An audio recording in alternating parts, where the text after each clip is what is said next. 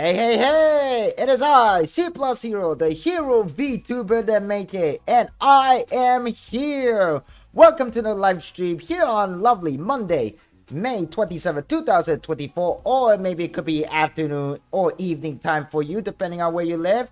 And happy Memorial Days if you live in the state. Let us celebrate and remember all the good heroes that have protected our freedom and lives today, on this very, very important holiday for all who lives in the state. And hello, Nan, what's up? Yo, back to you. How's your days going?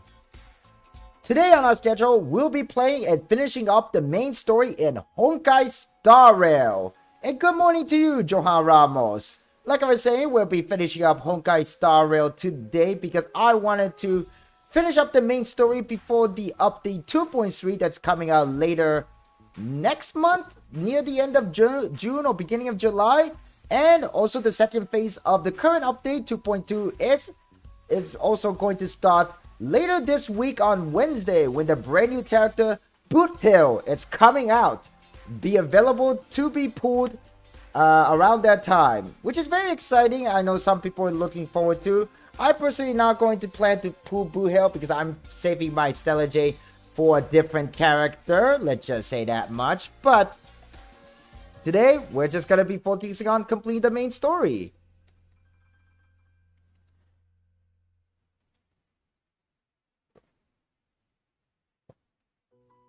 Yep. Well enough. Okay, that's good to hear, Nan. Hopefully things get better for you. And let's see.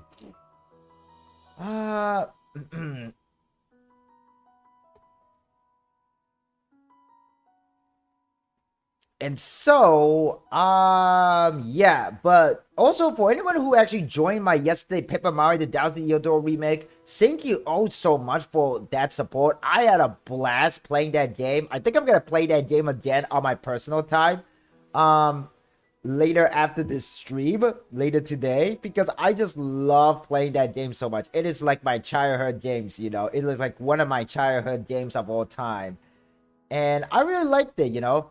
How's my day? My day is going so far. Just woke up very early in the morning, super early actually, because you know the daylight is longer now. I think it's like before 6 o'clock, it's already like bright outside, even though it's cloudy. But yeah, it's like I've been waking up very early lately because we're entering the summer now, so the daylight is longer. It just makes me wake up much earlier, you know. Feel a little bit tired, but I'm all right. Yeah, it did look very fun. And what's up, Chris? How's your days going? Or your evening? Yeah, I really enjoy Paper Mario the Thousand Year Door. Personally, I was thinking about streaming Paper Mario the Thousand Year Door again today. But maybe depending on the progress of the Honkai Star Rail, maybe I could squeeze in Paper Mario the Thousand Year Door today. But to be honest, I kind of want to save the Paper Mario the Thousand Year Door as a dedicated stream, you know, because I don't want to, like, you know, mess up the order of the progress, you know, because I do put my live stream VOD in a playlist. So if I squeeze in a little bit of Paper Mario the Thousand Year today, then it's gonna be like I gotta have to like split this live stream VOD into two, you know, one for Honkai Star and other for Paper Mario the Thousand Year Door. So yeah, I gotta have to fix that if I want to squeeze in Paper Mario the Thousand Year Door. But maybe, I don't know. But personally, I'm just gonna be playing Paper Mario the Thousand Year Door on my personal time, and I will stream it again as a separate stream, of course. And I'll be streaming again on Sunday again. I won't be streaming next Saturday or this Saturday because I'll be out of home during then, so I probably won't have a time to stream on Saturday. But we'll see. We'll see how things go. Most likely I won't be, but if I'm not too tired, then I may going to stream again on Saturday. Probably like in the afternoon or the evening, but depends. It really depends. Easy solution. Put this stream in both. Yeah, that's the thing, you know. Do you plan to do a gacha pool? Not today, Johan. Not today, because I already got the gacha pool that I wanted for the current update for this game. Because, you know, if you guys remember, I pulled Robin, Topaz and Numby, and Topaz signature Lycon the last time. So So I won't be pulling for any gacha today. I'm just going to be focusing on completing the main story today, mainly. Yeah, it will definitely going to take the whole stream, Chris. It will definitely take the whole stream. I think we still have like a couple of hours to complete the story, from what I heard.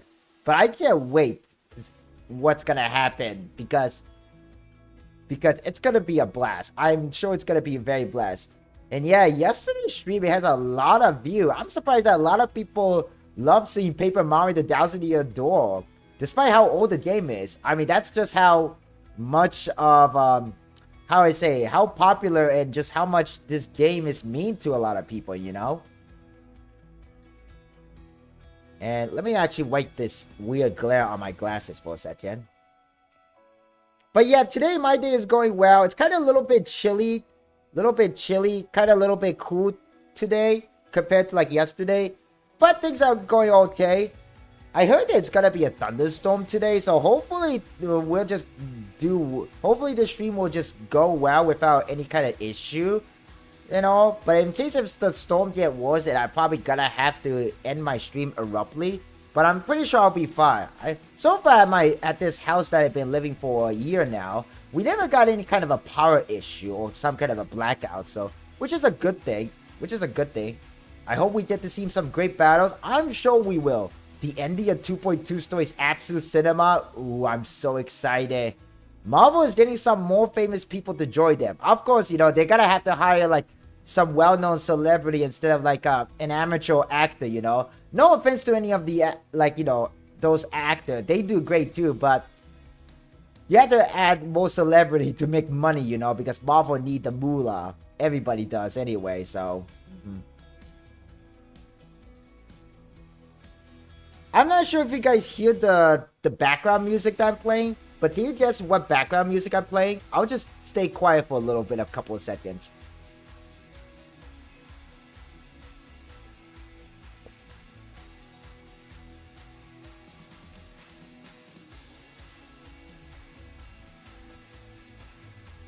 Could you guys guess what song I'm playing from Spotify right now? I'll give you a hint. It's related to Honkai Star Rail.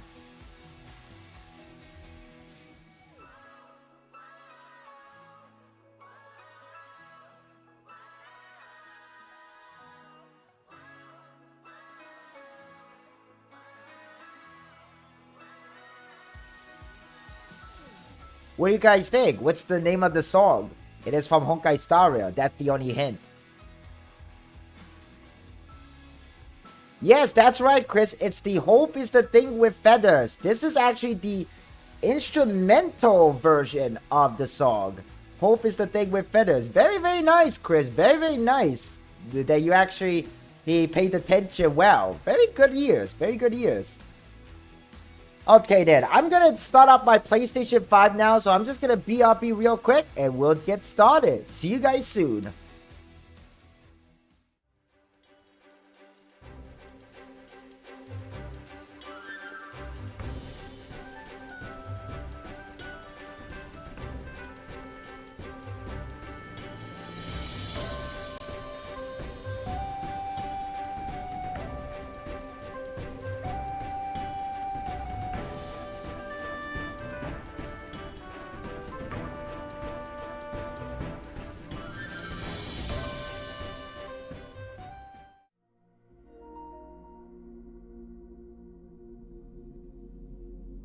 Okay, let me just adjust my size a bit.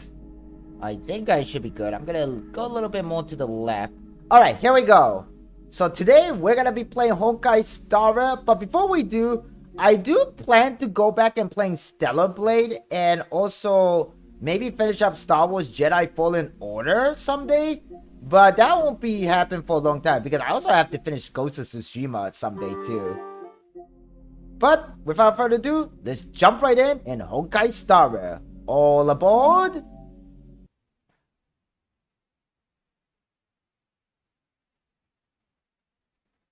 Have I built the teams you wanted it? Let's see now. I'm kind of completed my Acheron team.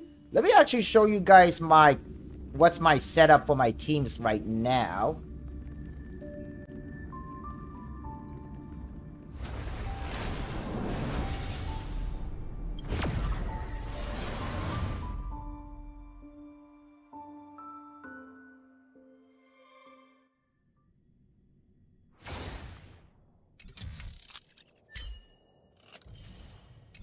Okay, so right now, I'm actually using this team for majority of things like collecting and farming relics, materials, and everything.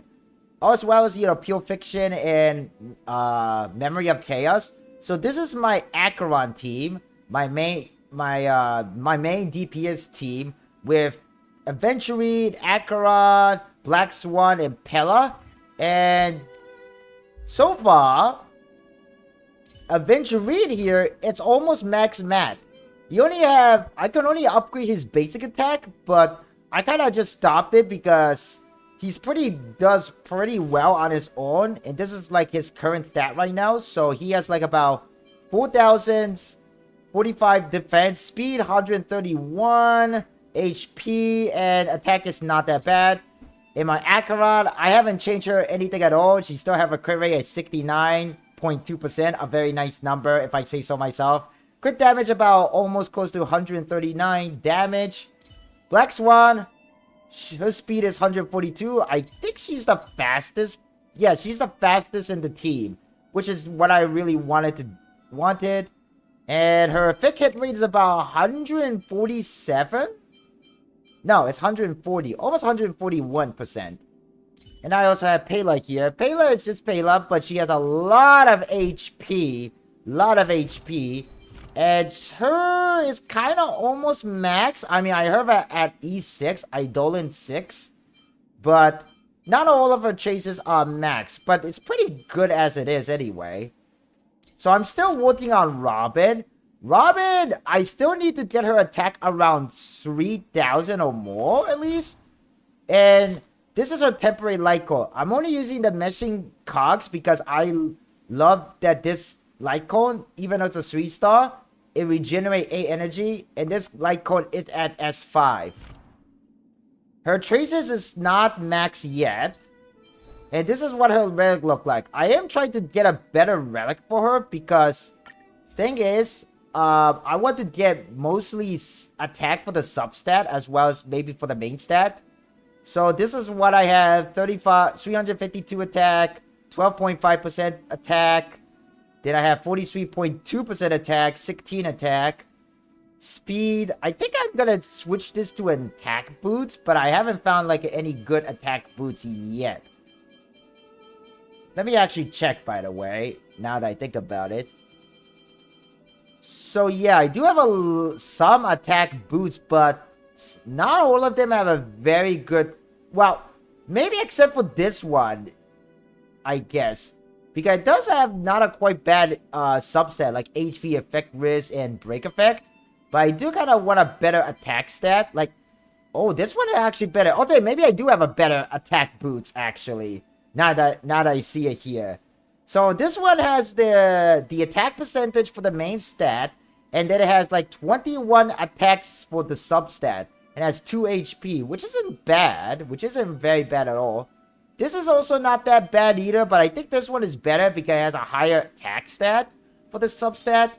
And I also need a better orb. I'm trying to get the Hertha Space Station Ceiling orb, which is gonna be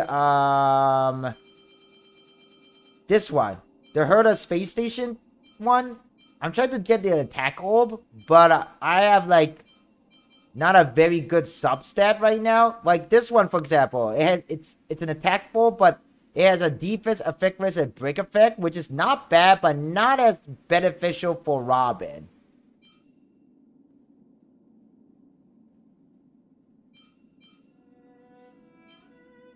Yeah, I still do use my dot team, my Kafka, Ruan Mei, Black Swan, and Huohuo. I still need to improve on Huohuo though. I will eventually gonna build Huohuo next, and Ruan Mei too, because I haven't finished building Ruan Mei. And over the weekend, I actually got a very good light rope for Robin, a replacement light cone for the current one. And let me see if I can find it. So, Hertha 1-ring tank. And yeah, here it is. The energy regeneration rate. HP attack effect risk, which is not bad. Maybe not the best, but it is not that bad for substat. I mean, it could be better. Maybe the effect risk can be replaced with another attack. But I do need the energy regeneration rate because Robin has a big energy, like 160 energy. And she need that energy regenerate as fast as possible, you know? To activate her ultimate as often in the battle. But this is going to be her replacement rope right now. Her current rope is the Bonewhack Icelandic Coast. And this has an energy rate of 19.4%, but its substat is not really great. It has defense, HP, crit damage, and effect risk, but not very good substat. Not very good substat.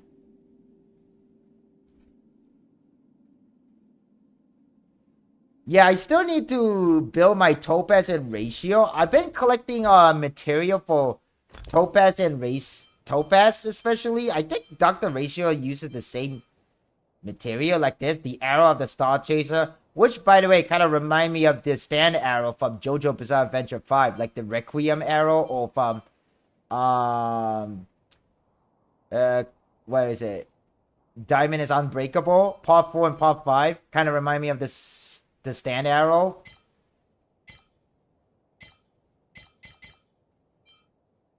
Yeah, I also spent some of the relic remains to get random, like the Hertha Wandering Seal light cone.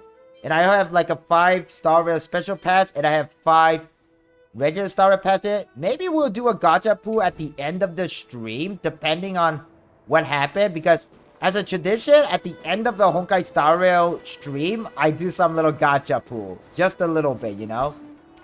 Alright then, so I'm just gonna log in here. I don't think I could get any kind of patch here. But anyway, I'm gonna go immediately start the main story because that's what I want to focus on. So let's go then. My trashy build managed to do 100,000k follow up with attack. Yeah, Robin with Ratio, Dr. Ratio is gonna be really crazy once I stop building them. But yeah, hopefully we'll complete this main story today because that's the main goal for our stream today. So let's do it. And plus, I have all entire Memorial Day today. I have a day off today, so we can stream like entire day. This will be like what? Our official like Honkai Star Rail marathon probably. All right, let's collect this new sticker. All right then. This place is buzzing. That's right. This venue is a miniature representation of that time known as the era filled with boundless possibilities.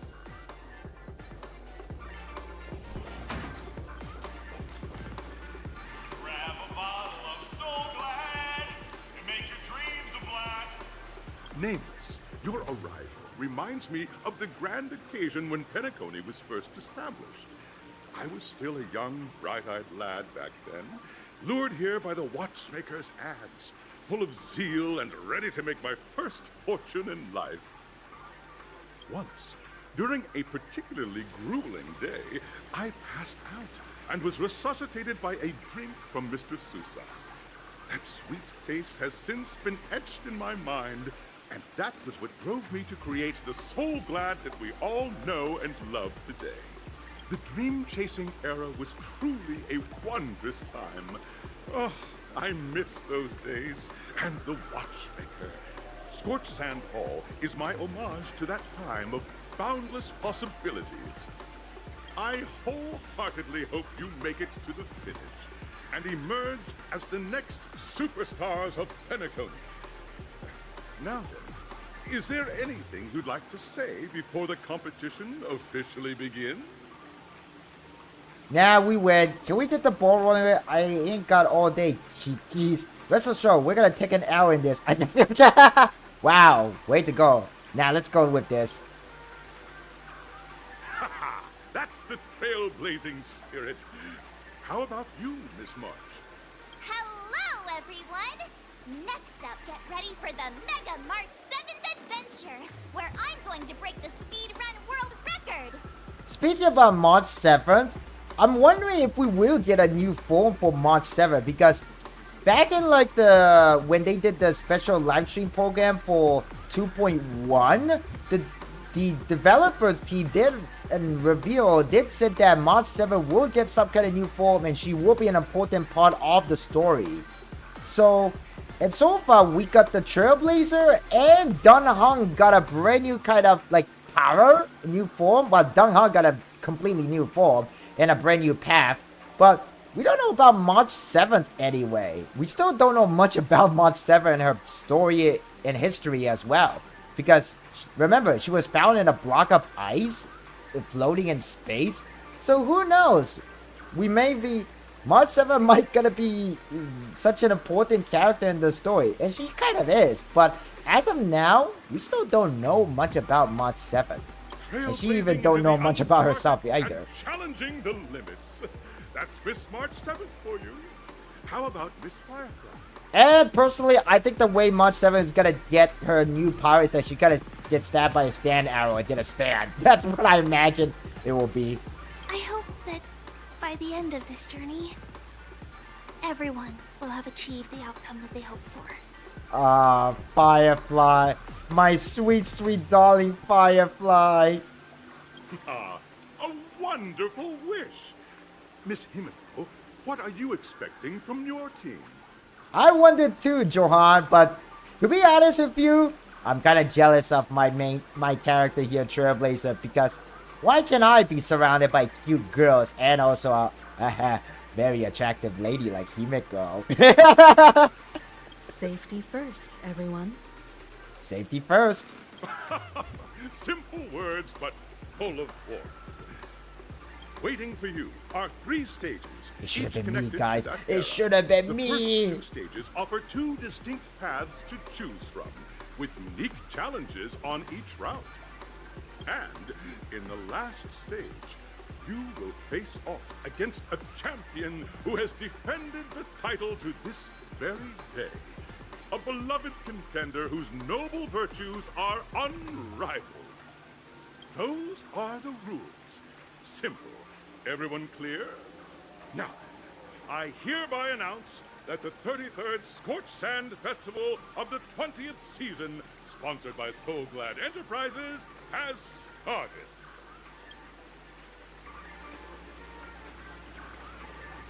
Everyone, as the Charmony Festival is drawing closer, we must reach the end as quickly as possible. Factoring in efficiency and safety, splitting up into 2 groups is the best choice. March and I haven't known Miss Firefly for too long and aren't overly familiar with her. It'd probably be better if the 2 of you paired up. Fine by me. Let's... Alright.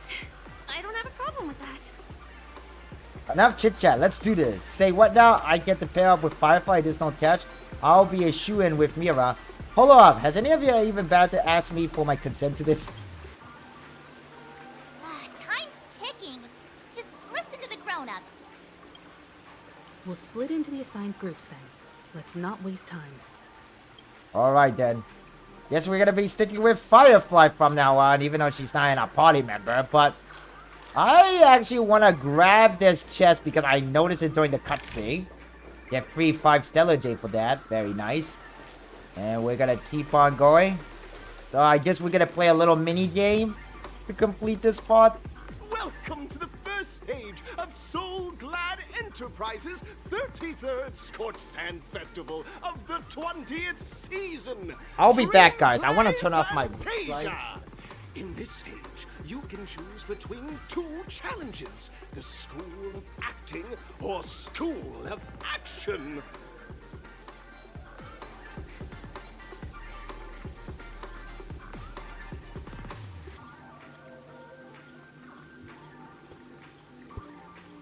I also opened my room's window too because it's kind of getting a little stuffy now since the day is getting warmer now and hotter In the eventually. School of Acting Challenge, you have to complete 3 performances from 3 scripts and move the panel judges. In the School of Action Challenge, you have to defeat 3 groups of enemies convincingly and reach the end. Now, make your choice. Okay, I don't really understand what the rule is, but guess we'll do our best. This is starting to feel like the Amazing Race of the Ways. Yeah, I guess it is, kinda, right? Select challenge arena. Okay.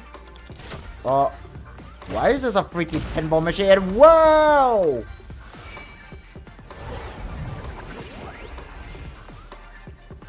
Whoa. Okay. Press the button on the track and select the challenge arena to go to. Okay. Oh.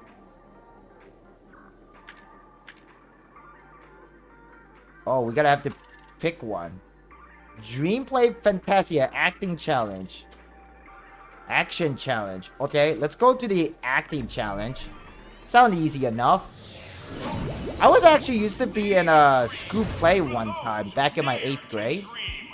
Welcome to the School of Acting Stage. Competitors, allow me to introduce the rules of this challenge to you. There are 3 stages up ahead. On each, you will find an outline of a script. These 3 scripts were written by the legendary filmmaker, The Watchmaker, and depict various stories from Penacony's era of pioneering. Your task is to bring those moments to life, find the right words, and act convincingly to make the judges feel the script's intended emotions. Oh, I wish you a successful performance. Also, a bit of trivia. The record score for this stage is held by a participant with fiery red hair. His exceptional performance brought even the strictest judge to tears. It's like he wasn't even acting at all. Fiery red hair? Okay, why do I have a strange feeling that kind of reminds me of a certain weirdo that we have met before? We are running out of time, so let's get this over with quickly. Fiery red hair. Who could it be? Just take a look at this pair! Such star quality. Since you come as a pair, I'll prep a 2-person scene for you. You two, are you ready?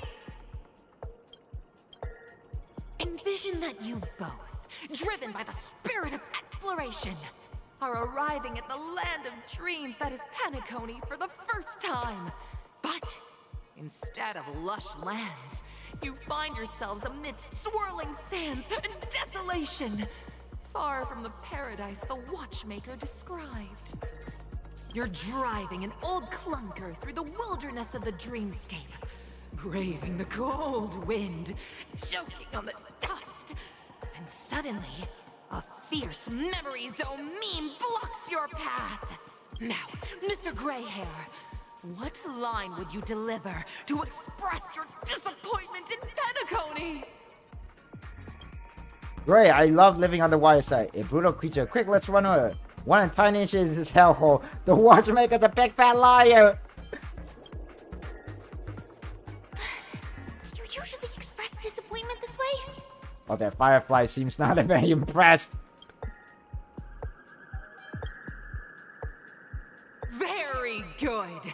Now, though you're disappointed, your screen partner is conversely very enthusiastic. Now, young lady, you will say... This is great!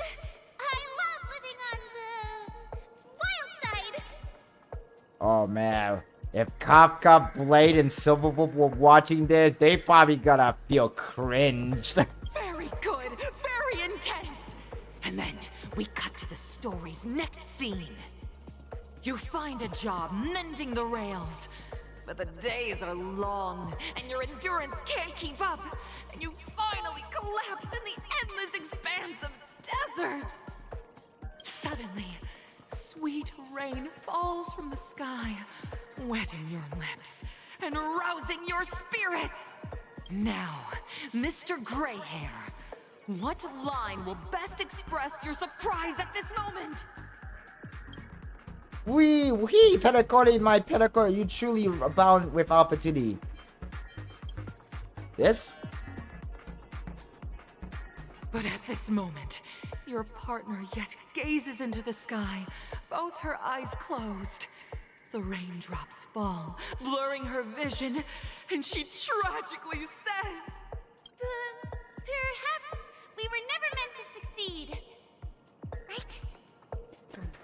Poor Firefly. Fantastic! Both of you have an incredibly solid foundation in dialogue delivery. However, lines aren't everything in a performance. Please continue this story on the second stage. Up next, you'll be Well, that's because challenged I with have a gray body hair. language Funny enough, I test. actually have a gray hair in real life. I hope these tests won't take too long. Alright. We're going to the next stage. Is there like any hidden treasure chest around here? Doesn't look like it.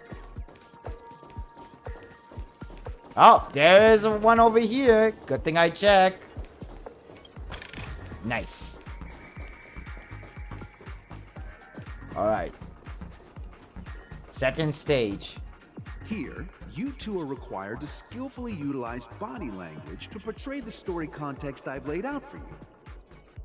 Picking up from where we left off, a heavy downpour saves you both stranded in the desert. This rain quenches the anger in your heart. What do you mean? I'm not stressed out at all. I'm actually having fun. Completely devoid of fighting spirit, wanting to comfort her. At this moment, what should you do to make her laugh? Pat her head, tell a dad joke, stand up and prepare to move out, roll about in the sand. You seriously think that would make someone laugh? The test now is about body language. I don't think dialogue is allowed here. You know, Firefly, you're kind of speaking for the mic and everybody could just literally hear you what you say. What?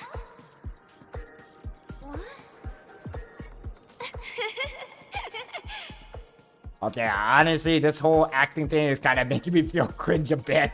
Right answer. Your Kind of companion feel sees you little, rolling about in the sand little, and thinks of the arduous obstacles along this journey. weird, per She se. can't help but let loose a laugh, rekindling Kind of a hope in little her weird, heart. you know, I'm very And so confused. this Kind of girl- weird. Very, very weird.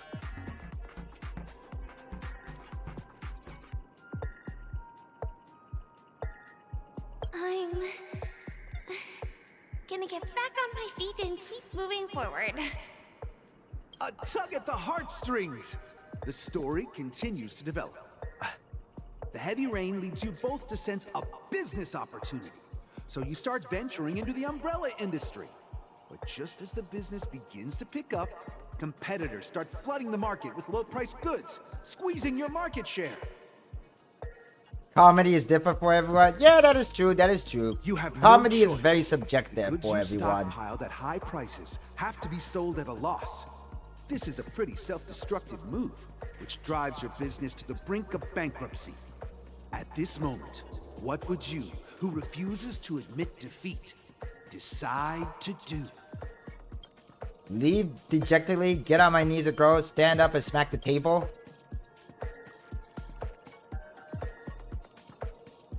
Huh, kind of like Ace Attorney. Fantastic! But it's a pity your friend does not agree.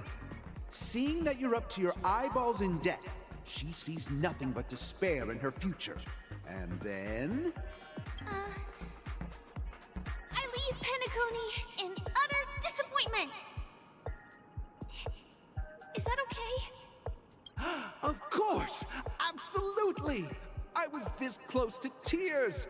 Both of you possess exceptional acting talent! However, the true test is yet to come. You're about to encounter the harshest judge this show has ever seen. You'll need to rely on perfect performances if you want to win them over. Okay. Look like we have one more to go. And woo, the wind is coming in. Feel very nice and cool. Alright then, let's go. Who is the last judge? And before we do meet the last judge, let's grab this chest first. Gotta grab all the chests wherever I see them. And who is the last judge? What is that? Is that a freaking gumball machine? Oh, it's an enemy. What the? Okay. And I cannot get that treasure chest over there. So, guess we're gonna have to talk to this lady now. Welcome to the final stage. Actually, All the scenarios that you previously encountered were all from the film Once Upon a Time in Dreams. Two companions arrive on Penacony with nothing but a dream. Their desire for achievement is met with continuous setbacks. I don't know, Johan. I think a lot of these Ultimately, judges are one just a continues regular on, NPC. despite They're not spiraling based into off on death, anybody while the particularly other special. concedes defeat and leaves. Because they're just, you know, NPC. Many years later, their paths cross once ice cream, more yes, in the ice cream, thriving Penacony. Yet they refuse to acknowledge each other because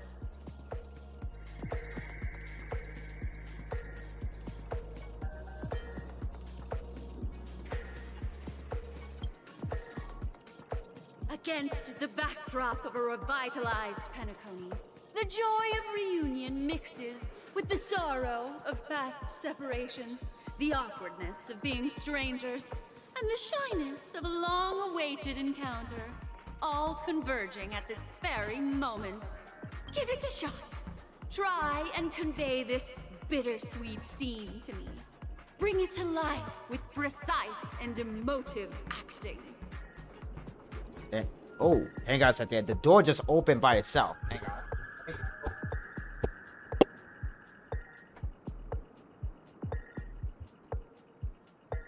And now a freaking train is coming, guy. Hopefully you guys don't hear the train coming. And why did I become small all of a sudden? Okay.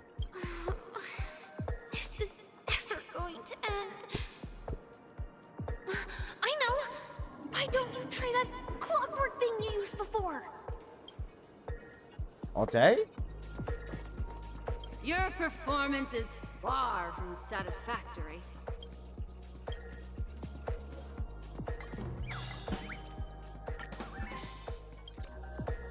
Todd! I never imagined that such a sad scene could be portrayed by you two in such a joyful and heartwarming way. Two people sharing a long cherished friendship, as if time and status meant nothing to them. Huh? But we haven't even done anything! Is his imagination running wild again? Brilliant! Your portrayal outdoes the original. It's simply beautiful.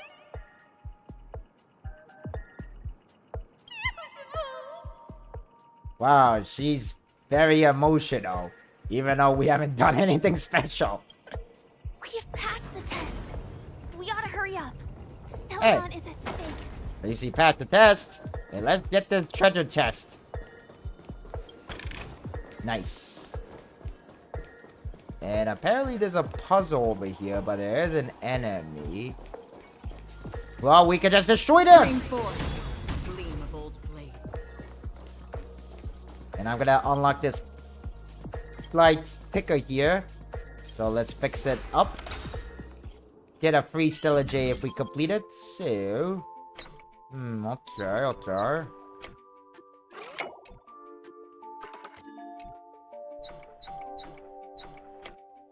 Ah, okay. So. Ah, okay. I think I understand. So we gotta do this first. And then we have to move this.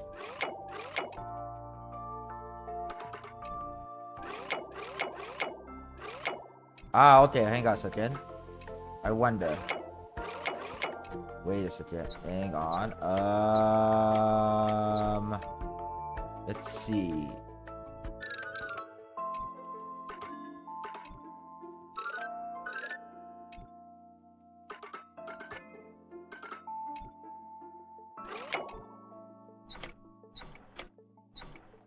How do we reach all the way there? Something like this? No, that's not right. Party is right over there, so I think we gotta have to leave the blue one like that.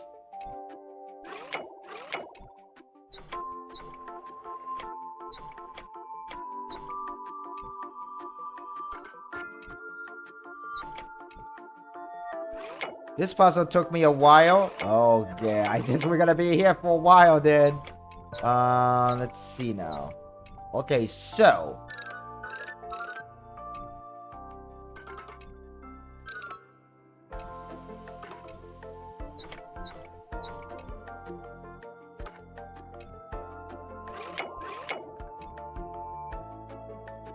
wait a second, hang on. I wonder.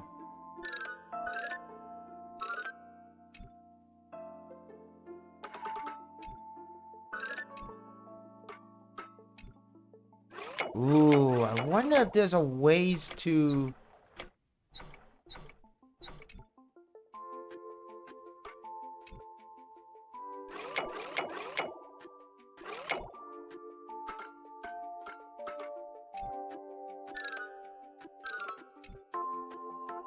But he's gonna be stuck there. You have to make the blue one can be in a shape and move the screen out. Move the screen out.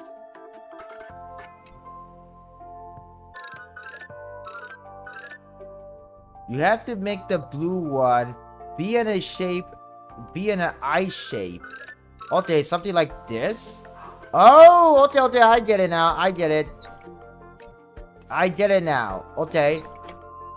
There we go. Okay, okay, got it, got it, got it, got it. Now I get it. I get it now. Okay, then we gotta have to do that. Oh, okay. There we go. Okay, okay, okay. There we go. I got it, guys. I got it. And we got some stuff. Very nice.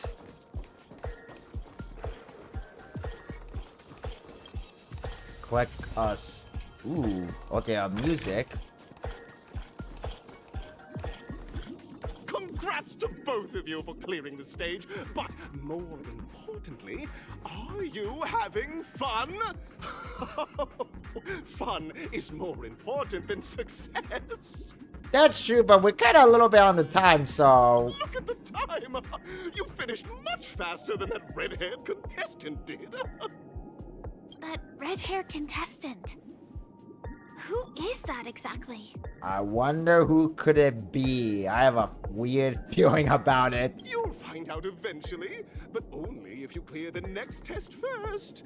Welcome to the second stage of the 33rd Scorched Sand Festival in the 20th season, sponsored by Soul Glad Enterprises. Gunfire time! You have the option to choose gunfire and undergo Brother Hanu's trial, or time, where you'll face Clucky's trial. And now, make your choice! I wonder if somebody able to go through all of the trial and choices in this game. Pretty sure there is. Somebody did.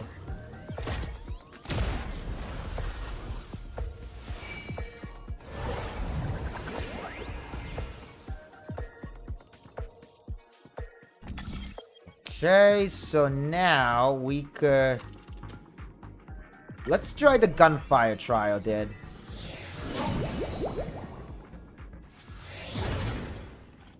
Dear friends, welcome to the enchanting universe created by the Watchmaker. Awaiting you is the morally dubious yet ever We charming can revisit character them from the later? animated Okay, comedy that's good to series, know. So we could actually Hanu. play through this mini game as many times as we want to. It is said that these cartoon characters were inspired by the Watchmaker's own experiences. According to research by Clucky scholars, the original Hanu of reality shared a deep friendship with the Watchmaker, akin to comrades in arms. Enter into the world of Hanu via the TV by the entrance and partake in an enchanting and suspenseful story with him. Good luck in there. If it's a gunfire trial, we should be able to settle this with a fight, right? I hope this won't waste too much of our time. Yeah, hopefully. Anyway, look like we have... But don't worry, we have freaking Acro on the team. This fight is gonna be easy as a hitch, and I find a hidden bird. It's the red one this time.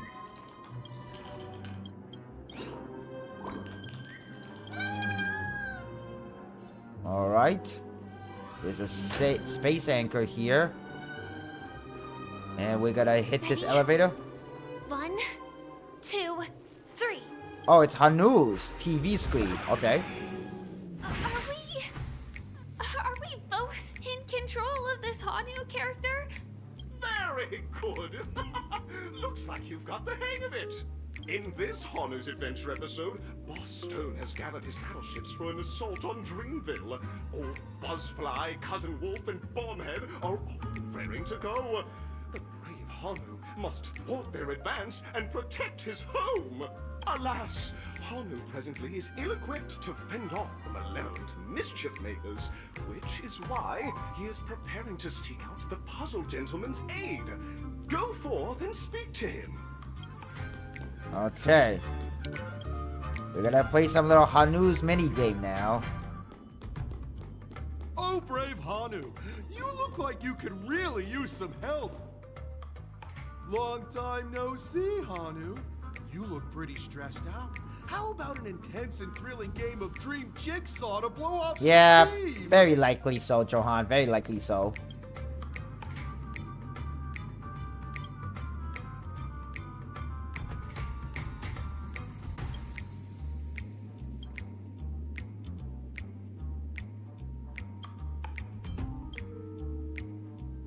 Oh my! Are you telling me that Boss Stone has rallied the villains to seize Dreamville? What a dreadful twist of fate! Listen closely, Hanu. I'm aware you're in need of a suitable weapon. And I also know there's one just upstairs.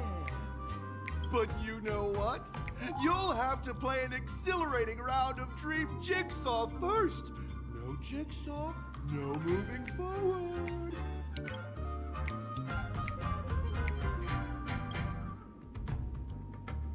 Now Perfection. scurry along, Hanu, but tread carefully. Two ne'er-do-wells are also eyeing those jigsaw Yeah, Hanu is pieces. freaking cool Either for sure. outsmart them with the quick I like knockout, Hanu. or ensure they don't catch you in the act. I can't wait to see you finish the dream jigsaw. Best of luck, Hanu. Let's stay alert and make sure those monsters don't spot us. Look up there. If we can push that thing down, do you think that would do the trick? Push what thing? Oh. Oh, that. Okay. Hang on a second. We're gonna go this way. Teleport up here.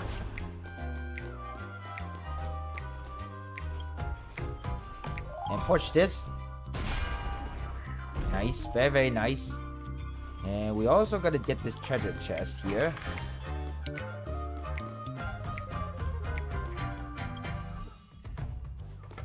And there is another bird here. Yank him.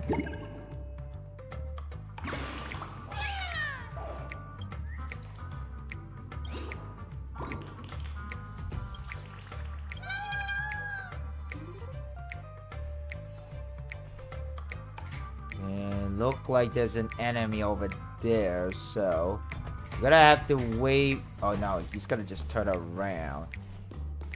Alright. Now then, let's go back here and get the puzzle piece.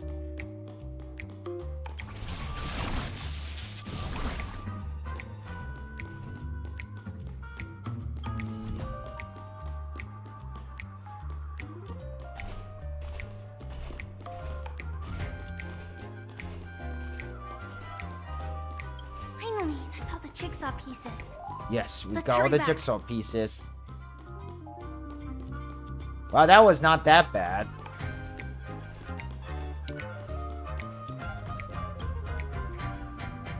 Okay, let's see now.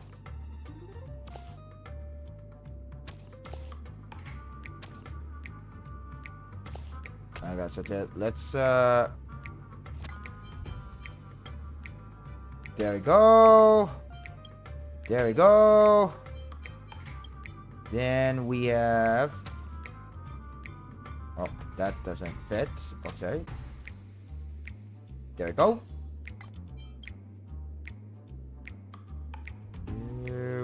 go. And there we go. There we go. And here's the last piece. Oh my! The exquisite sensation of perfect alignment! My organizational itch has been quite thoroughly scratched. Hurry now, Hanu! Touch that TV set and transform back into your old self. Then head upstairs. Your weapon awaits you there. Are such haphazard instructions really okay? That's just the way of the Hanu, Firefly. That's just the way. This is the way. Disconnecting from that thing so suddenly has left me feeling slightly disoriented.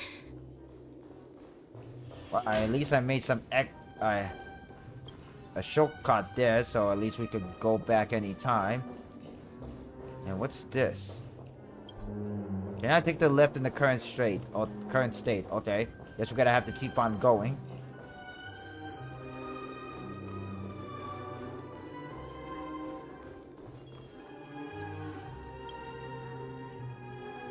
Is that Hanu?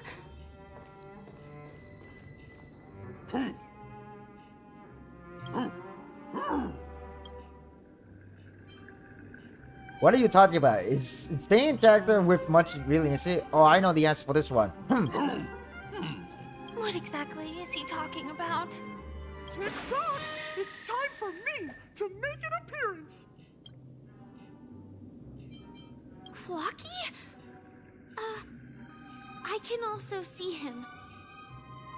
Is this character part of the show? In Dreamville, Clocky is everywhere and can do anything! Like right now! I can be your translator! Tick-tock! Hanu says, battle! We must do battle! The enemy is at our doorstep, and we have no path of retreat for the future of Dreamville!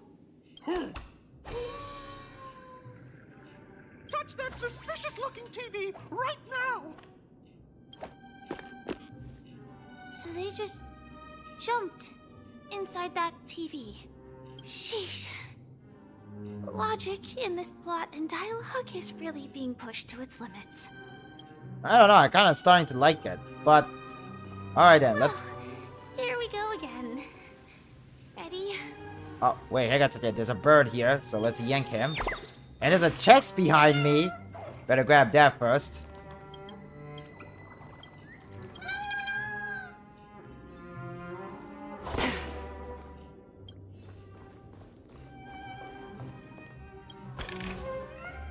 Chest, and now it's morphin' time.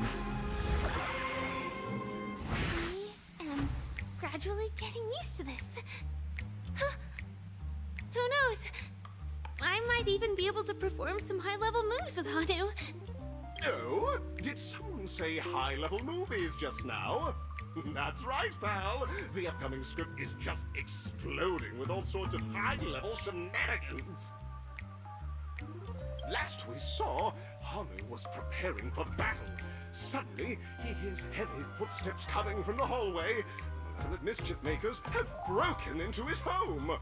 But brave Hanu won't go down without a fight. He instantly sprints for the storage room, ready for a do-or-die showdown against the baddies. But we still don't have any weapons in hand. Guess what? Hanu's favorite bazooka just so happens to be in that storage room. So get a move on. What a coincidentally convenient plot twist. It'd be even more awesome if the organizers allowed me to wear armor.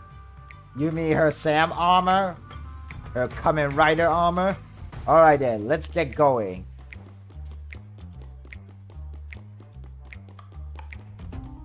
The storage room. It's behind the shelves, right?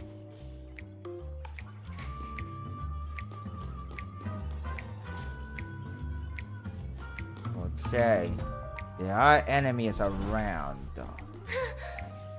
He wasn't lying. There's actually a bazooka here.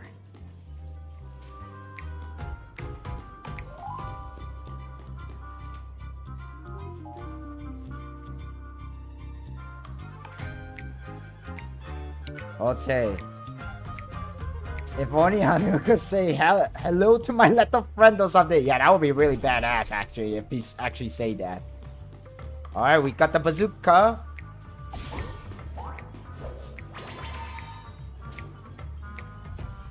Now we should have a way of dealing with those baddies. This thing feels just like the soaring locust too. Nice, nice, nice.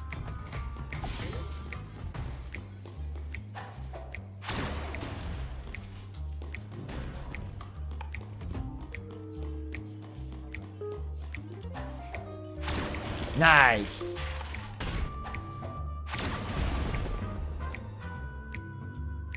Oh, an elevator open up.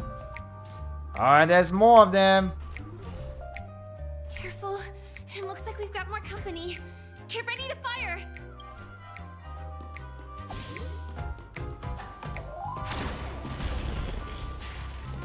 Nice. Very, very nice. Is that all? Nope. There's still more. And we're trapped. Here we go again. But no big deal. We're pretty handy with this bazooka now.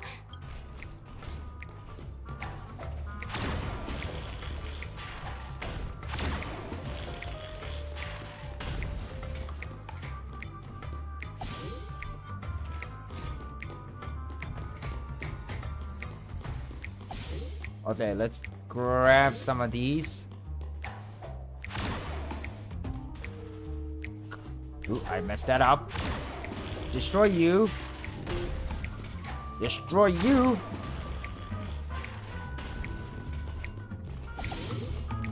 And destroy you. That should be all of them, right? Oh my! Henry is on the street!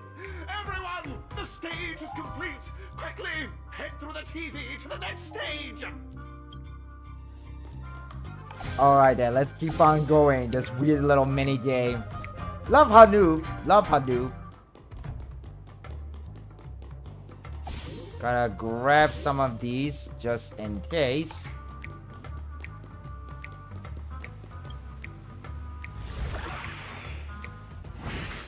Well, that's that. But it is gonna be hard to let go of this bazooka. Yeah, I wish we could keep it. Never mind. Let's hurry over to the next stage. Look like Firefly love exploding stuff. There she is, Sam, after all. Let's grab this chest.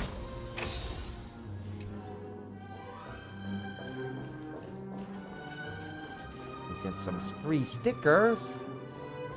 Base camp.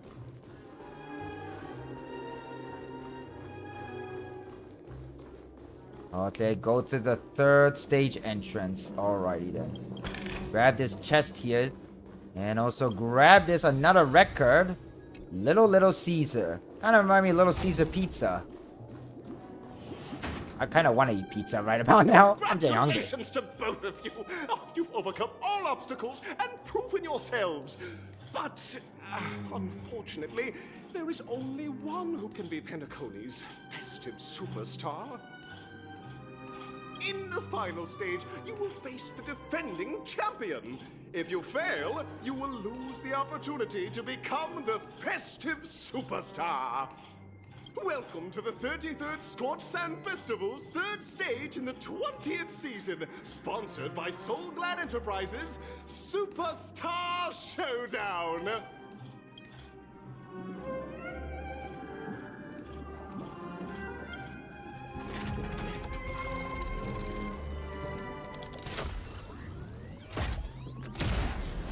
Alright, here we go. The last stage. But before we begin the last... Well, first off, let's choose where we want to go first. Let's see now. We could go... Super Showdown Arena 2. Let's go to Super Showdown Arena 1.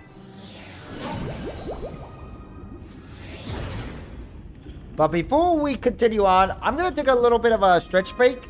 Because every hour, I want to take a little break. And thank you for reminding me to drink water. But stretch break and be right back. And in case, if there is any, I'm also going to have some snack too. See you guys soon. I'll BRB after a stretch break.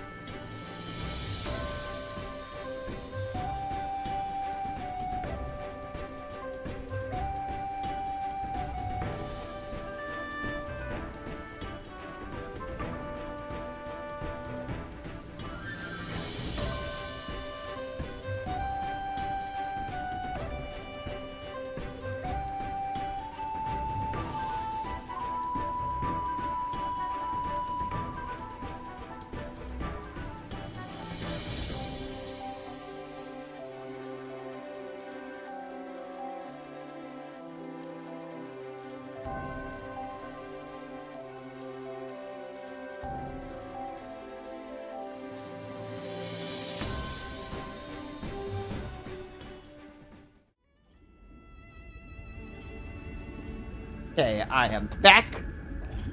Let's go. Okay, so far so good, and my suspicions are right. It was that weirdo. The weirdo that we haven't met for a while. The one man that's kind of a little weird. I think I just saw someone. Someone extraordinary. Oh, he's extraordinary, alright. That's for sure.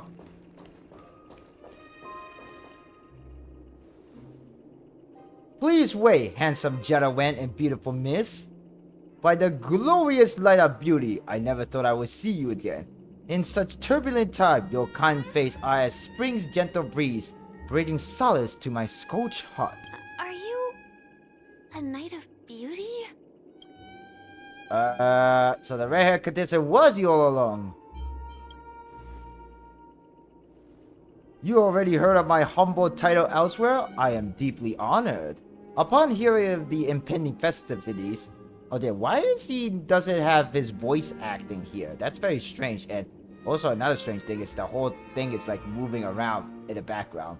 I command the one and only to bring me to Penacony with full haste. Alas, in a cosmos unguarded by the beauty, disorder prevailed. Thus my passage was delayed by tending to the sick and injured. Fortunately, the mini-rapid mech pilot, stray cat duelist, galactic ninja, and quadrive intellion, along with 32 other souls in distress, all emerged from their predicament safe and sound. I then led them all here to revere in the harmony with the countless other splendid beings.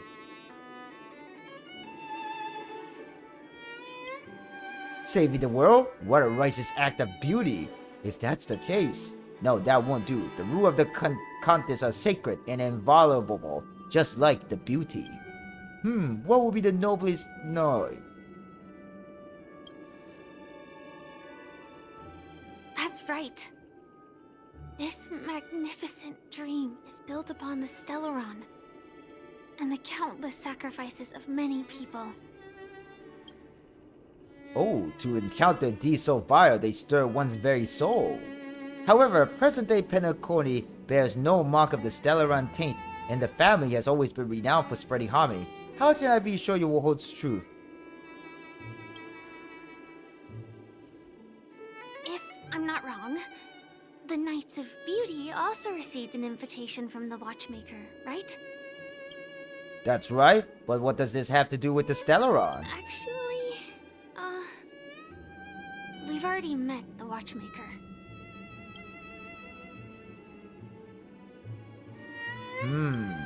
It's clear to me now. Evidently, you're traveling in pursuit of the beauty's ideas. Yeah, this guy is complete weirdo. He's a weird guy, Argenti. Go forth, my dear friend, beautiful miss. The audition crown is yours to claim. I shall remain here, gazing from you afar as you bask in the limelight, joining the audience and offering you the most heartfelt cheers and applause. Thank you, Knight of Beauty. We don't have much time left. May we meet again. In that case, let's make our way to the end. Penacony's really thronging with talent. I hope we make it in time. It's kind of weird that Argenti is here of all places, but why did they not hire his voice actor to voice in this scene? That was kind of a missed opportunity there. Oh well. Anyway, we're just gonna leave this weirdo and just keep moving on.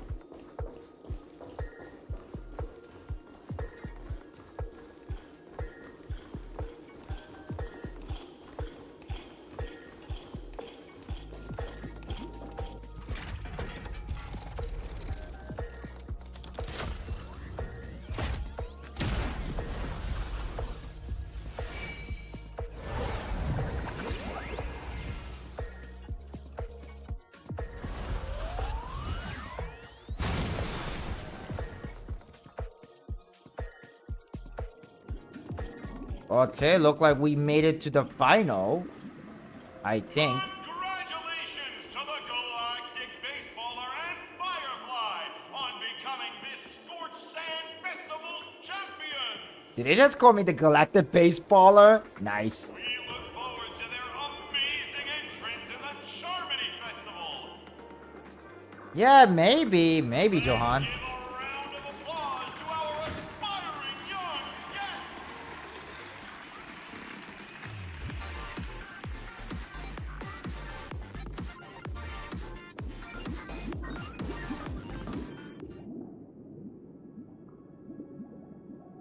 congratulations to the both of you on becoming the festive superstars of this year's Charmony Festival.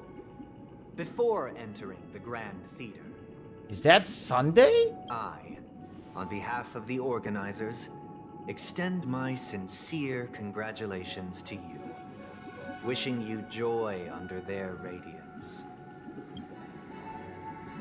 What are you doing here? You already worked things out with the Dream Master? Or I get a sincere graduation? Where are my Stellar J? I'm gonna go with this. As previously promised, my sister, Mr. Yang, and I have met with the Dream Master. We delved into the truth about Penacony and its Stellaron, and have come to a consensus. Both I and the Oak family cannot acquiesce to your request. Oh, yep, he's a traitor. Sunday is the true traitor. What do you know? Just as expected. We acknowledge the perspective of you, Nameless. Penacony does require change, but not as you propose. The planet of festivities cannot and will not revert to a place characterized by chaos, disorder, or anarchy. Through your journey of overcoming obstacles, you must have glimpsed the essence of that era. The vulnerable ruthlessly eliminated, equality non-existent, common folk living precarious lives, eking out a dreary existence. Ultimately, only heroes like yourselves manage to achieve success. But I would dare ask, if you did not possess the special status of having a Stellaron, and you were but an anonymous and frail member among the masses, which Penacony would you prefer? A dystopia for the survival of the fittest, or a sweet dream paradise for all? There's nothing wrong with being the fittest. His sweet dream paradise doesn't sound bad. I don't know. Why are you asking me?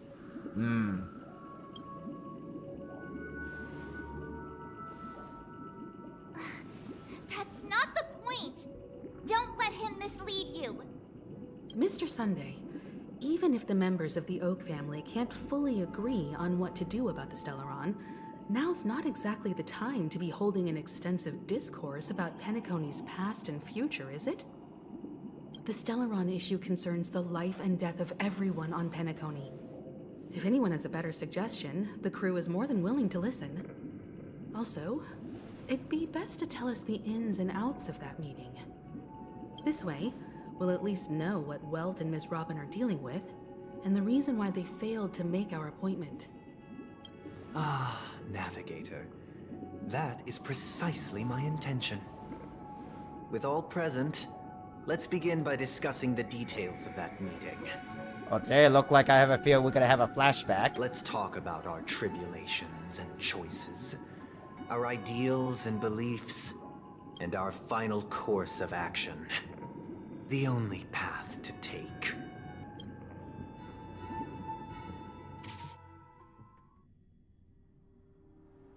A while ago. You mean to say that for the longest time, there have been scoundrels who would use the Charmony Festival that I have bequeathed to the masses as a tool to realize their ambition?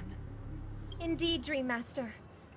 Once the Charmony Festival begins, the Stellaron's powers, along with the song, will be broadcast across the entire planet of Penacony. And then everyone in their dreams will be unable to awaken. This is indeed surprising to me. The dreamscape is maintained by the collective effort of the 5 families. If someone were to use the Charmony Festival to recklessly disseminate the power of the Stellaron, this individual must hold a position of great authority. Do you have any suspects? I'd like to ask, did you really not know of the Stellaron's existence?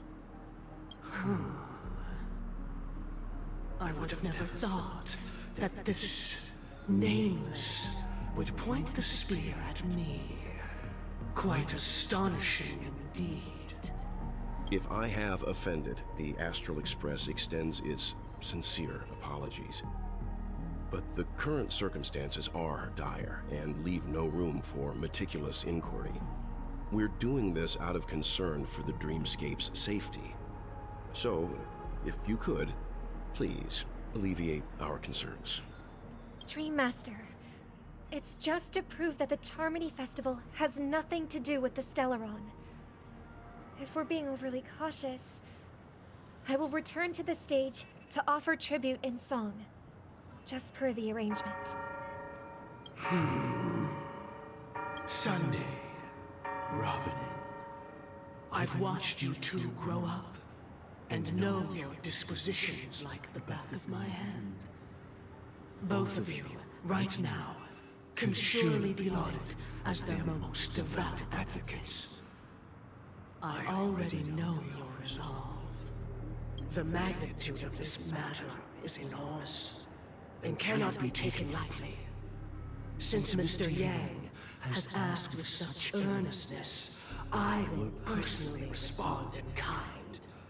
If there is a need, the entire Oak family will be mobilized to heed your call. Someday, might I ask you to beseech them to cast their light unto me, and question me in their stead, so that no lies may be concealed? I will do as you command. Robin, could I entrust you to be present as a witness, to document the truth, and to proclaim my innocence, so that all slander may be utterly dispelled? I will do as you command. May thy will be carried out on earth, just as it is in the heavens. Oh, triple-faced soul, please sear his tongue and palms with a hot iron, so that he will not be able to fabricate lies and make false vows. Let us begin. There is nothing else to prepare. Understood. Question. Have you devoted your life to your god, never worshipping other gods? Naturally. Do you love your god as you do yourself, always heeding their admonishments? Naturally. Have you strayed from the path expected by your god, betraying their name? Never. Have you ever been inordinate with your asks of your god, coveting more than the foundation of the creation itself? Never. Then, a final question. Do you swear to fulfill all vows, past, present, and future? With the Eon as my witness, if I do not deliver on my words, or if I renege on my vows, may I be cursed in accordance with divine law. They have seen your faith, and have endorsed your faith. With this, it can be evidenced... Just a moment. What is it, Mr. Yang? I have another question I hope to have answered. To my understanding, the family's harmony and prosperity have never relied on so-called divine laws. The god you both mentioned, are they truly Shipe? Ooh, interesting. I wonder. Mr. Yang should know that those belonging to the family toil together as if they were kin, embracing solidarity and unity under their light. All duplicity is laid bare before the harmony. Such a delicate and complex symphony. Which other god could perfectly harmonize this, if not for the great one? Shipe. Jipe. I thought it pronounced Zipe because, you know, like Xehanort, you know? Like Xehanort, Jipe, Xehanort. Actually, Z-Pain Xehanort does sound kind of like. I guess that's how you say the whatever the name that starts with letter X. Perfectly. Then again, except for harmonized. X-ray. Therein lies the problem. It isn't an outsider lurking in the shadows who changed the harmony, but a dissonance that has surreptitiously emerged from within this very symphony itself. In the distant past, there existed an eon. With one flick of the wrist, they crafted the laws of the cosmos. Their followers formed the Beyond the Sky Choir, spreading solemn and reverent hymns throughout the universe. Later, they fell. The route traversed by this eon clashed with the harmony, ultimately being absorbed and fused into it. Whoa. The chorus that once reverberated across worlds fell silent, and when it echoed anew, it was transformed into the hymn of harmony. Okay, we're getting some lore here. Oh man, if only MatPat was still around, maybe you would make some couple of theories for Honkai Star Rail. I don't know about you guys, but the lore in Honkai Star Rail does feel like match up with the game theories content, you know? You know what I'm saying? Though an eon may perish, paths with no masters still linger. In the all-forgiving harmony, echoes of bygone dissonance may subtly arise. Mr. Yang, being overly astute can be a detriment.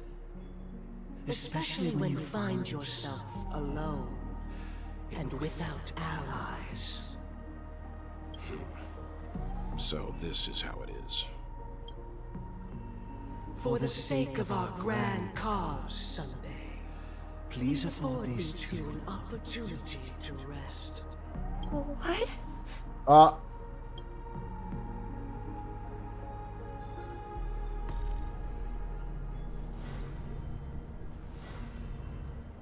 Sorry, Robin.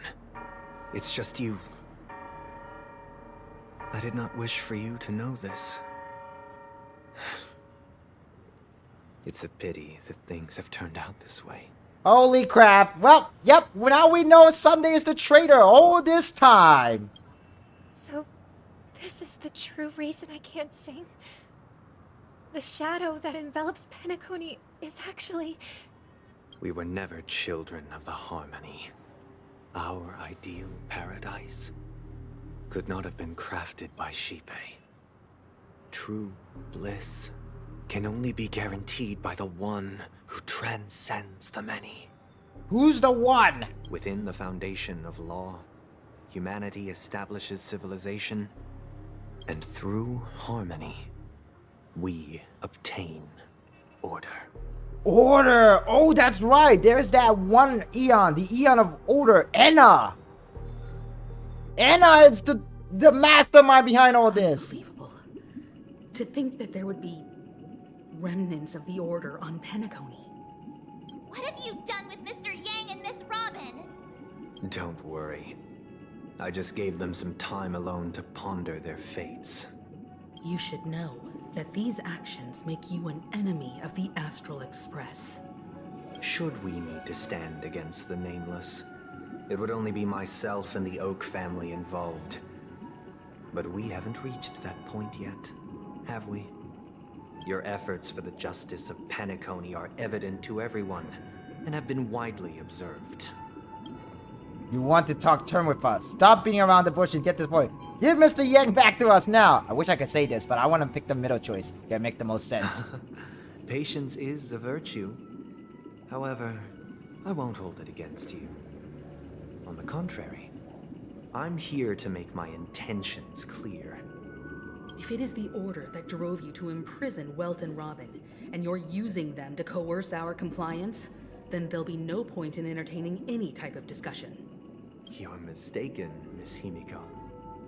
They are in very safe hands, and just as the family has always proclaimed, no one can be harmed in the dreamscape, least of all in the beautiful new world belonging to the Order. Penacony and the entire universe have witnessed far too much innocent bloodshed. The strong wield their blades against the weak, and the victors push the vanquished to the brink of life. Natural selection. The world abides by this principle, establishing the well-being of humanity atop the corpses of the downtrodden. Only we, or rather, I, possess the power to put an end to this farce. So you've decided to resurrect a dead Eon? No one's ever done such a thing. If Miss Himiko is interested, let's draw back the veil and speak candidly. I've always firmly believed that people can understand one another through peaceful means. Man, who knew Sunday was the villain, alright? Man, Sunday is just as evil as that chicken man from Toy Story 2. I'm willing to divulge the unembellished truth as to the intentions of the Order's Pathstriders, so that you will make better judgment for the Astral Express, for Penacony, and for this stretch of the universe. Words can hardly do justice to the beauty of that ideal. So, come with me, everyone. Let us retrace our steps and see once again where this road leads. Huh? Where'd he go? Welcome. This isn't any location in Penacony's dreamscape. It's my inner world.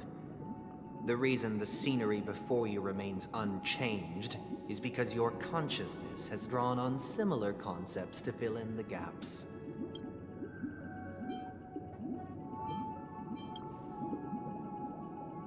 That means... Did you do the same to Welt? It's a tuning process. Stronger in effect and more draining on the mind. The gray-haired guest has experienced it before, so he should understand what it entails.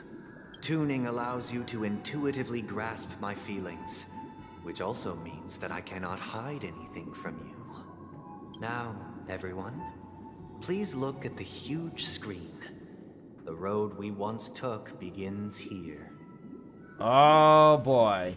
Okay, let's see what is gonna happen. From this point on, you will witness the numerous decisions I've faced. I've selected a portion of these to share with you. I believe after going through similar predicaments, you'll be able to better understand my thoughts. Let's begin. The first decision. A story about a baby bird. This story happened when Robin and I were very young. We were victims of the Stellaron disaster, and the family's Mr. Gopher Wood, who would later become the Dream Master of Penacony, saw that we siblings had no one to turn to and took us in later on. Robin and I lived a time with nary a care in the world. One day, after dinner, while my younger sister and I were lounging about in Mr. Gopher Wood's yard, we spotted a fledgling Charmony dove all on its own. That baby bird was tiny. It didn't even have all of its feathers, and it couldn't sing. When we found Okay, it, I just heard a bird it was chirping outside already on its of my last room. breath, having Good fallen timing. into a shrub. Probably we decided to build a nest for it right there and then. However, thinking back, that winter was unusually cold, with fierce winds at night in the yard, not to mention the many poisonous bugs and wild beasts in the vicinity. It was clear that if we left the fledgling in the yard, it stood no chance of surviving until spring. So, I suggested we take it inside, place it on the shelf by the window, and asked the adults to fashion a cage for it. We decided that when it regained its strength enough to spread its wings, we would release it back into the wild.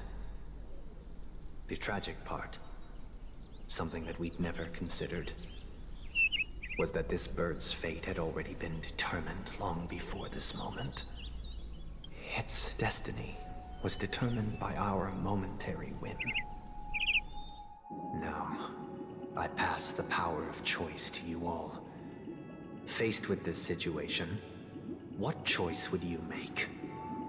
Stick to the original plan, and build a nest with soft net where the Charmony dove fell. Or build a cage for it, and feed it giving it the utmost care from within the warmth of a home. Why does this choice, even though it sounds so good to be true, it sounds so dark? I eagerly await your answer.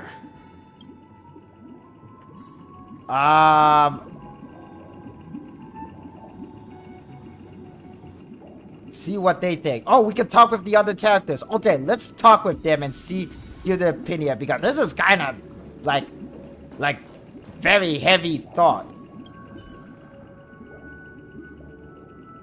I can't decipher his intentions right now, but based solely on that question, I would probably choose to build that dove a cage.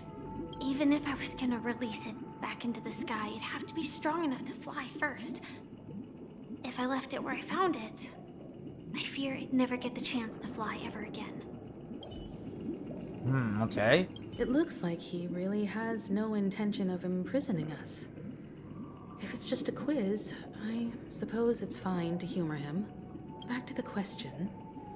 I would personally choose to build the little Charmony dove a cage. No special reason. I do think that a fledgling should have the right to fly into the sky. But if it can't even live to that point, then there's nothing to talk about to begin with.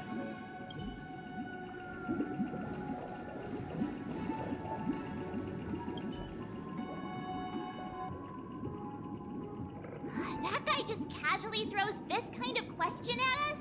What exactly is his deal? But fine, I'll answer, I guess. If it were me, I guess I'd choose to build a cage for the little Charmony dove. After all, leaving it there, it's bound to get hurt by wild animals or something. And that'd just be too sad. That's a good point. Oh my god. Oh my god, this is such a hard choice. What is this existential question here, man? Put a cage. What do you guys think? Do you guys choose to build a bird nest on the spot, or put a cage for the little Charmony dove? If we build this, the Charmony dove gotta die. But if we build here, it's kind of also imprisoning it and giving... Yeah, this is a quite existential. Now, normally, I think first people would think that, well, build a cage because we can, you know, at least it would still be safe. But then again, if the bird is already going to not live, then what's the whole point of putting it in a cage anyway? It's like putting it in its own prison. This is like really heavy question for a simple heavy question for simple things. Oh man, what are we gonna do? Quite honestly, I just choose neither, because I'd rather just keep the bird and take care of it without putting it in a cage, but also building a nest somewhere that's safe. That's what I would do.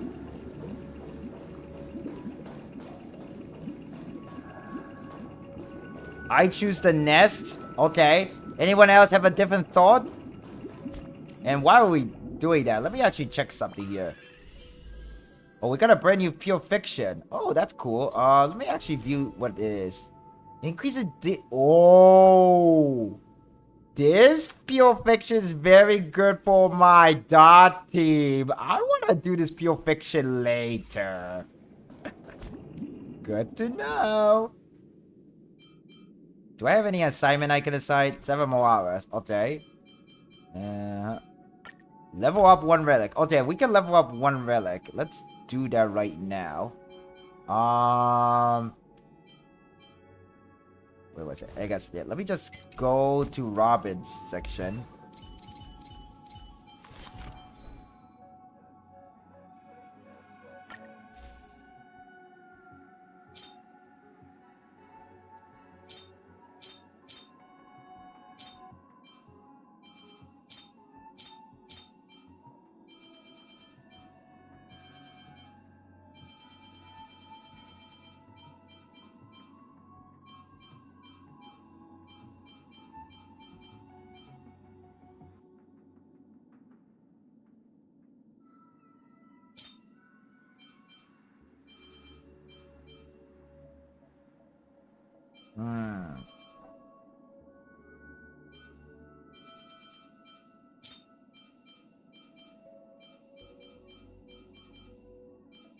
Is there any better body piece here? And you see now. No, I guess not. What about the boots? Let's see now. The boots.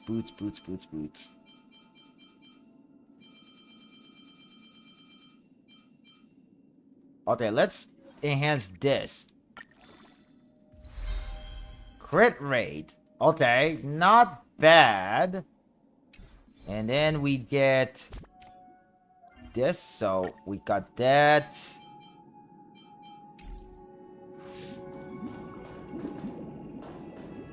Okay, I think I'm gonna choose this. Build a nest at the spot. Interesting. Since you've made up your mind, allow me to reveal what fate this choice will bring to the fledgling. From what I've observed, there are at least 3 predators in that yard that prey on small birds. The Vosicle Scorpion, Asdana Wolverine, and the Huntington Winged Snake. Even if they shy away from humans, these animals are still near apex predators in a fenced location like a yard. In such a location, only one fate awaits that little Charmony dove. A painful death. As for the choice you made, I am deeply sorry. Now, let us advance to the second decision. This time, it's the story of a dream chaser. This story happened when I was appointed as Bronze Melodia, a position exclusive to the Oak family, charged with listening to the problems and vexations of Dreamscape residents, and providing them with the relevant guidance. It was during that period that I had the opportunity to hear voices from all corners of the Dreamscape. Joy, sorrow, arrogance, regret. The complex tapestry of human nature that formed the world. And I was fortunate to catch a glimpse of it. Man, why is this becoming so existential crisis here? He was a dream chaser. And an illegal stowaway. Just like the rest of them, he came to Penacony in search of a better life. Except that, to most people, the price he paid, I suppose you could say it was everything. He told me, I sold everything I could at home. The house, the land, even his 2 children. He said he could not afford to raise them, and that at least they could eat if they lived as slaves. He had a plan in place. He would buy back his children once he had made his fortune, and enjoy Penacony's beautiful dream with them. Alas, his plan to smuggle himself was somewhat clumsy, and he was sniffed out by those pig-headed hounds. After hearing the Dream Chaser's story, I immediately appealed to the Bloodhound family to cease their pursuit. That way, at least he could live peacefully. But I was still too naive to the ways of the world. I did not anticipate that what I thought was a kind gesture would later lead to dire consequences. I'll tell you the outcome soon. For now, I'd like you all to make a choice. Will you do as I did, and try to convince the Bloodhound family to stop their pursuit, so that the Dream Chaser may live peacefully and realize his wishes? Or will you remain silent, leaving him to languish while the hounds are hot on his heels, until his inevitable judgment arrives? I look forward to everyone's decisions. Who knows? Perhaps they might even alter the outcome of this tragedy.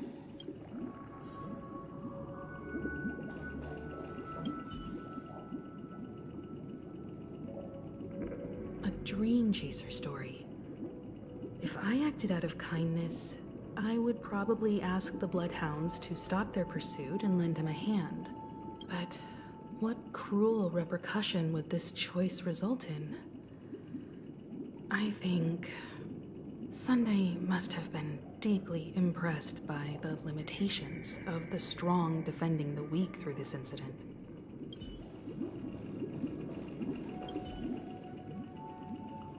seems illegal stowaways are really quite common on Penacony. But that guy in the story, I don't think he deserves any sympathy at all.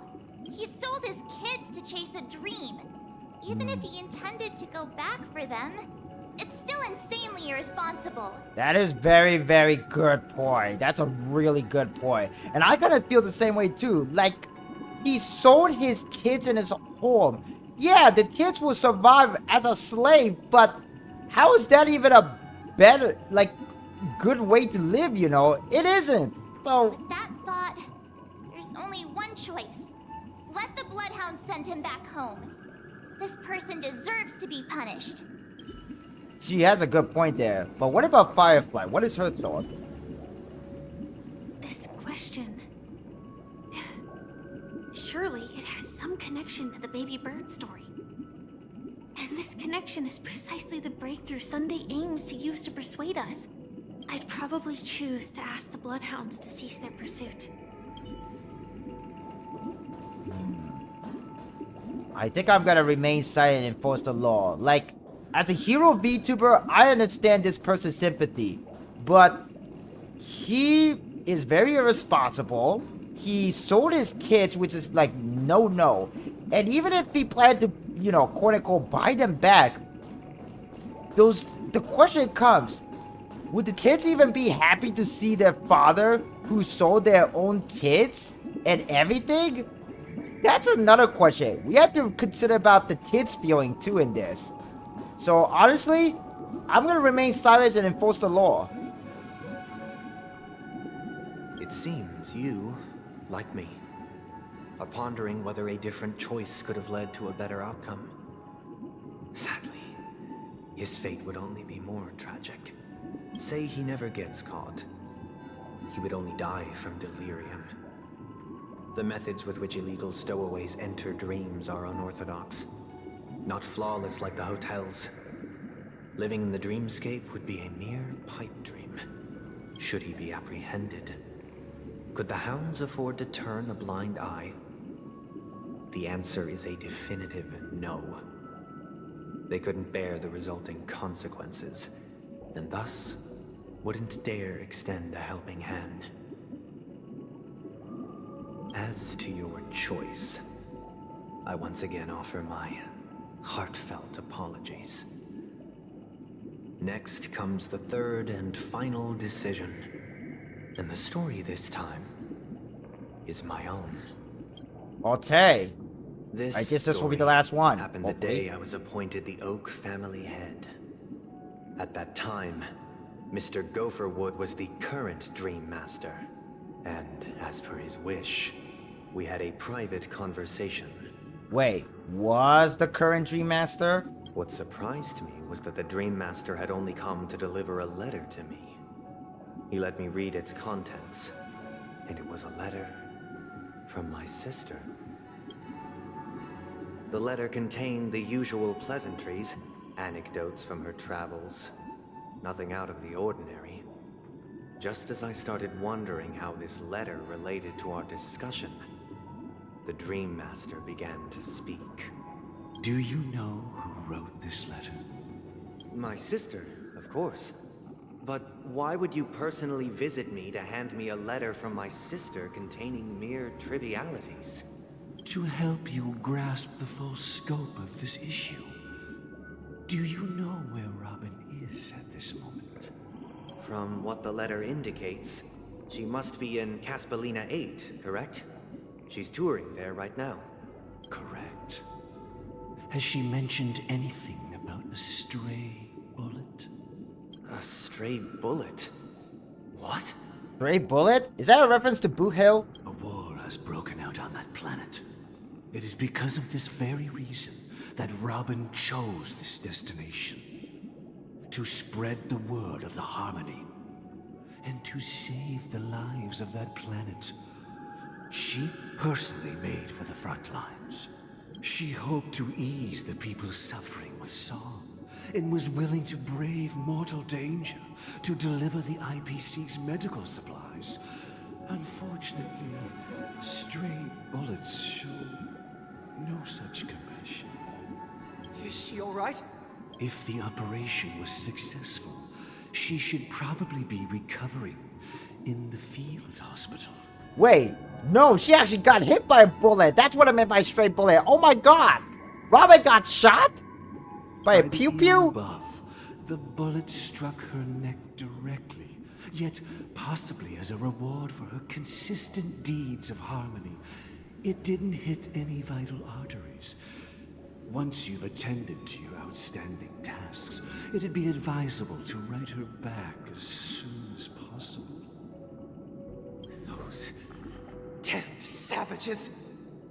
I'll pack my bags right away. My gratitude for bringing this to my attention, Mr. Gopherwood. Mr. Gopherwood is still such a silly name, to be honest. Now you understand why she always wears such elaborate neck ornaments, don't you? How could this happen? Miss Robin. It's all in the past, so please don't worry. I share this in the meager hope that you will understand the harmony's limitations and predicament. As grandiose as the strong defending the weak sounds, many times, it is nothing more than wishful thinking. Likewise, I've prepared one last question, one last choice. But rest assured, this choice will not have any grave consequences, because this is merely a figment of imagination, a nightmare that has haunted me through countless nights. If you ever had the opportunity to make a choice like I did, would you still support Robin's journey on the path of harmony? Oh, that. I often feel like I've dreamt of similar scenes on certain nights. In the dream, I see blurry faces. I don't know who they are, but I sympathize with all of them, fighting for survival against some unfathomable force. Okay, I never played Honkai Impact 3rd, but this line sounds so ominous, what Himiko say. Is she saying the thing about the other version of herself from Honkai Impact 3rd? Their confusion and fear are lucid to me. But I also remember they chose never to give up. If Mr. Sunday's question leaves you puzzled, you should find the answer from your own experiences with each trailblaze. Dangers and tribulations will surely follow. But would you ever back away? Would you stop March and Don Hung from reaching their next destination? I believe you have an answer of your own in your heart.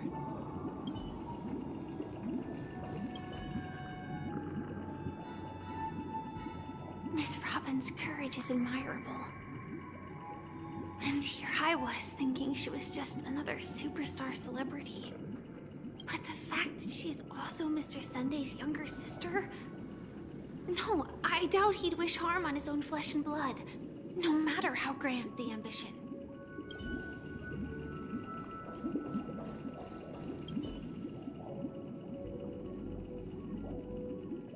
I can't believe that happened to Miss Robin. The strong defending the weak is a great mantra, but if I had to pay such a price, I don't know what I'd do. I'm gonna go with this choice.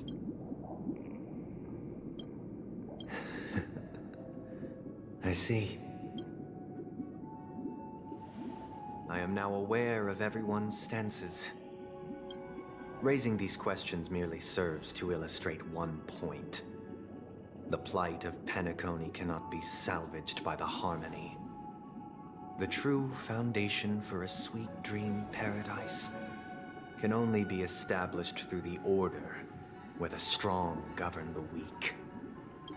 I know the suffering of being tormented, the turmoil of losing your way, how sorrow and even despair set in when matters don't work out.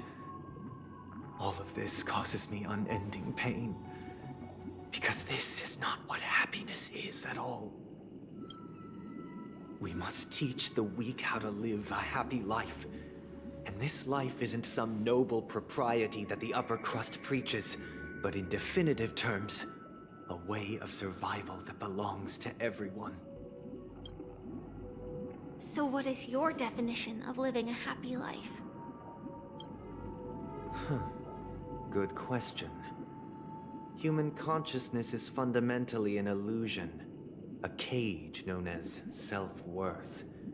People lured in by this illusion make mistakes, yet still ask that external influences bear the burden. When one mistake after the next permeates the masses, they become impossible to trace. Thus, the amassing of these individual cages culminate to form a prison, a place dictated only by the rule of survival of the fittest. Nature is always accompanied by predation and sacrifice.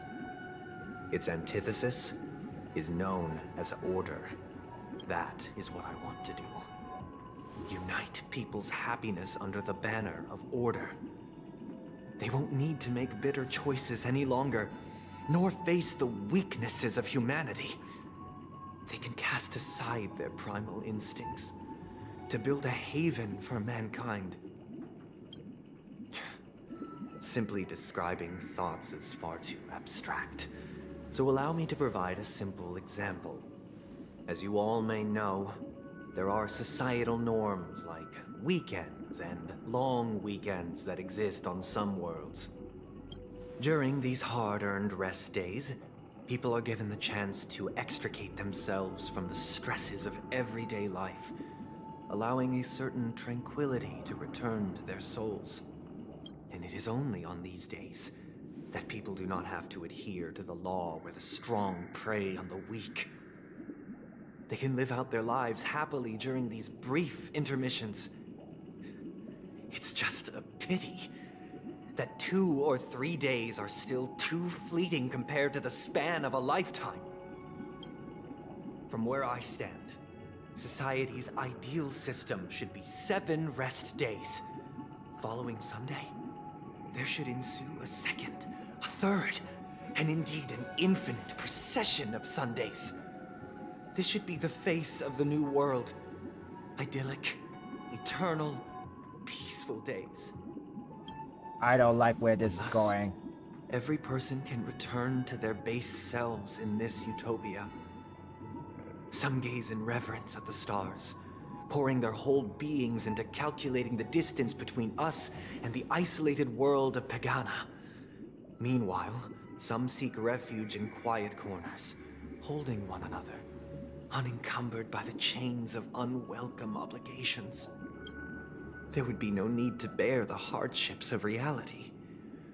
Only in this way can humanity face the inevitable end with the purest of spirit. Living a life of dignity. This is what it is to live in bliss. Miss Firefly, you who are stricken with entropy loss syndrome, you of all would surely understand this.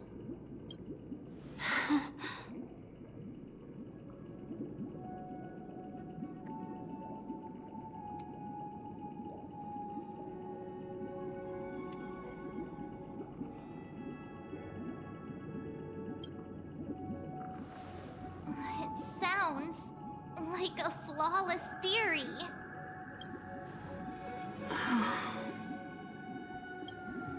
But what is the price to attain all this? The cost is minute, merely a personal and eternal sacrifice. If this paradise is to be maintained for everyone, someone must remain trapped in solitary wakening until the end of the cosmos. Awakening. Which means that this so-called paradise is still a dream. Stepping into this paradise means forsaking reality, correct?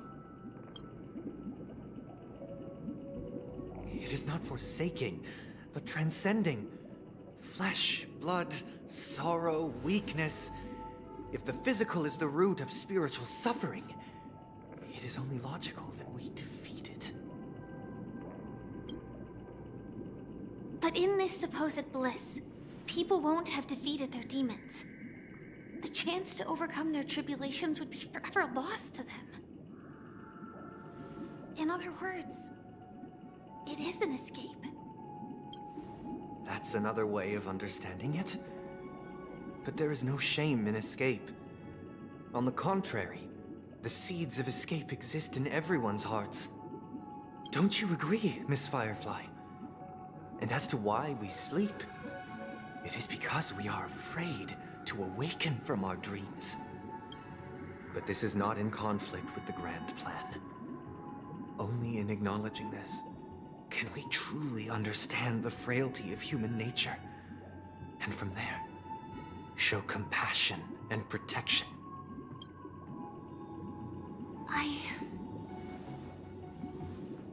I admit that you are a born leader. Your perspective on humanity brims with pessimism. Yet you express compassion for all, even when your heart pities them. But unlike you, I live for the self. From my perspective, individuals making choices for themselves is their birthright. Right, that's the thing, because the ideal world that Sunday's envisioning is literally taking away that birthright, the freedom of choice. Yeah, people make horrible choices. A lot of people make horrible choices every day, but that is still their choice. And you cannot make your decision for them, because that isn't right. That is not happiness at all. Even if the choices you make for them do make them happy, is that really right? The want to escape may be innate in the weak. But whether they are weak or not, it is not up to another to decide. Perhaps in your mind, you also view me as weak? Because I don't think so. Since Miss Firefly has said her piece, the Astral Express will also naturally give you our answer. We'll leave it to you.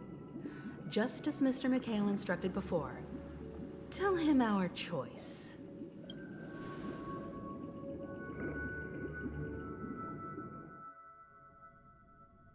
Not long ago, What is this place? Misha. Does this place ring any bells, Misha?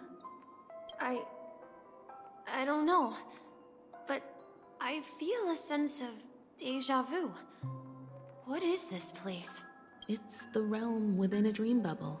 This was left to the Astral Express by a nameless, but weirdly, when we entered it, it was completely empty. Dr. Edward from the Dreamscape sales store told me that dreams are formed from memories, and a dream bubble can't take shape if its core is empty. So I thought you might be able to help us in unraveling this mystery, Misha. As a hotel doorman, you know Penacony best among us. I don't know much about dream bubbles, but if you want to figure out what this mansion is, I'll do my best. I'm counting on you then. Himeko, I still don't get it. Why were you so sure that Misha had a connection with this dream bubble? I wasn't sure. It was just a hunch. But since Misha feels familiar with this place, my hunch might be correct.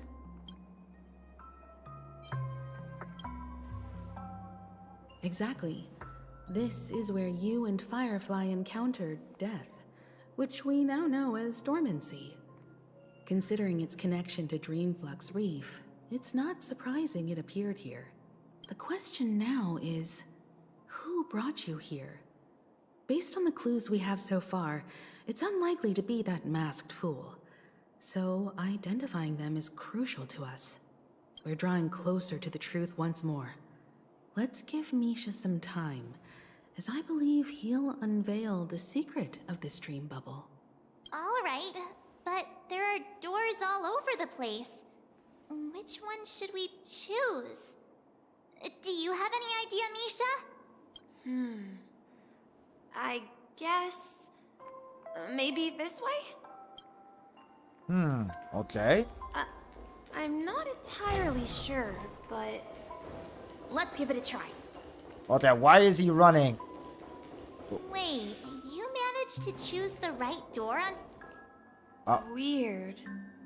This place is quite different from the hotel.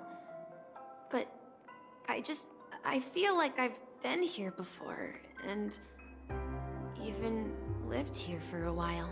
The mystery thinking. Something tell me Misha is a lot more important than I thought. If I remember correctly, He's more than meet the eye, there quite should literally. be a fireplace down that hallway. Clocky and I used to sit by the fire, listening to the crackling of firewood. And the room on the other side was the toy room. I loved spreading out all the toys from the box on the floor and making up stories for each of them. Hold on. This doesn't make sense. Didn't I grow up in Dreamflux Reef? So, what is this place? This could be a case of amnesia. But don't worry, Misha. It's common for everyone to forget certain aspects of the past. Those memories haven't vanished. They're just lying in the depths of your mind. We can surely get them back. Since this place seems familiar to you, why don't we explore a few more rooms and see if you can recall anything more? Yeah, then let's check out the rooms I just mentioned. Okay, let's check it out. First, the fireplace. Mikhail, that's the name. Now we all know him as the Watchmaker. So, who is he talking to? Do you know anything about it, Misha? I'm sorry, I don't know much about the Watchmaker. But, Mikhail... Anything special about that name? Mikhail is Grandpa's name. Grandpa? Do you mean you're the Watchmaker's grandson? But we haven't heard anything about the Watchmaker having descendants. And the name Mikhail is not rare. Perhaps it's merely a coincidence. Could you tell us more about your grandpa, Mikhail? Yeah, sure. He was a seafarer who fearlessly ventured into mysterious seas and storms. He was always on the sea and had lots of friends who accompanied him on his travels. Interesting. So, what could this all mean then? What could this all mean? He didn't want me to call him Grandpa because that would make him sound old. He believed he was still young. The name Mikhail was given to him by his parents, Mihaly and Elise, both renowned seafarers. Seafarer? Every time he came back, he'd share his logbook with me and tell me about his adventures at sea. I want to become a great adventurer, just like him. It appears that the Seafarer has nothing to do with the Watchmaker. So, perhaps it's just a coincidence? So, where is your grandpa now? He went off on a new journey, and it's been quite a while since I last saw him. So, where has Clocky gone? Did he leave to protect Dreamville? Oh, that ward is appearing, I promise you. Tick-tock. I heard some noises from the room. Origami Bird? That's a friend of mine. You and Origami Bird are friends? Yeah. It's a member of the Compass crew, just like Clocky and Miss Mirror. And there's more than just one Origami Bird. They are a big family with lots of brothers and sisters who look the same. They follow Miss Mirror's orders and handle all sorts of jobs on the ship. They're the best sailors. Sailors? Can Origami Birds be sailors? Could you tell us more about the compass, Misha? The compass is a ship bound for the new world. Clocky and his partners travel through layers of fog to the depths of the sea. Whenever there is danger, Clocky will use a compass and guide the ship in the right direction. That's a great story. But in the Penacony cartoon, Clocky and his partners have always lived in Dreamville and never ventured out, right? Huh? Oh, that does seem to be the case. Weird. I clearly remember Clocky arrived in the New World in the end. Perhaps Clocky has a hidden past. I think I hear the sound of water. You once mentioned there's a magnificent fountain up ahead.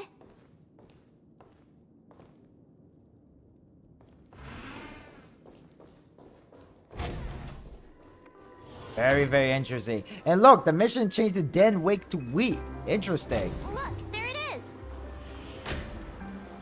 The water resembles a precious jewel, embedded in the dreams of all seafarers. Every time I gaze at the shimmering lights beneath the waves, it feels as though I'm back in this place, standing by your side. Have you recalled anything, Misha? Yeah. I saw these sentences in Grandpa's logbook. He used to say that despite the perils of the sea, whenever he stood on the deck in the afternoon, overlooking the sparkling waves, he would think of this fountain in front of his house. He often said that those moments felt like returning to his family's side, and the difficulties at sea didn't seem quite as challenging. You know, I quite understand such sentiments.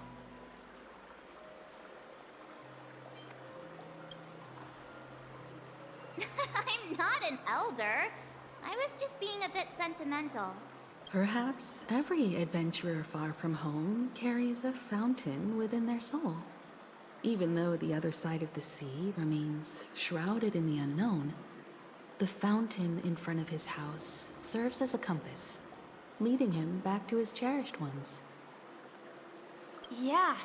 Well, Sorry if Grandpa I've was been at home. very quiet. He would stand by the fountain and place the compass, a toy boat that I made, into the pool. Sorry if I've been very quiet. I mean, this whole entire cutscene has voice lines, so of course people are speaking and we're just reading the line. But it's getting really interesting. Now we know Misha is a lot more important. Back then, I would ask him when I could go on adventures like him, and he would always laugh and say I was still too young. It seems this Mikhail is truly a seafarer and has nothing to do with the watchmaker. Yeah.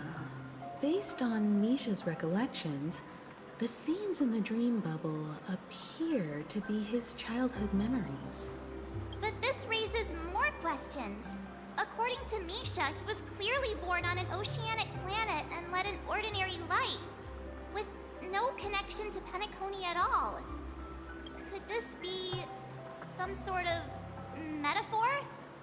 Perhaps the sea refers to the memory zone. I'm sorry. I don't know, but my memories keep pouring out uncontrollably, like water flowing from a fountain. Perhaps I'll remember more things if we go further. I wish to share your burden. We're going to the opposite side, right? No, we should turn left here. Huh? Something feels different about this place. This is it. I remember this corridor. Up ahead is Grandpa's study. It was in that room that I saw him the last time.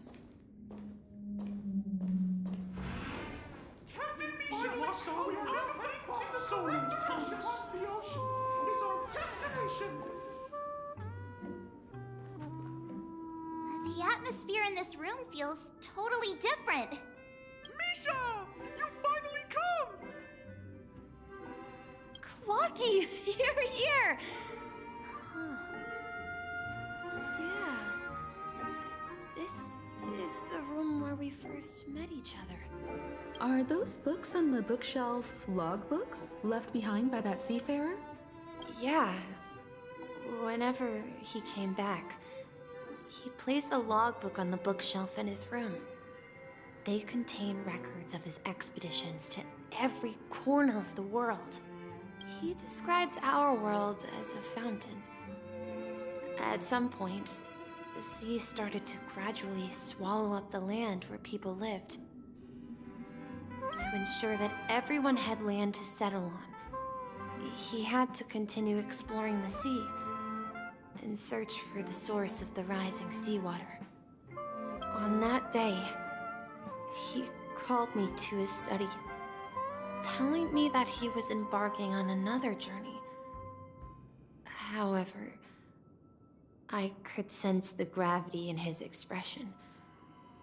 It was the same look I had seen on my father's face before his final voyage. I asked him if I could go with him, but he said that my adventure lay elsewhere and told me to stay home and patiently await a certain sound at the door. What sound? He told me about a vast ocean in the sky. An ocean of stars. He spoke of a train that transports children with a desire to venture far away, traversing the sea of stars without ever stopping. He said that he knew the crew on the train, and that he had asked them to take me along. He said the journey I had always dreamed of would start there. A train? Could it be? It's the Astral Express. I remember now. Grandpa's friends are a group of nameless who came to this world to resolve a disaster caused by a star. Then, he gave his pocket watch to me. It was his cherished treasure, appearing in every one of his adventure tales. He explained that difficult times were ahead, but assured me that the watch would guide me. He said, as long as I kept moving forward, I'd eventually reach my desired destination. And then, it was as if I heard the distant sound of a train whistle, echoing throughout the room. Exactly, Misha! And then we followed that whistle, didn't we? Yeah. I think I can still find the way we took back then.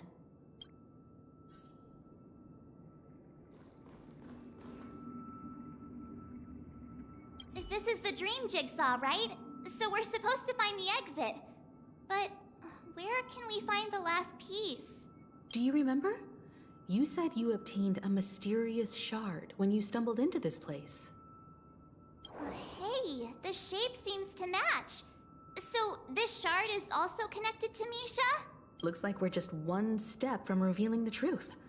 Let's get to the other side and investigate. Okay, let's do so.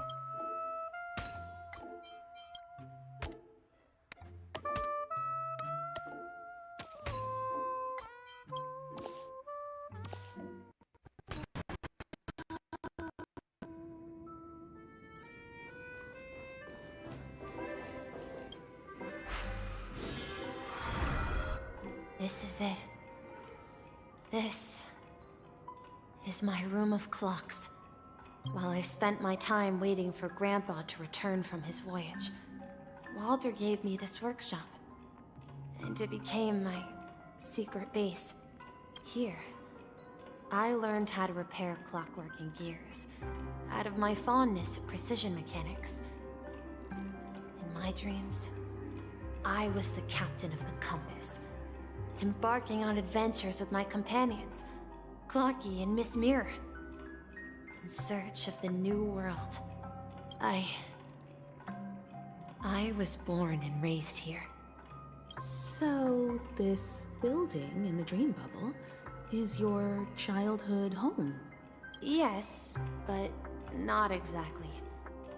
To be more precise, this dream bubble itself is my home. Looks like you've remembered everything now.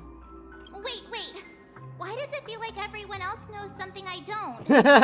Yeah, I'm kinda in the dark too. You're the only one still in the dark. March, do you remember when he mentioned a clocky that only he could see? Yeah, the little guy here, right? But we all saw him in Dreamflux Reef, right? And Mr. Yang even greeted him. Looks like everyone on the Astral Express has a childlike spirit. The answer lies in the Astral Express. His experience shows that neither Firefly nor Acheron can see this clocky. And when we were in Dreamflux Reef, you may have noticed that for some reason, nobody outside of the crew had ever talked with Clocky.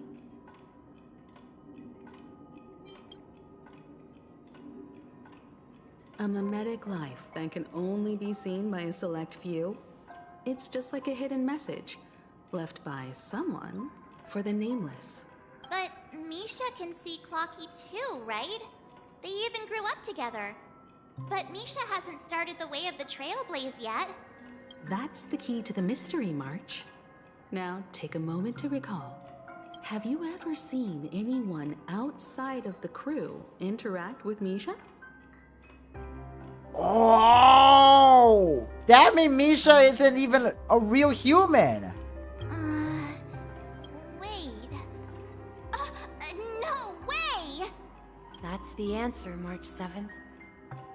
This dream bubble is the place where I was born. And I'm a dweller in this dream. Just like a memory zone meme. I should have stayed here and waited for you. But when reality and memories merged, I unconsciously pushed open that door and left the bubble with Clocky. So it's not that the Watchmaker's dream bubble is empty, but rather the stuff inside ran away? And the whistle you heard was the sound of the express arriving at Penacony? That's one way to see it, but I believe there's a longer story behind all this. It's best for Misha himself to explain all the details. How about we start with your name? Now, should we call you Misha, or...? Thank you all for helping me rediscover my true self. Now, please allow me to reintroduce myself. Oh! We got revelation? I was born on Lushaka, in the Presmere system. Adopted by seafarers Mikhail and Char. They gave me a treasure. A name that carried their hopes. Mikhail Char Legwork. Or simply, Misha. If you prefer, you can call me by a more familiar name. The Watchmaker. So, you're the Watchmaker himself? Unfortunately, that legendary figure is no more. I am only a reflection of his life. As for the child who has been with you, he's the innocent protagonist of Misha's childhood dream. A friend of Clocky, a young apprentice, and a future mechanic on the Express. And this also marks the beginning of his journey, devoted to the Trailblaze. At the end of the journey, I left this little flame, which I so cherished, in my deepest dreams, hoping to pass it on to the nameless of future generations. However, he somehow left the dream bubble and forgot all about his task. I apologize for all the confusion this caused. Because he was born with a desire to trailblaze, wasn't he? I don't think Misha has forgotten his role as a guide. He remembered it, and that's why he mistakenly appeared as a hotel doorman in his dream from the very beginning.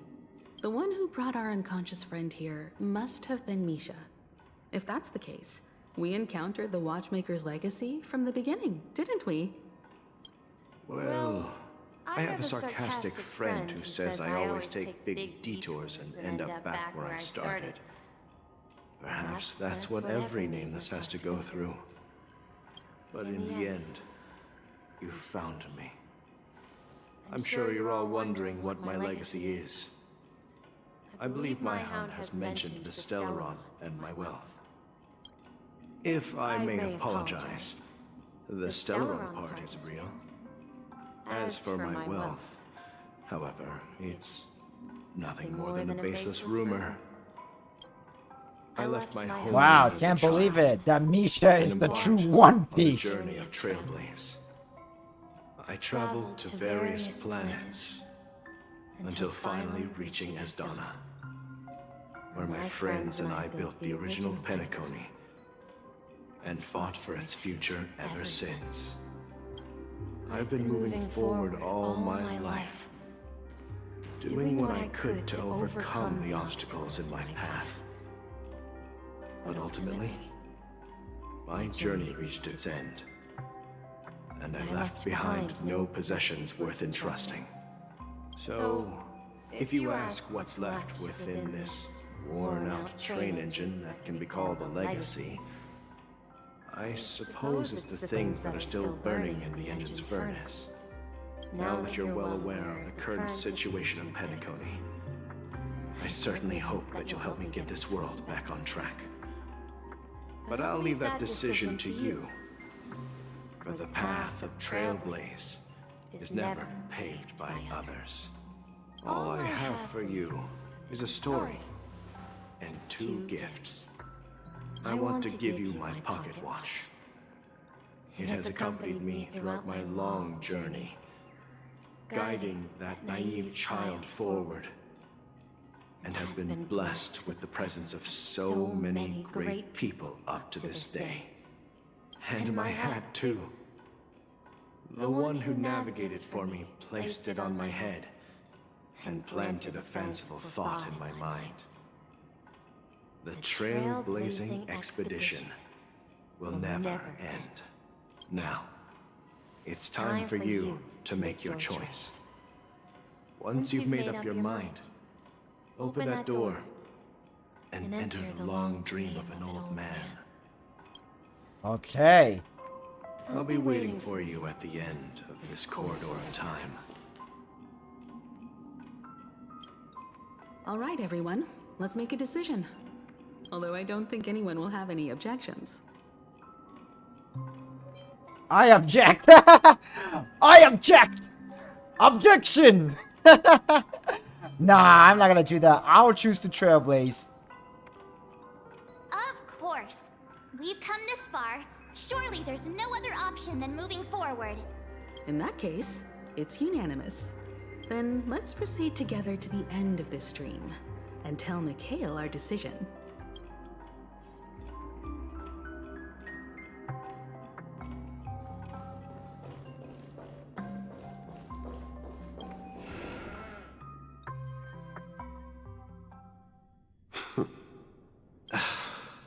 Mikhail, where are you going? Someone has to step up and save Lushaka. So why can't it be me, Misha? Please don't go. And if you must, please take me with you. Don't leave me alone.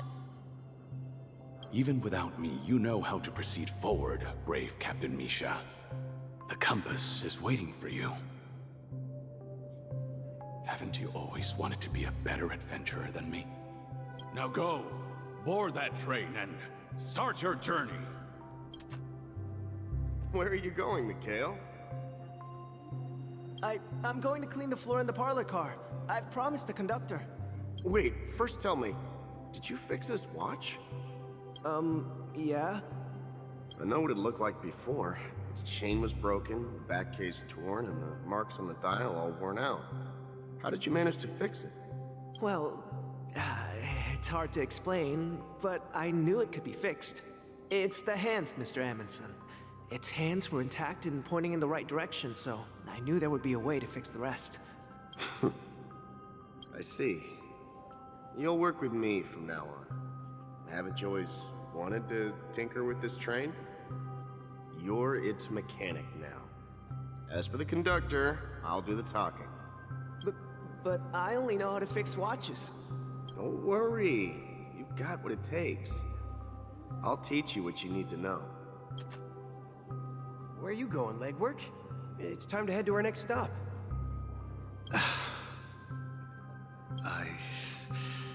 I'm staying in Astana with Rosalina and Tiernan. I see. This place reminds you of home. The people of Astana have only achieved a tiny victory, and still have a long way to go towards true freedom. Hanunu needs us. Don't worry, not all journeys lead to the stars. Even if I leave the Express, our path of trailblaze will continue. Yeah. I knew you wouldn't stay on the Express forever. Leave in peace, my friend. And, take this with you. This is Mr. Amundsen's hat. But why? When he departed, he said he would leave it to his best student. Well, I suppose the time has come. Farewell, legwork. Take care of Tiernan and Rosalina. And don't forget to write to us. Where are you going, Watchmaker? Don't worry, Micah. Just going on a little trip. Someone has to be at the forefront of the interstellar frontier, and I'm the only former Nameless in Penacony. So why can't it be me? Because you're all we have! Have you forgotten about Tiernan? The cosmos is way more dangerous now. What will happen to Penacony if we lose you too? But what will happen to Penacony if we don't find a way out? Tiernan. How could I ever forget him? I've spent countless sleepless nights asking myself why I didn't go with him back then. We Nameless won't stop. Don't worry, Micah. It's just a matter of getting back to my old profession. Just wait for me to come back. But if, and it's a big if I don't come back in one piece, then you'll become the next Watchmaker. Where are you going, old man? Oh, it's Gallagher. Oh, you're here. Answer my question. What are you up to? Relax, Gallagher. I just came up with a great idea. Wanna hear it? Oh, come on. Aren't all your ideas just ways to get yourself killed? I may be blunt here, but you're the last remaining hero in Penacony. If you die too, the secret of the Stellaron will go to the grave with you. Yes, I'm afraid there's no way out in Penacony, so I'll have to consider alternatives beyond Astana. We'll organize a festival using the Watchmaker's legacy as a facade, and send invitations to the entire cosmos to gather people here. So, a desperate struggle against the family? Desperate? Don't we have you here, my friend? This task is challenging, but what hasn't been challenging for us along the way? Well, whatever you do, remember, make sure to send an invitation to the Astral Express. Misha! Where are you going? Oh, it's you, Clocky. Take me to Dreamflux Reef. Last night, I had a long dream about the day we met. I want to write down that dream. Write it down? Why? Oh, so I won't forget it. Do you remember how you got your name, Clocky? Of course! You told me that when you were a kid, you lived in a room full of clocks. those wall clocks and pocket watches grew up with you and were your best friends. Yes, but what I didn't mention was there's a funny misunderstanding behind it. I was a kid, and there was always a special pocket watch in my memories. It was with my grandpa, guiding him on his sea voyages and leading the way in his every adventure story. I wanted to have a pocket watch like that too. And that's when you appeared in my dreams. Yeah. Every night, we boarded the compass and set sail together. But you know what? It wasn't until the day my grandpa gave it to me that I realized it wasn't a pocket watch at all. It was a compass. So, your name should have been Compassy. Okay, wow. Now we know what Clocky should have been named. He was supposed to be he was made what we thought was after a pocket watch, but no, he's based off on a compass and disguised as a pocket watch. And the watchmaker is just a nameless. We've arrived at Dreamflux Reef. So, where to next? You know, Clocky, I don't think I'll be going anywhere else.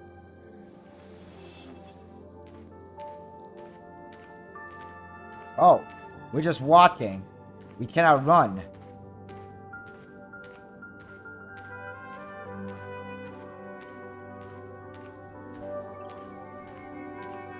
Yeah, we cannot run at this point.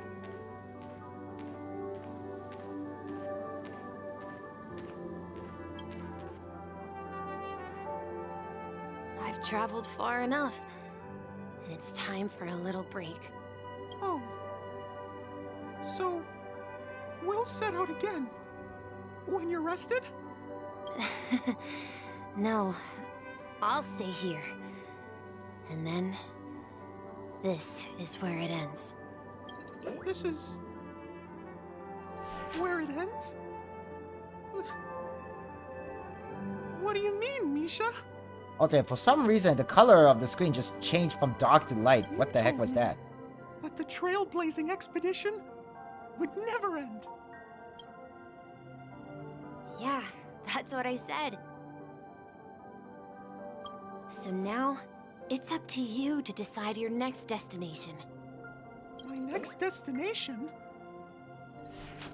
What's that supposed to be? I've been following you. Misha? You're acting weird today. If you're feeling down, we can just do what we usually do. With the clockwork. No, I'm not feeling down.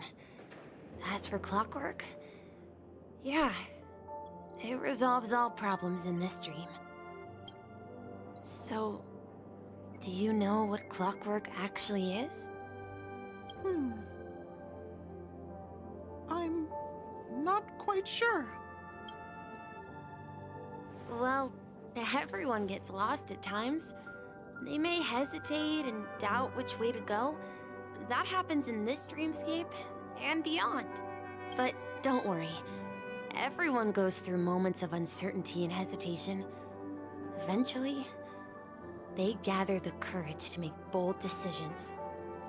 Whether it's calming, joyful, angry, or sad, all they need is a little nudge to take that step toward where they truly belong. I'm leaving that little nudge with you, and I hope you'll share it with others.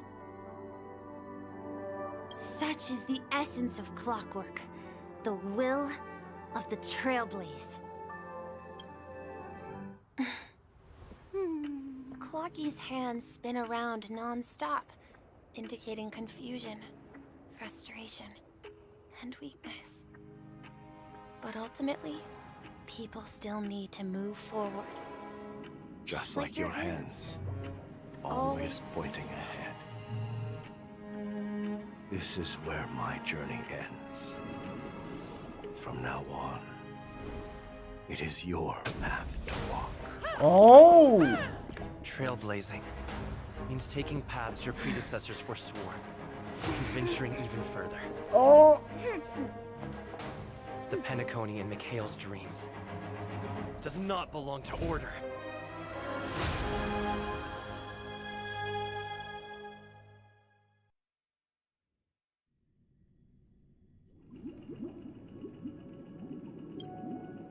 I can't believe that Eon would cast a glance at Penacony at a time like this. Is it because of the resonance from the legacy of the Trailblaze? Or perhaps the bond between you is so strong that it even impresses an Eon? Well, there might be another possibility. Perhaps they want to witness, on behalf of the fallen Eons, who will hold the future of Penacony. If that's the case, on behalf of the Dream Master of Penacony and the 107,336 members of the Oak family, I'm extending a formal invitation to all of you. I'm cordially inviting you all to the Penacony Grand Theater to participate in the upcoming Charmony Festival. And, of course, you won't be in the audience, but on center stage. Since the future of the Stellaron, Penacony, and even the entire cosmos is at stake, let's draw a conclusion there, in all fairness. If you truly believe in Akavili's path, then show me their courage and determination.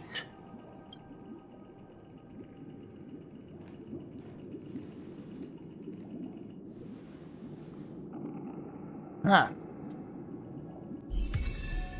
Trend, yes! We got the new power! We got the power of Michael Jackson! Trend on a brand new path. Harmony. Go view. New path unlock. Switch to the path Harmony. Litecoin and a relic portray who walk a different path are independent. Alright, let's choose this. You can trial the current path here to further understand the combat mechanic. Okay, okay. Yeah, we're not gonna do that for now. And we're just gonna keep on going. Does that mean he wants to fight us during the Charmony Festival? I'm afraid so. This is weird. Aren't Arc villains usually plotting some dirty conspiracy in the end? But he actually said something like, "In all fairness." Could it be that he's underestimating us? Well, in my opinion, Sunday is deeply committed to his own philosophy and genuinely wants to prove that the Order is right. I sensed a strong conviction and a desire for dominance in him. Maybe he won't accept the outcome unless he wins fair and square. That's why he'll give it his all in the upcoming battle.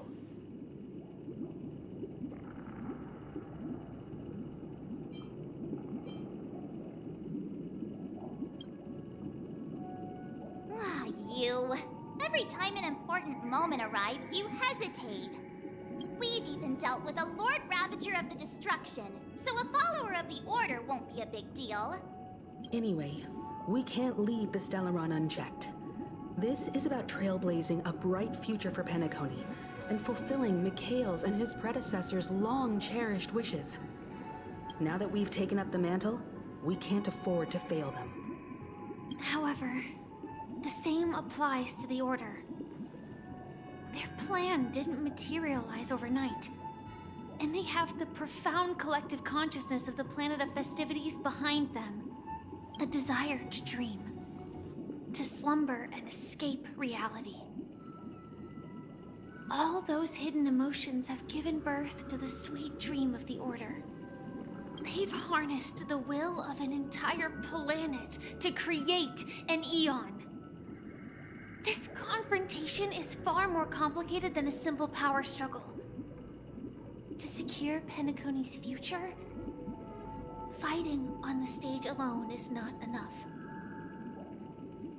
Yeah, well, Misha may be gone, but I do have him as a character. I do have him as a playable character.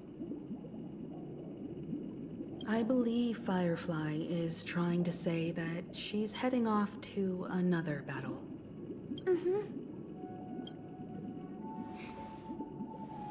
Before I left, the Destiny Slave told me that this journey would bring unforgettable rewards. Even though the script he gave me only had a few lines, I couldn't ignore them. Because one of the lines said, "I'll experience death 3 times in the land of the dreams." 3 times? This can't be serious, right? The first time was a painful death when I was stabbed by the Blade of Dormancy, which led to all subsequent events. The script will always come true. So now I've understood the meaning of my second death. And I am prepared to face it. If all goes well, my efforts will provide crucial support for you. Only by achieving victory in this battle can we secure a future for Penacony. And only then, my third and final death won't come true in the most terrible form. Oh my god, are we gonna see Firefly die again and twice? The most terrible form? Does that mean... The true death, where everyone in Penacony loses themselves completely in the eternal sweet dream of the Order. We must do everything we can to prevent that. Have you made up your mind, Firefly? Yes. Otherwise, I wouldn't be here. Thank you again for your assistance for the Astral Express. May we meet again, in reality. Yeah. Farewell, everyone. May your trailblazing expedition never end.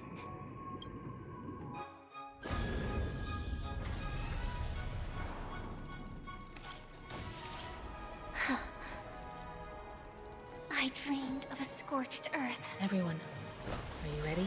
A new shoot sprouted from the earth.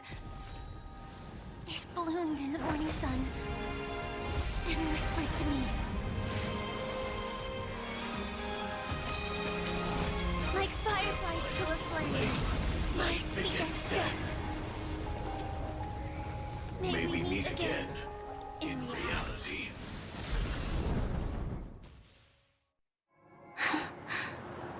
After today, Japella's name will disappear from cosmic history, and the Everflame Mansion will take its place. In the not-too-distant future, you'll receive an invitation. That's your next stop. Land of the dreams. Penacony. I hope you find whatever you seek there. Be it answers or salvation. You mean my 3 deaths? Silverwolf told me about it. It's such a shame that it's not part of my script. Well, I want to live. I'm never afraid of death. The opposite of death is eternal life, and that's something I'll never desire. People die, and I am no exception. Death is like a script, a fate that cannot be defied. But that's exactly why we have to choose where we want to rest forever.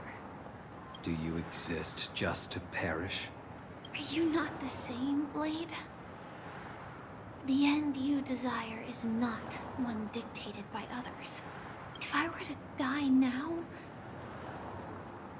I would only be a weapon. I believe die as a human. Though its definition escapes me, isn't this the answer that ordinary people look for their whole lives? A name that can be carved onto their tombstone. A tombstone that belongs to me once bore the inscription, Glamoth's Iron Cavalry. Then it changed to Stellaron Hunter. But one day, it will bear the name Firefly. And all the brilliance she showed at the end of her life.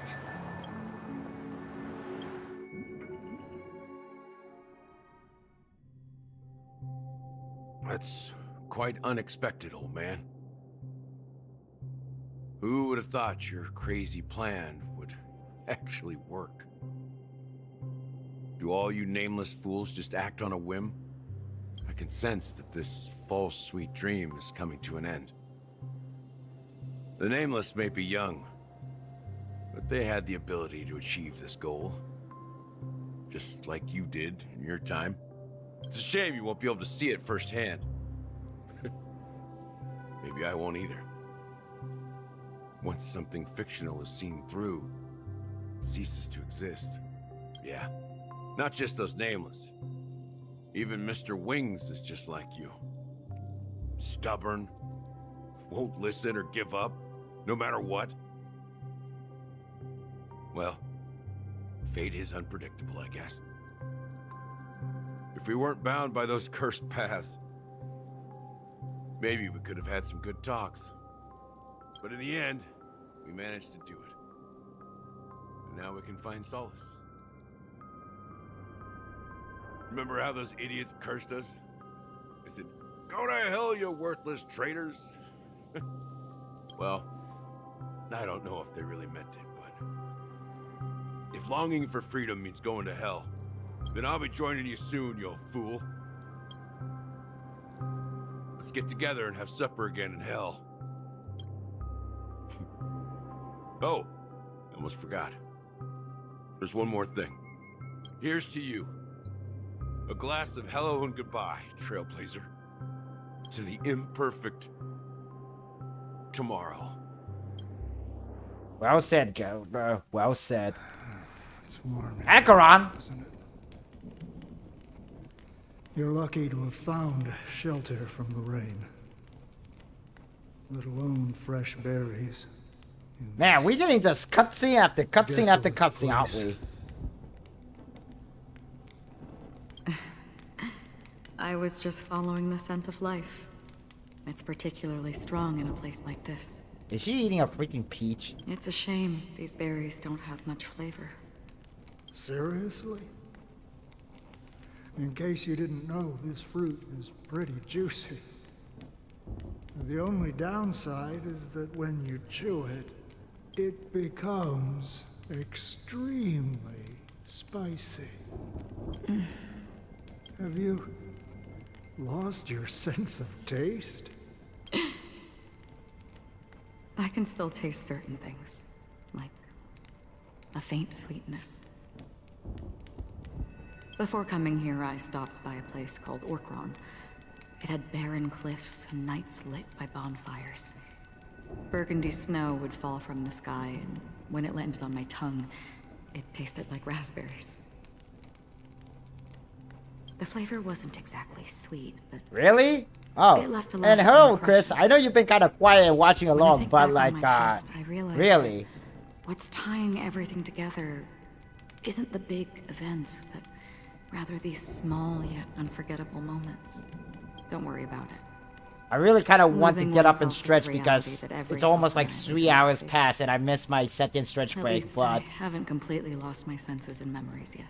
But the lore, oh my god, so many lore, just like, they're like pushing all them in my brain, I can't take it. Well, congratulations on adding another footnote to your journey. By the way, are you always alone? No, I had a companion in Orkron. She's a short, nameless girl who aspired to explore IX. She always said she'd walk a path deeper and farther than Akavilis. Quite an ambition for such a small girl. So, what happened? She became stagnant water. Well, my condolences. Condolences. I don't need them. The girl left with a smile. She never regretted her choice and most definitely wanted me to say goodbye with a smile. So, that's what I did. That's proof that you're grieving for her.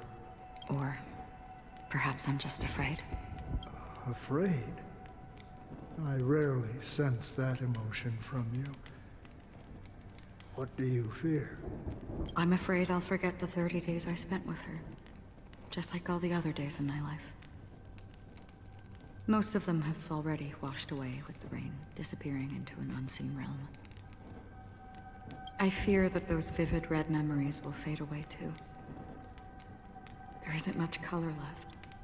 And besides this faint, warm red, there's almost nothing. Hard to imagine. A ranger accustomed to bloodshed, destruction, and chaos finding warmth in the red color.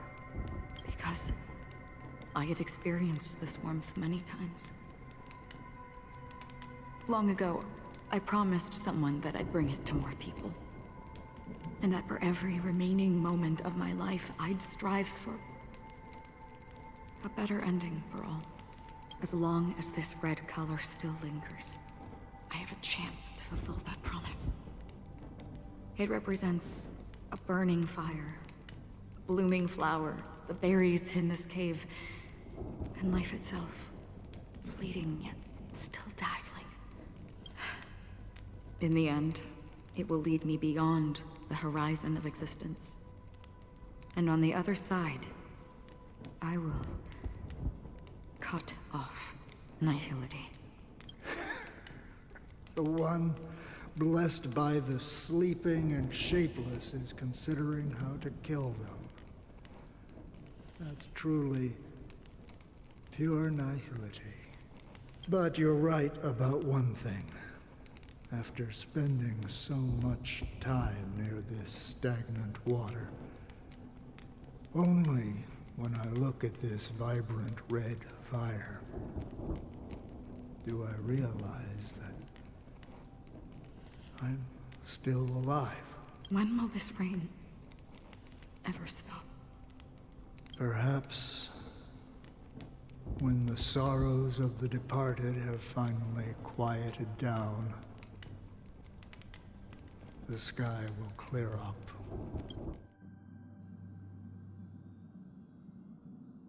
And we're back at the Astral Express with Dunhong, Boo Hill, Acheron, and Black Swan. As much as I want to love to see these... Oh, I just like spasmed for my... As much as I want to see these two lovely, beautiful ladies, and also Dunhong and Boo Hill, I think I'm going to take a little bit of a break. A little bit of a long stretch break. So I'll be right back. And maybe get some more drink. See you guys soon.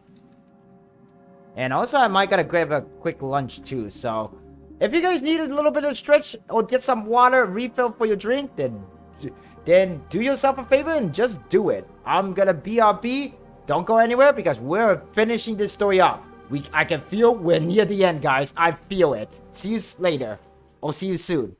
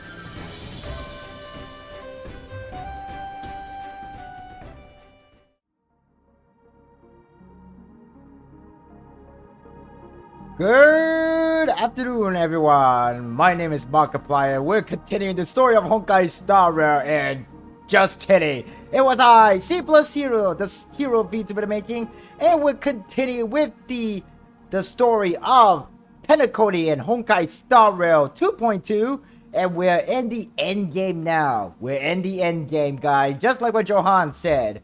And remember, guys, if you're enjoying this live stream so far, despite all the long cutscene, please consider giving a like, hit that subscribe button if you haven't, and check my notification bell. And just letting you guys know, I forgot to mention that a brand new video just was released about 12 minutes ago. And I hope you guys check out my new video right after the stream, because it's already out now. Anyway, let's move on with the story. Have you heard of a planet named Biaris Scamandros, Don Hung? It's one of the Paradise Kingdoms under the influence of the Harmony. A sought-after wonderland for the inhabitants of the Dardanu major and minor systems. Half an Amber era ago, the family held an unprecedented festival there. And after that, everyone on the planet became part of the family. Do you think the same thing will happen on Penacony? Yes. Or how else can we explain it? The family deliberately used the Watchmaker's invitation to keep all the Pathstriders here, but banished the Emanator of the Nihility.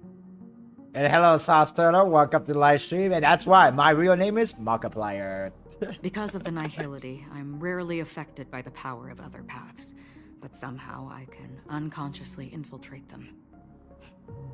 Maybe that's the risk they're trying to avoid. I would disagree. Biaris Scamandros is not part of the credit system or connected to the Silver Rail.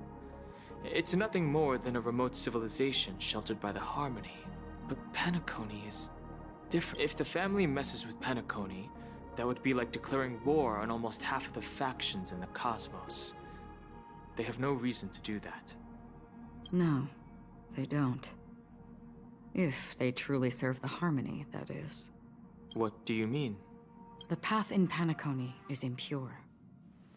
The Harmony here has impurities. Do you remember the ancient swarm disaster? Tazerond, the propagation, brought endless havoc to the universe, and it eventually evolved into a fierce battle among all eons. 2 paths lost their eons in that war, the propagation and the order. Coincidentally, their downfall is related to a certain eon. Shipe, the Harmony. Legend has it that they participated in the crusade against the Imperator Insectorum, and devoured Anna the Order for unknown reasons. Holy forgaroni. So you're saying that the 2 leaderless paths are working behind the scenes? But I don't see any descendants of the propagation in Penacony. Could it be that the remnants of Beyond the Sky Choir are hiding within the family, trying to resurrect a fallen eon? I can't say for sure, but they're definitely planning something for the Charmony Festival. Holy whoop. Now, this is getting way too complicated. Is this why you want us to leave Astana right away? Are you giving up? The Charmony Festival will start soon. There's one thing that I need to confirm no matter what. A warp jump is the best way to do so. Time is running out. I have another plan.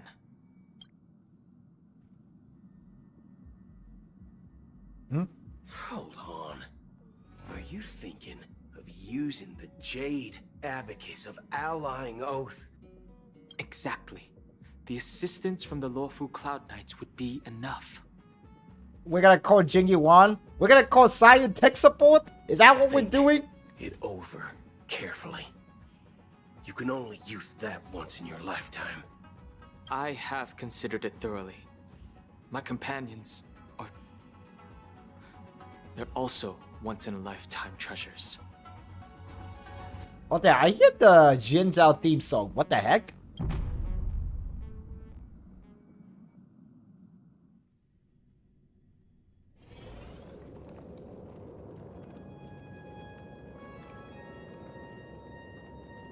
Are you the only one here, my child? The Nameless is quite the diplomat. Our secrets have spread within the family. And IPC starships are gathering towards Astana. This is a crucial moment for us. So, where is the chosen one who harmonizes the varied sounds?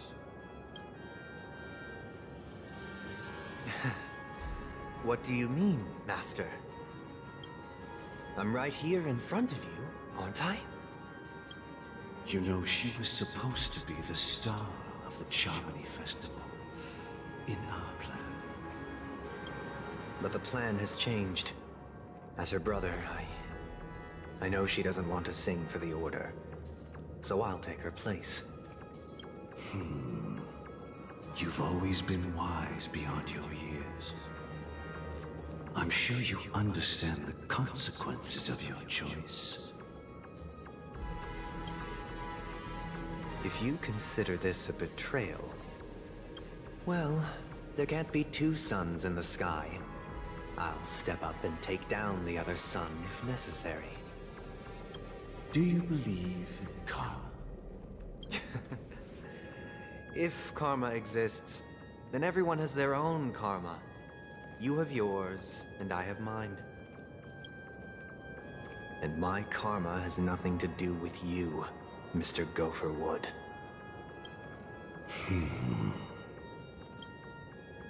All right. Since you're willing to sacrifice yourself for her, I'll grant your wish. Well, the compromise came sooner than expected. Why? You and your sister were born as twins of the Order. And one of you is destined to follow this path to the end. Is this part of your plan? Of course. You're still as clever as you were when you were a child. The opening is near. Go, my child. Seize the power of the Harmony and reveal your karma. I have one final question, Master. Why did you choose to bring the Order to Penacony? Wouldn't it have been better to choose a desperate world instead of a city filled with hope and dreams? Why? It's for justice, my child. If we lose justice in our hearts, we'll make the same mistake as the Harmony did. So, it's not you who manipulates the dreamscape with the Stellaron, but... Well, that's where our conversation ends. Go ahead. The 107,336 souls of the Oak family have dreamed of this moment too many times.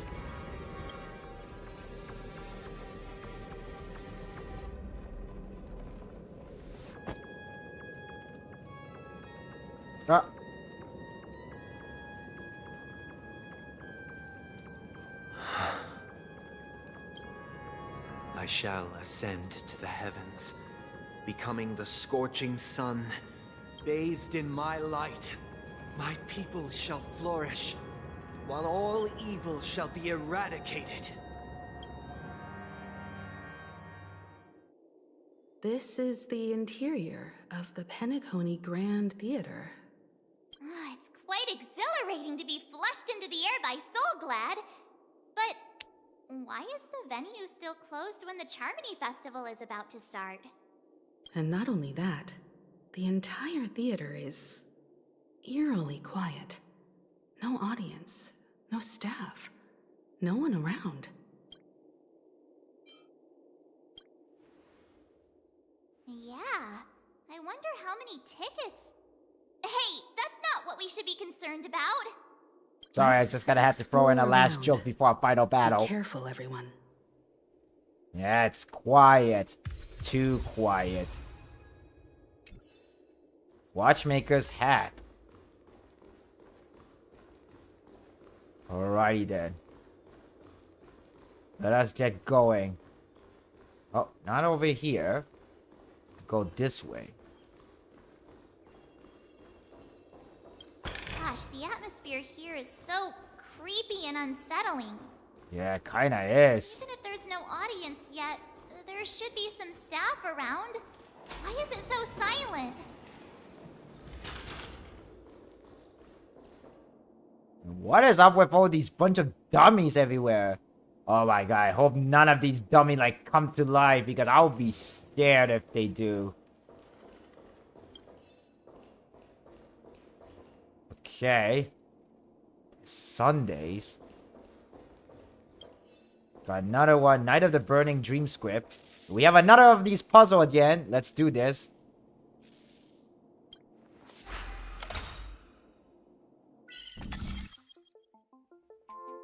Okay, so we have... Wow, we have a very complicated looking puzzle. Okay, so we have... Okay, we have that.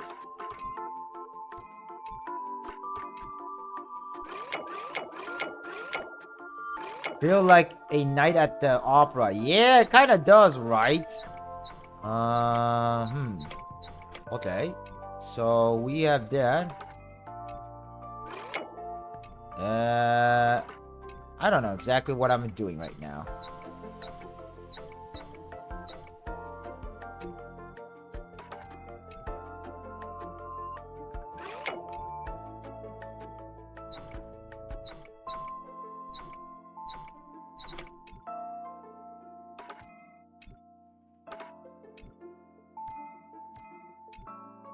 And then what do I have to do here?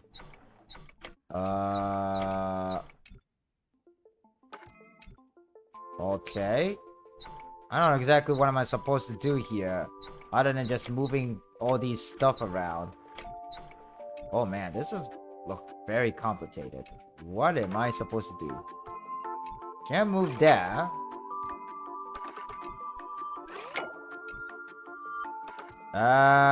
What am I supposed to do here?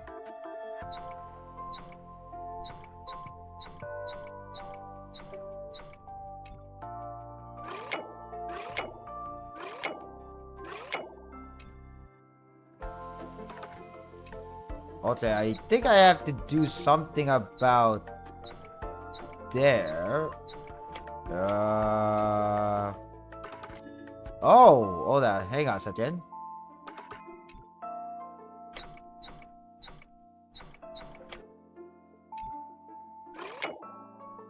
No? What am I supposed to do here? I don't know exactly what am I supposed to do here. You know what? I'm gonna leave this one. I'm gonna do this puzzle later. After the final battle, maybe. But there's a chest that I want to grab, so let's grab this chest real quick.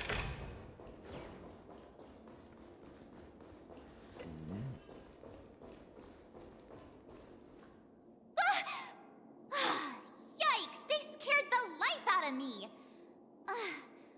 Why are there so many puppets at the ticket office?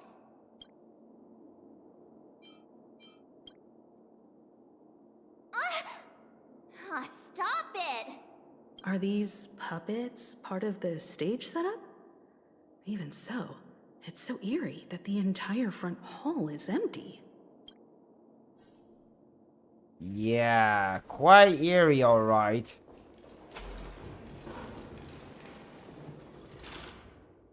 Something feels off.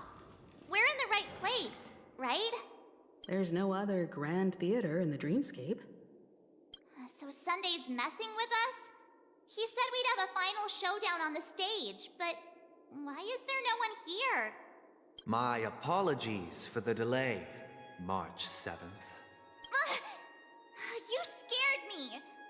Where are you now? I'm waiting for you behind the curtain.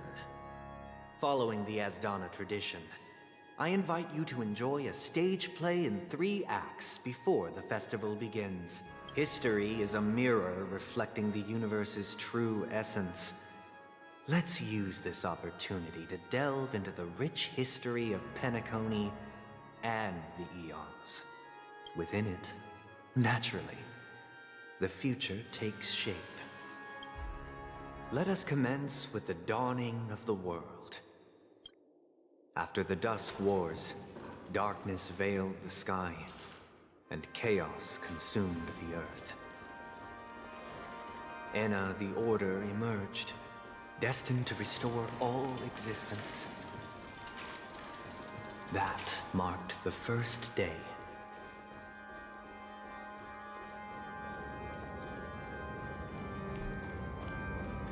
Whoa. This is huge. They gathered nebulae and forged them into picks, thus creating a grand lyre with black and white keys. Strike the white keys, and the sun rose. Strike the black keys, and the moon rose. And so, the cycle of day and night arose. That marked the second day. The puppets are gathering around the frame. Are they expecting us to enter it? Only one way to find out. OD to prisoner.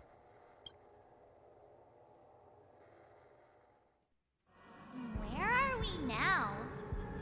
The atmosphere here looks similar to Sunday's inner world.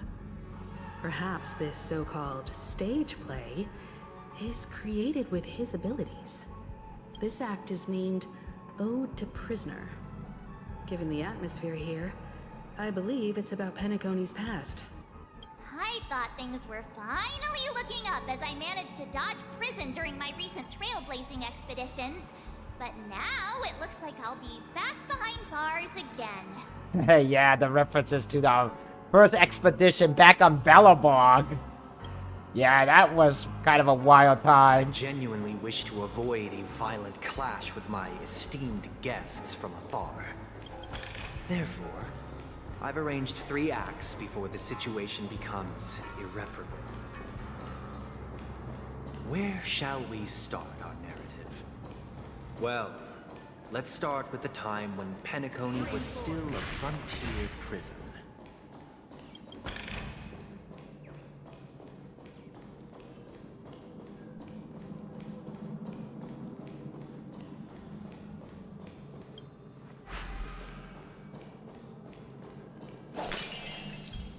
Okay, you will occasionally discover some scattered dream bubble in the map. Due to them being unconnected to passable platform, these dream bubbles cannot form bubble bridges. After interacting with the control panel, the corresponding dream module and the trajectory will be highlighted. Okay. The dream module can be moved along the designated trajectory. When moving the dream module, the scattered dream bubble on the surface will also move with it. Got it. Alright, that's what we need to do. When the placement of the scattered dream bubble meet the requirement of forming a bubble bridge, these dream bubble will conjure. When this happens, approach with a bubble chart to manifest the bubble bridge. Gotcha.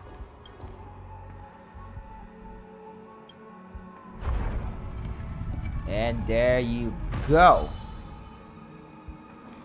In 2147 AE, a prisoner named Hanunu ignited a struggle for liberty and emerged triumphant.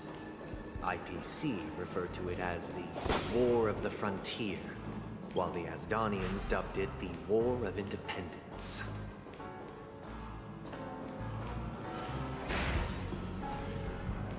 Grab this treasure chest. Then we will move here. Oh, when the surface of Dream Island is already formed bubble, moving the said module will destroy the form and open the bridge will be returned. Gotcha.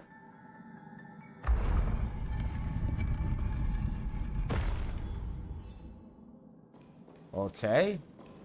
That goes there.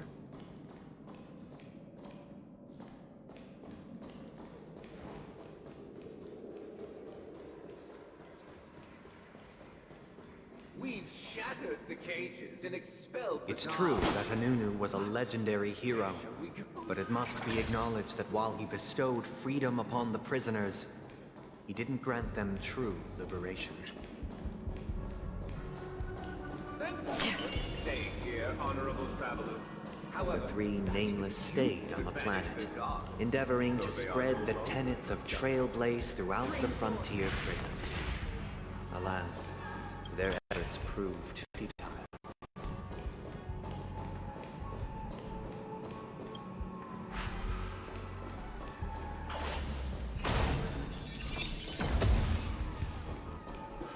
Okay, let's go over here and see what's over here. Once again, as Donna was engulfed in war, this time the enemies originating from within. The prisoners remained prisoners for the rest of their lives, fighting for freedom rather than living for it.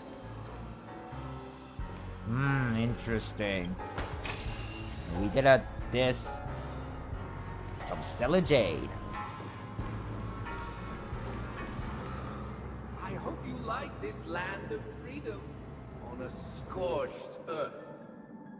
As you can see, their sentences have long ended, and the IPC guards have long been expelled. Yet, these prisoners remain enslaved, not by external forces, but by the confines of their own minds. Freedom permeates every corner, except fragile souls. It gives solace only to those who believe in its existence. Prisoners, this is my order. Learn the essence of freedom and teach your fellow prisoners to fight for their lives. Hey! Why don't we have to fight while enjoying the show? For I desire not only your enjoyment, but also your assistance in its completion. The dice have been cast. Bust. Alright, here we go. Or maybe I'll take it off. Here, watch your head. I weep for the departed. Go. Attack. It too shall fall. Another journey begins. On the still waters of Oblivion. What do you want to know? Enemy targets detected. Hedge your bets. Nice. That's half the work. Destined for Oblivion. Destiny. I'm ready for another.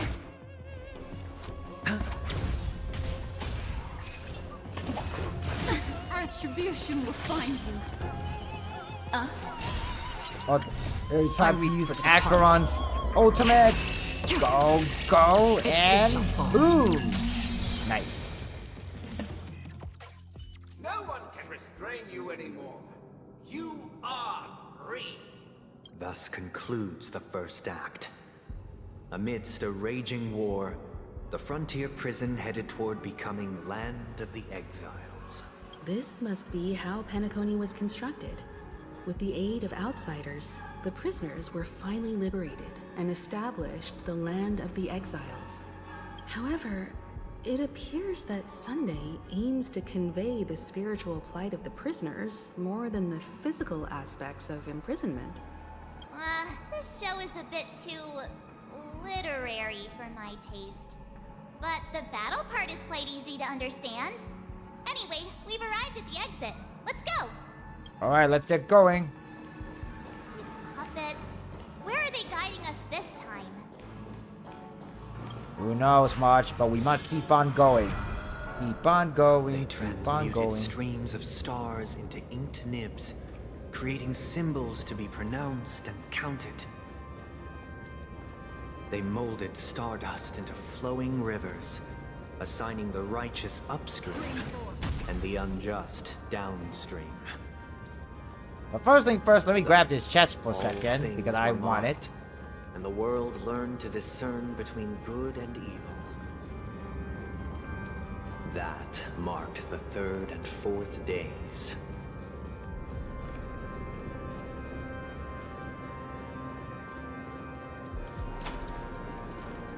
Man, the fight is kind of really sound epic.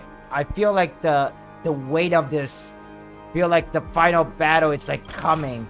very slowly but surely. But we must keep pushing forward.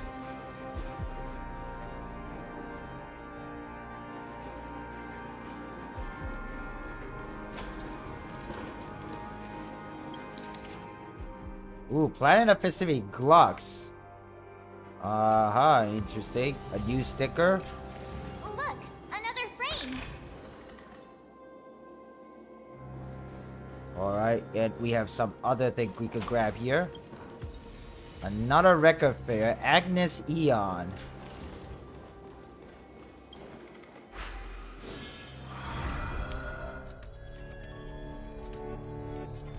Ode to Fool. Okay, stage play act 2. Ode to Fool. This must be the second act. The surroundings are different from before. The stage decorations look a bit tidier now. Behold the ensuing tale. Peace never truly graced land of the exiles. The history in this era is rich and intricate, so please allow me to present it in allegorical form. I wasn't paying attention to his dialogue because I skip it all. Anyway, we have a puzzle to solve.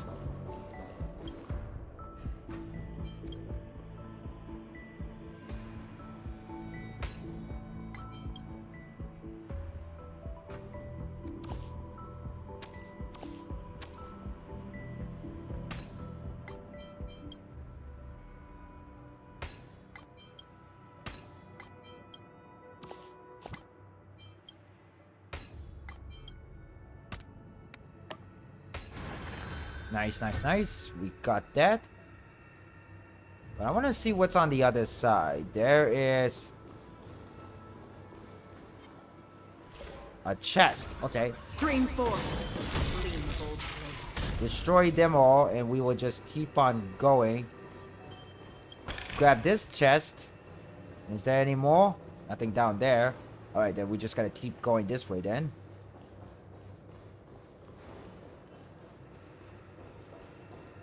Man, Acheron's technique is so useful for just farming stuff from the enemy.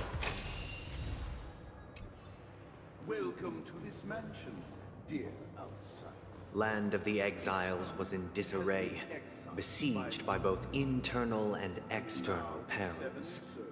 Though the 7 major lineages appeared united on the surface, each harbored their own ambitions, leading to ceaseless conflict.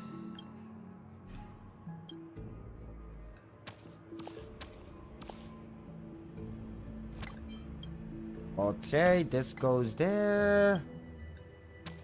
There, go there.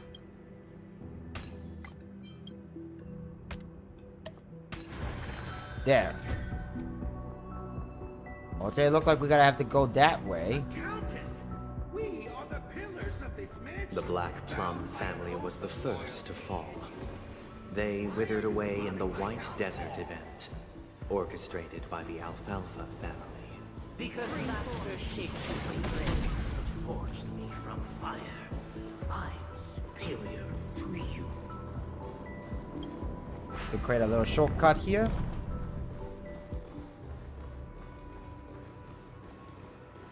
My child, you did not serve The leader of the Alfalfa family sought to defect to the IPC, trading freedom for survival. However, his eldest son slew him in the name of righteousness and ascended as the new family head.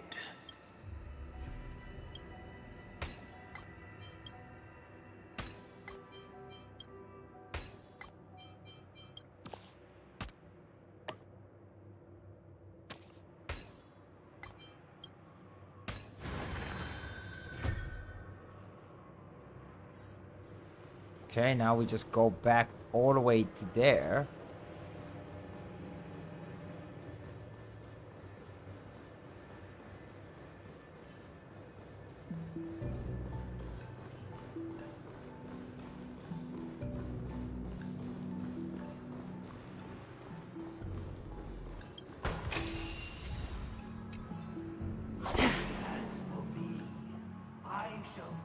Only when Gopher Wood led the family to Land of the Exiles and earned recognition from all 5 major lineages did Penacony earn its new name, the Land of the Dreams. Dear outsider, I beseech your aid in purging this mansion of the poison spread by the lurking instigators. You want us to help you? What do you need? I wish they could regain their reason and cast away the shackles of hypocrisy. This is the second act. Looks like it's about Penacony's journey to becoming the Land of the Dreams, during which the family plays a crucial role. But this new master seems like a bad guy to me, don't you think? Perhaps this is the truth Sunday is trying to express, if you read between the lines. The Harmony changed Penacony just as the guards once did.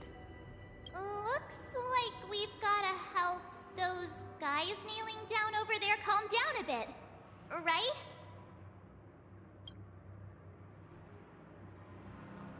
Okay. In the absence of my master, I am free.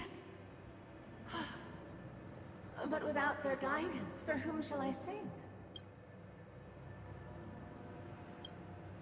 Activate calmness. I shall sing for my new master, just as their noble voice once resonated throughout the cosmos. And I actually want to grab the chest here. Get a Stellar Jade. Master, oh, you will return in due course, and I shall stand vigilant, awaiting the reward for my loyalty. Calmness.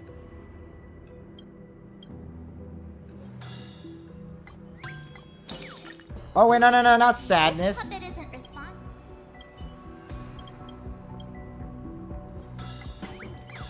There we go. Master, now that you have gone, I shall wait no longer for my reward. I shall seize what is rightfully mine. Once, I stood as the most loyal guard among all the servants. Now, with my master banished, it's my right to assume control of his dominion.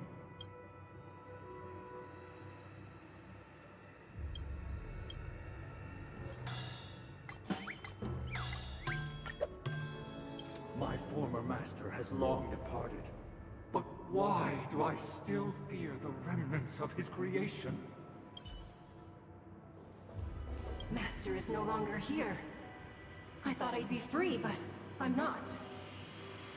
Now, without my master's command, I'll have to seek guidance from the blind.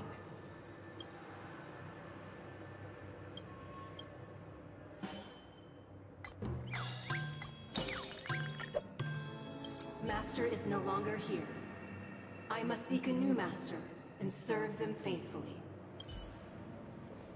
Either I shall be my own master, or I shall return to my former master. I shall not submit to a new master under any circumstances.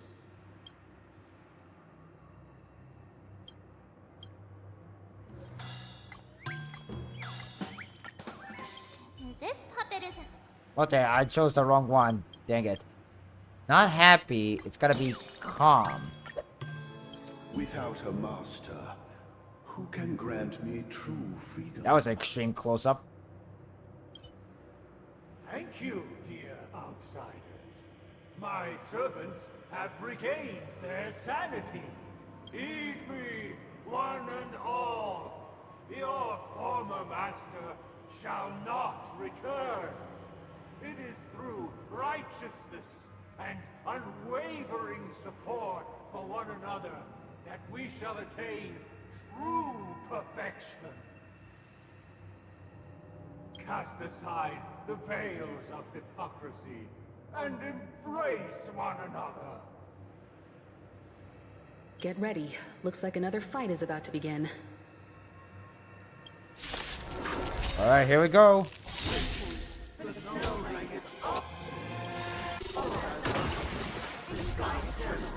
And the earth teeters on the brink of collapse. At the edge of the silver universe, the first buds sprout under the rising sun. Oh my god, I'm gonna take a lightning damage at the start of the turn. Memories And it's are stackable ever too. beneath So the we better water, beat that rise an enemy in the endless middle as fast as possible. Yeah, this new enemy here. An elusive for Yeah, I got it.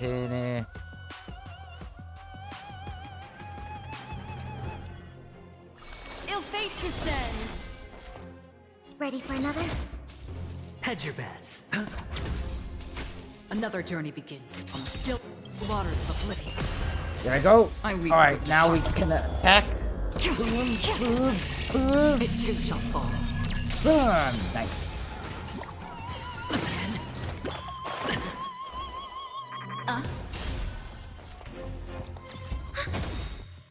Enemy data secure. Net markers activated. Time for a good Go, old go, go, counter. go. Use Pella's ultimate. And I'm gonna set up a shield for everybody. The dice have been cast. Bust. Or maybe I'll Let's take take it it all. Free will, or was it fiction?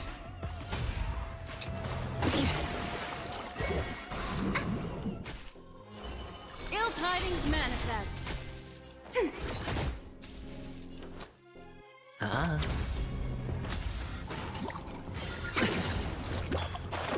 What do you want to know? Ill fate descends. Alright, here we go. I weep for the departed. It too shall fall. There we go. That done it. Alas, they remain but slaves till the very end, with the illusion of freedom. Thus concludes the second act. Amidst an illusory harmony, Land of the Exiles charted its course toward becoming the planet of festivities. This is how Penacony fell under the family's control.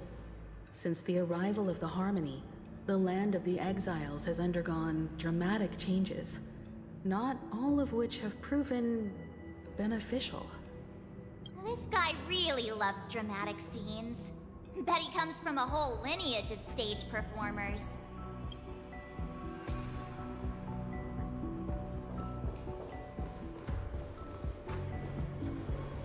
Okay, then. And there is a bird. A mirror bird.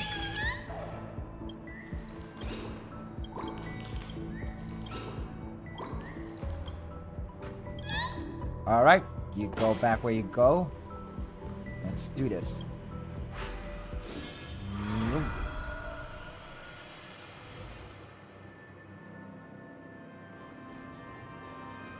They used the planetary rings to establish the law, forging a code of conduct among the masses. A grand lyre with black and white keys served as an instrument, while symbols of articulation and numerical notation took the form of musical notes. The downward flowing river became a melody, and the canon of law dictated the form. Thus, all mortals found their unique place within this symphony. That marked the 5th and 6th days. Okay. Interesting.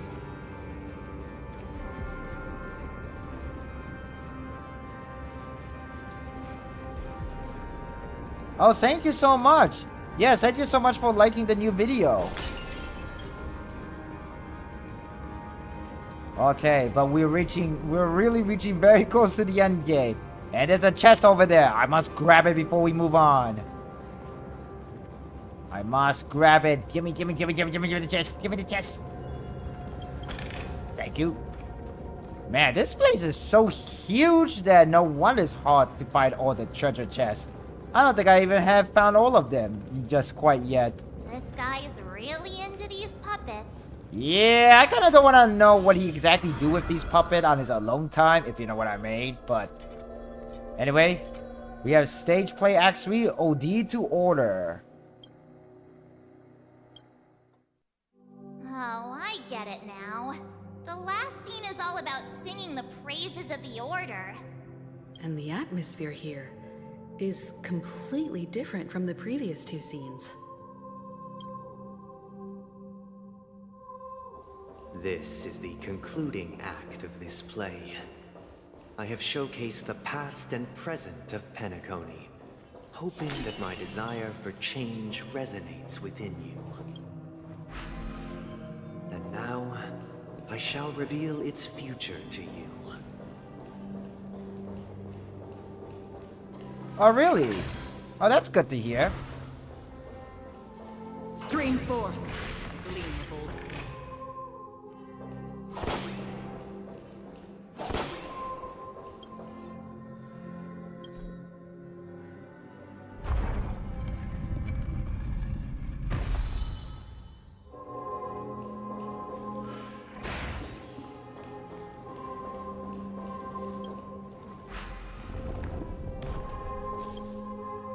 Okay, look like we have Clothy here again. So let's try to fix him up. Hopefully this puzzle is easy to solve.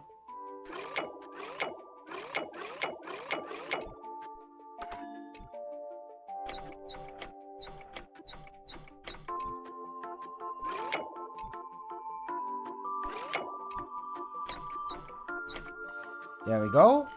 That's one. No, no, no, no. I didn't want to leave. I did not want to leave just yet. Then... Okay. We have to go that way.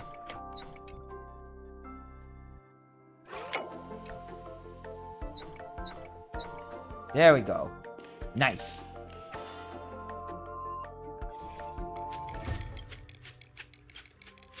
Alright then. We get more of that. Very, very nice.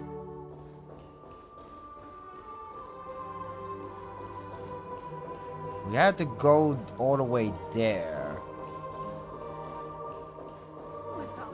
Stream 4.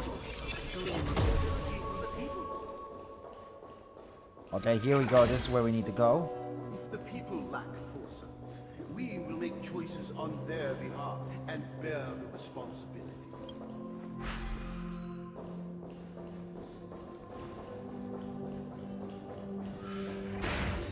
Okay, and then we'll go this way.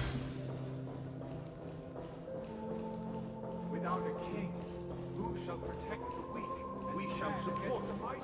Stream 4. And standing against the mighty. Okay, open this chest. And then we will move this.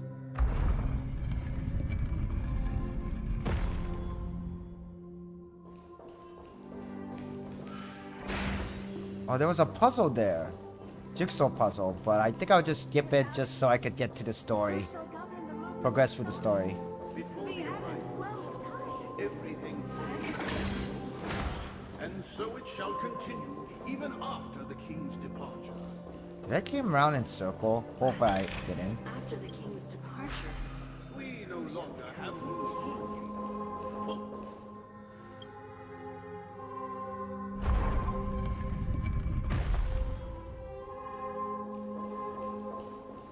And to show Stream you. 4. Gleam of old lands.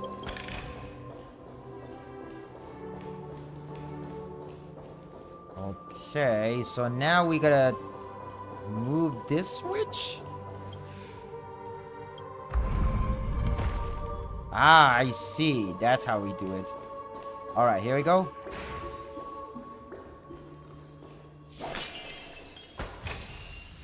Got more chest. Nice, nice, nice.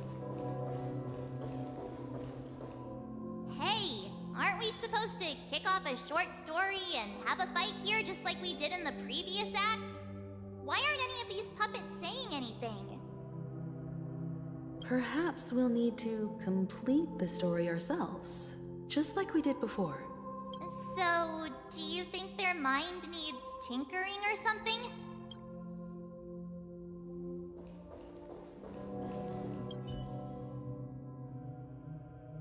And oh my god, why are we zooming on this thing's butt? What the fudge? And oh my god, this is a lady. Wow, that was weird. Satisfy? We no longer have need for a king, for we have become kings of all things. How did it go? You can't change them? What does that mean? My apologies for my negligence. I forgot to inform you that the final part was scripted long ago. Let our previous king recount it to you. Now it is time for the final rite. Prepare for battle. Looks like we'll have to fight again. Alright, here we go. Ascending for the infinite spiral staircase. First towards the future with measured steps.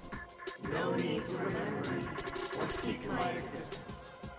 For the contours of my mind shall intersect with wonderful experiences. Okay, let's see. The scepter remove. Okay, interesting. Ill tidings manifest. Beneath the waters lies an endless abyss. Sure, I'll play along.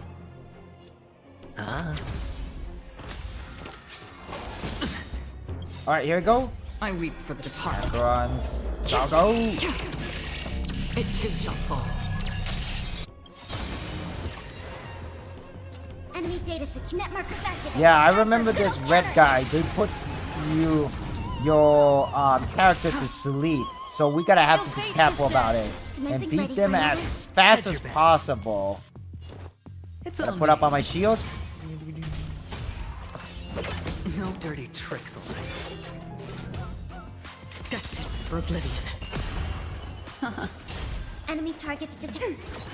Sure, I'll play along. Alright, here go. The dice have been bust. Or maybe I'll take it all. Nice. Watch your head. I weep for the departed. Alright, go. Attack. And boom. Nice, we did it. In the hushed expanse of a nocturnal reverie, I leave faint traces behind. No need to remember me, or to recall the essence of dreams. What is mine shall wane, while you shall transcend its delicate nature. This is the final scene. It's much more straightforward. He wants to expel the Harmony and establish an empire based on the Order. Let's go. Once this stage play concludes, it'll be time for the main event, the Charmony Festival. Alright, we're reaching the final very, very soon. It's the final countdown.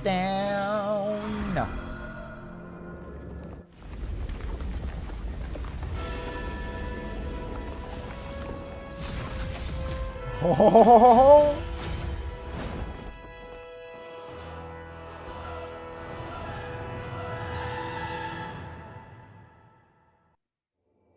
One system hour into the Charmony Festival. The world with meaning, perfecting all things in the heavens and on earth. Then, they rested from the labors of creation. Yet, all beings cried out to Enna. Under the banner of the Order, you have defined all things in the cosmos. But this made us realize that we are but puppets in your hands. Thus, on that day, all beings united and cast the Eon into the abyss of oblivion. This Grand Theater looks totally different. Is this the power of the Order? Everyone, get ready. This could be a tough battle. And it really is gonna be a tough battle. Okay, so first thing first, I need to find a space anchor where we can restore our health. Hang on a second. Wasn't there space anchors? Oh wait, no, it was right beneath me, right below me. So we're just gonna use the space anchor to restore our health, if there's any. We move on. That marked the 7th day. Cheers and chants reverberated in ears.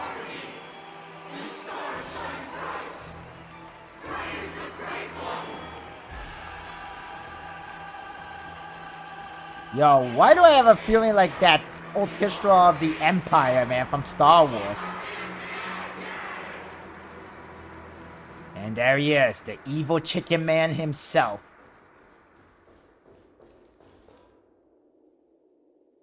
Look, there he is!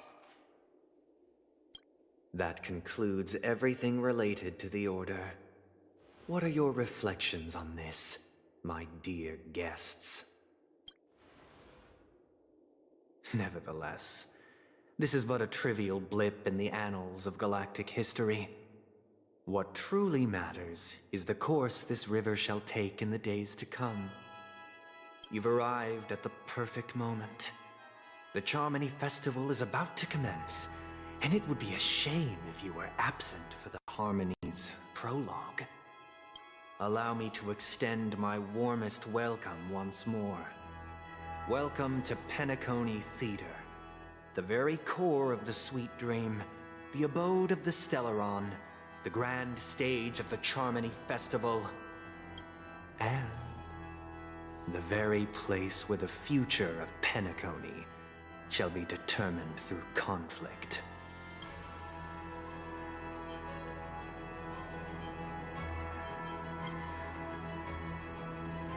Your unwavering faith in the Trailblaze is truly impressive.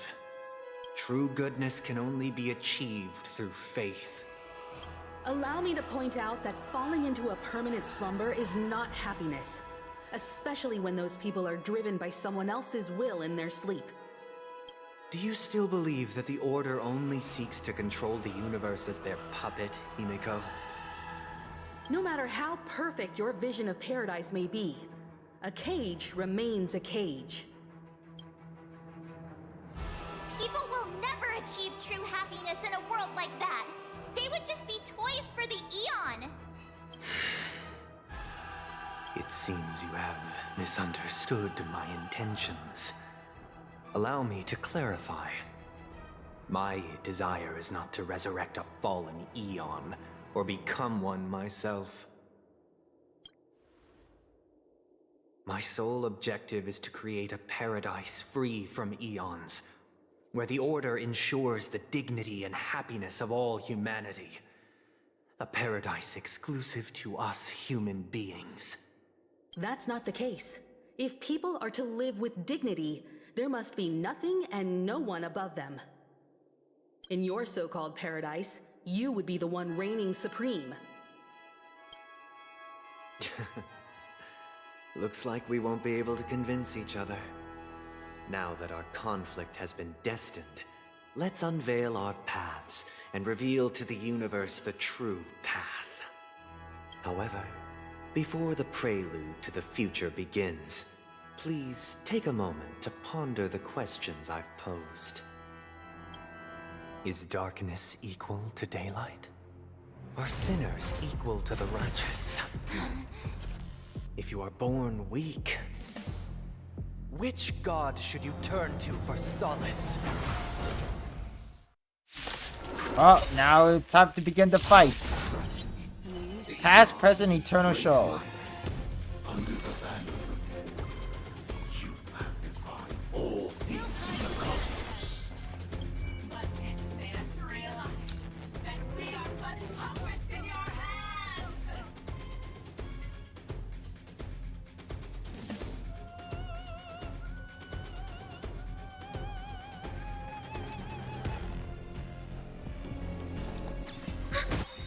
Alright, here we go. They're all weak against the imaginary and lightning. So, let's take them down as fast as possible. Sure, I'll play along. Let's see now. We're gonna go here.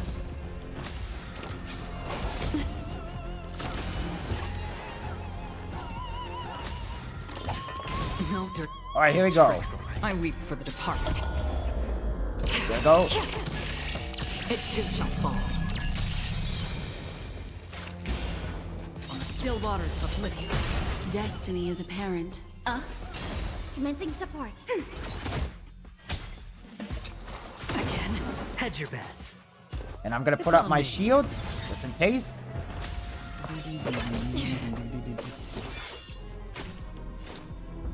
Destined for oblivion.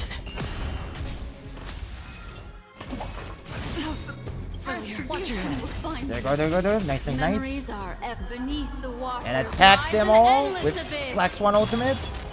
There we go. We're almost done. Enemy targets detected. Ready for another? Alright, here we go. I weep for the departed. It too shall fall. Nice. But we have phase 2.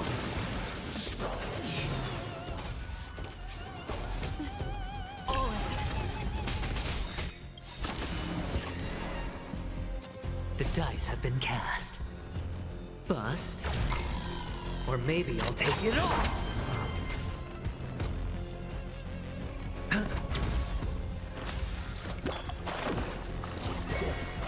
No dirty tricks already. What do you want to know?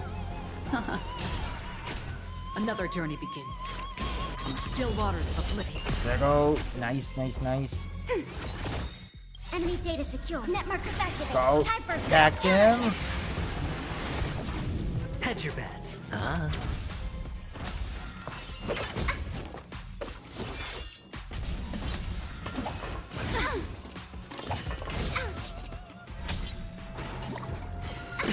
Oof. Again, Oh god. isn't chosen.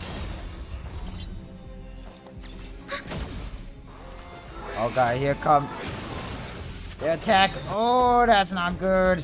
Watch your head. Go, go, go, go. Yes, take your Veggie, put up in that shield. Time for good old counterattack. Alright, here we go. Let's go with Acheron's attack. I weep for the departed. It too shall fall. That's half the work. Destined for oblivion. It's Put on up me. that shield. Memories are ever changing. Beneath the water. Go, Black lies Swan. an endless Attack. abyss. Ready for another?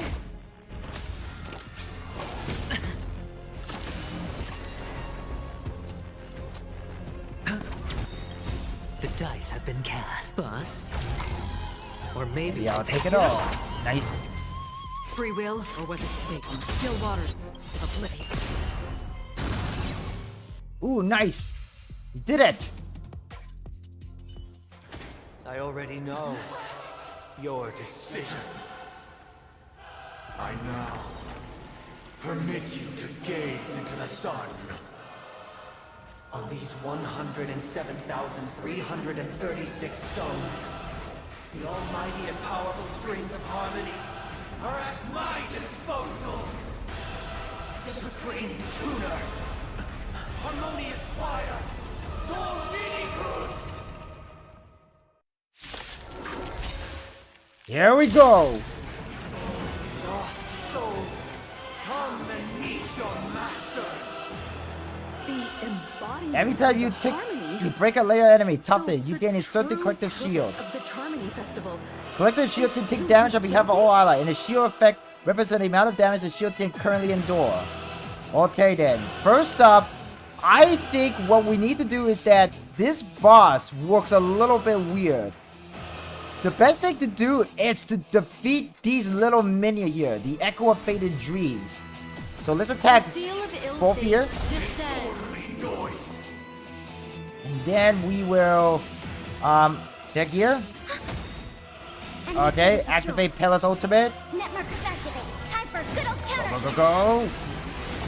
Nice. And then attack one of them here. Another journey begins. Destined. And we're gonna use Acheron's ultimate I here. weep for the departed. It too shall fall.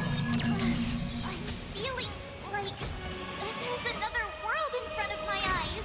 Why as imperceptive as you are? Answer me this. Why could the harmony and the order merge into one?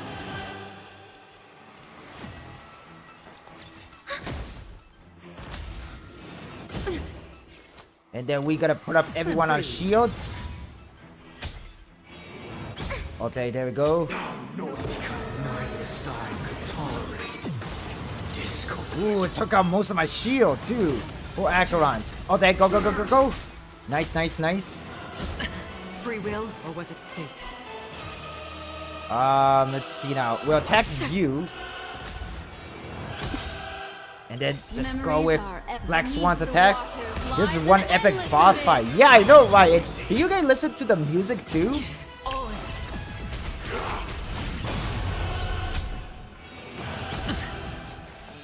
Like the music even sounds even good too. Enemy data secure net markers. Alright, let's go with Pela's ultimate. And let's activate Acheron's ultimate. There we go. Nice, we did it. The time has come. Creation will be reborn from the remains of the gods. Dan Heng?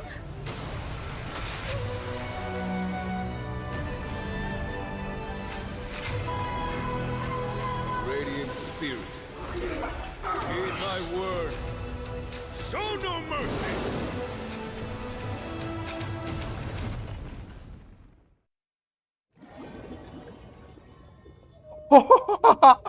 Oh my god, the Thunderlord and Dong Hong came to save the day. Wake up! Hey, wake up! The sun's frying your butt. Huh? Are you alright? Can you hear me? Do you remember your name? It does? Well, doesn't ring any bells to me. Looks like your mind's still in one piece. If you're able to remember such details. Well, that's reassuring.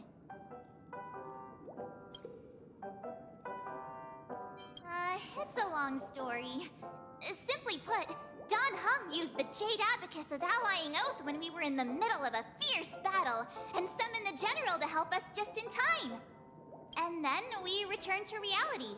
Look, this is your room. Everyone else has also returned from the dreamscape. Himeko and the rest are at the lobby discussing matters with the General. And now that you're awake, we should tell the crew that you're alright. Come with me.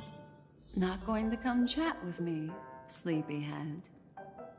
That voice. Is that Black Swan? Hey, where are you going? Hey, we meet again, sleepyhead. Man, feel like this entire adventure at Penacony was just a one long dream. Or was it a nightmare? What's Miss Black Swan doing here? That's a good question. Nothing, Miss March. I noticed he was awake and wanted to check to see how he was doing. Though the strike from the General was timely, its destruction was also immense. When emanators collide, ordinary people inevitably suffer. But, luckily for them, the dreamscape is my home turf. Thankfully, I managed to get everyone out before the harmonious choir collapsed. Oh, so that's what happened! Thank you, Miss Black Swan! Don't mention it. After all, I wouldn't want to see such precious memories vanish.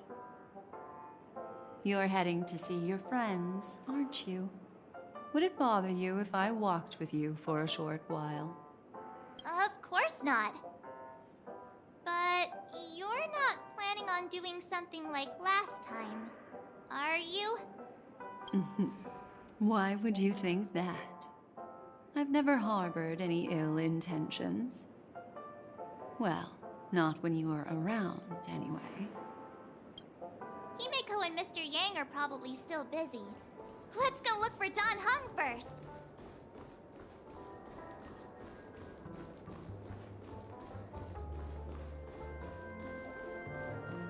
And there he is with Mr. Boothill. Look, he's still talking to that cowboy. You're awake. How do you feel? Well, fork me. You must be that Stellaron they were talking about. Yes, I am that fudging Stellaron boy you're talking about. Allow me to introduce him to you. This is Boothill, a Galaxy Ranger. During our pursuit of a certain person, We crossed paths and just so happened to uncover a shocking plot being concocted by Mr. Sunday. Which is why we sought you out, to help the Astral Express save the world together. No need for thanks. The Galaxy Ranger's principle is correct every injustice one sees. That's how you lot in the Cienjo put it, right, Don Hung? More or less. Wait, hold on a sec. This is the first time I'm hearing about this certain person. Who are you chasing? And why would that lead you to the Express? Good question. It's, who was it again? Don Hung. Do you remember? Oh. No, that ain't it. I just can't seem to recall. Weird. My neurochip hasn't registered any malfunctions. I can't seem to remember either. What's going on? Vic, forget about it. If it slipped all our minds, reckon that person was just a minor scoundrel. Unimportant. Ain't gonna stop us from piecing together the story anyhow. Yes, when the dust settles, I'll just think of a way to recall it in the memory zone. Everyone, let's hurry up and look for Miss Himiko, shall we? He's now a minor star on Penacony, and the entire hotel's concerned about his well-being. You're right. Let's head to the lobby then.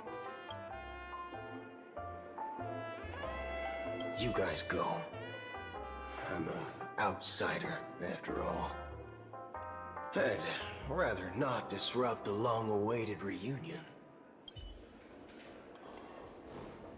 Seemed like Black Swan is playing around with people's memory again. Don Hong and Boothill forgot all about Acheron. Very interesting. And there's Sayu, the tech support guy, who came at the clutch. That's all right. In these times of conflict for the sake of utmost safety, it is only right that the Alliance steps forward to mediate on behalf of the Astral Express. We must not allow you to take unnecessary risks. Furthermore, despite the IPC's eagerness for success, it prioritizes peace above all. And the family, trapped though it may be, professes a desire for harmony. The Alliance has always won people over with reason. I firmly believe both parties can indeed put aside their differences and come to a peaceful agreement. The General possesses a deep understanding of the greater good. With the Cienjo Alliance mediating, peace for Penacony is within reach. You flatter me.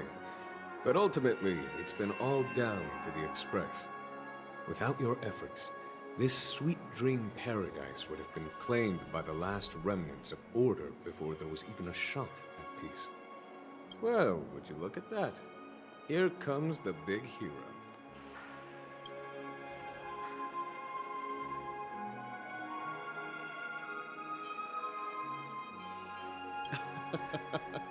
If it isn't the galactic baseballer, a true hero who dares to take action. Are you okay? I heard you couldn't wake up. Are you feeling unwell? Don't worry, Mr. Yang. There is nothing wrong with him. He practically burned through a lifetime's worth of jokes on the way here. What about you, Mr. Yang? I heard that even Miss Robin wasn't spared. And that guy locked you both up. It's a long story. But at least Mr. Sunday took it easy on us. He used an ability called tuning to connect our consciousnesses with his. In other words, he imprisoned us within his consciousness. Thanks to General Jing Yuan's destruction of the Harmonious Choir, we were able to escape. He used that tuning on us too. Does that mean that we were almost imprisoned as well? I can confidently say now, he was truly after a fair fight with us. Had he wanted, he could have easily taken us down, without so much as lifting a finger. Speaking of the Oak family head, where is he now? It's complicated, but in a nutshell, he's now the former Oak family head. The IPC has named him the key figure in the family's Penacony split, citing a threat to cosmic peace. He must represent the family and answer for the unrest caused. His trial is set to take place at Pier Point. Ah man, I wish I would have seen his face now that he got caught and defeated by a freaking water dragon and a thunder lord. The family quickly labeled There's him and there's the only one remnants thing of to the say. Order as enemies, declaring the turmoil an internal rebellion. This move effectively barred the IPC from intervening in family affairs on both moral and rational grounds. Well, there's only one thing to say. Oh! Everyone really has their own agenda, after all. Then, what's going to happen to Miss Robin? She and Sunday won't be able to deny their involvement in the Charmony Festival. They're siblings, after all. Why the sigh, General? I can only say that this incident is an unexpected mess for the girl. The Alliance will try to persuade the family to consider this matter carefully during mediation. It's time, everyone. The IPC's key members and I have agreed to consult one another before the upcoming negotiation. Do any of you wish to sit in? Given the General's invitation and the matter's significance to the universe, the crew will naturally accept. However, if the IPC has any reservations... Why, of course you're welcome. They've mentioned that your team is a trusted ally of the IPC in Penacony, so there's no reason not to welcome you. Besides, if there can be reliable observers from the Astral Express present, discussions will go more smoothly. So, what do you all think? Well then, we shall oblige. Looked like we had to be in this sort of important meeting, huh? I'm kind of allergic to those types of situations. I think I'll just head back to my room and start packing. Not to worry. Himiko and I will take care of things. I'm afraid I'll also have to return to the Express first. The conductor is worried about us. It's best I go and explain the situation. Thank you. What about you, Will you join Welt and me? Or have you got other plans?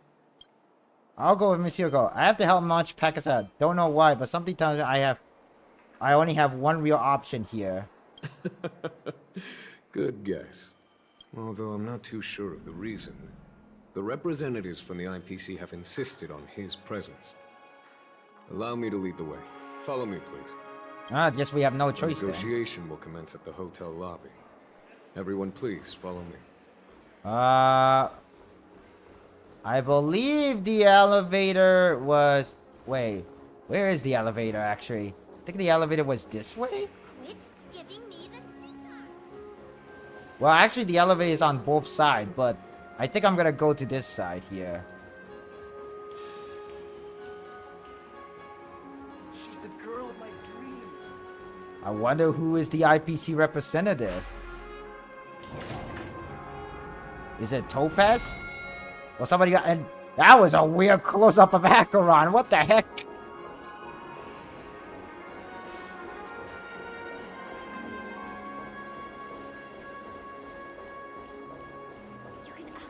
Mr. Aventurine and Miss Topaz are here too. Oh, and who is that over there? The Intelligentsia Guild's Dr. Ratio. This assembly is quite something. Oh, Venturine is alive. What do you know? I think you forget about tipping when you're doing quests. Yeah, let's not... Just ignore that for now. It's been a while, my Astral Express friends. I would also extend my sincere thanks to you, General of the Lafu. The presence of everyone here assures that the talks will likely reach a conclusion that satisfies all sides. Oh. Looks like everyone has come with expectations. Care to share? Of course. Topaz, if you please. Sure, leave it to me. In summary, it's good news. After much deliberation from the Strategic Investment Department's council, the absolute majority of members have agreed to the following resolutions. In light of long-term considerations for interastral peace, and by authority of Pierpoint HQ, the Strategic Investment Department, on behalf of the Interastral Peace Corporation, will permanently relinquish its claim on Penacony sovereignty and offer unconditional support of the family's rebuilding efforts on Penacony. Now that's something.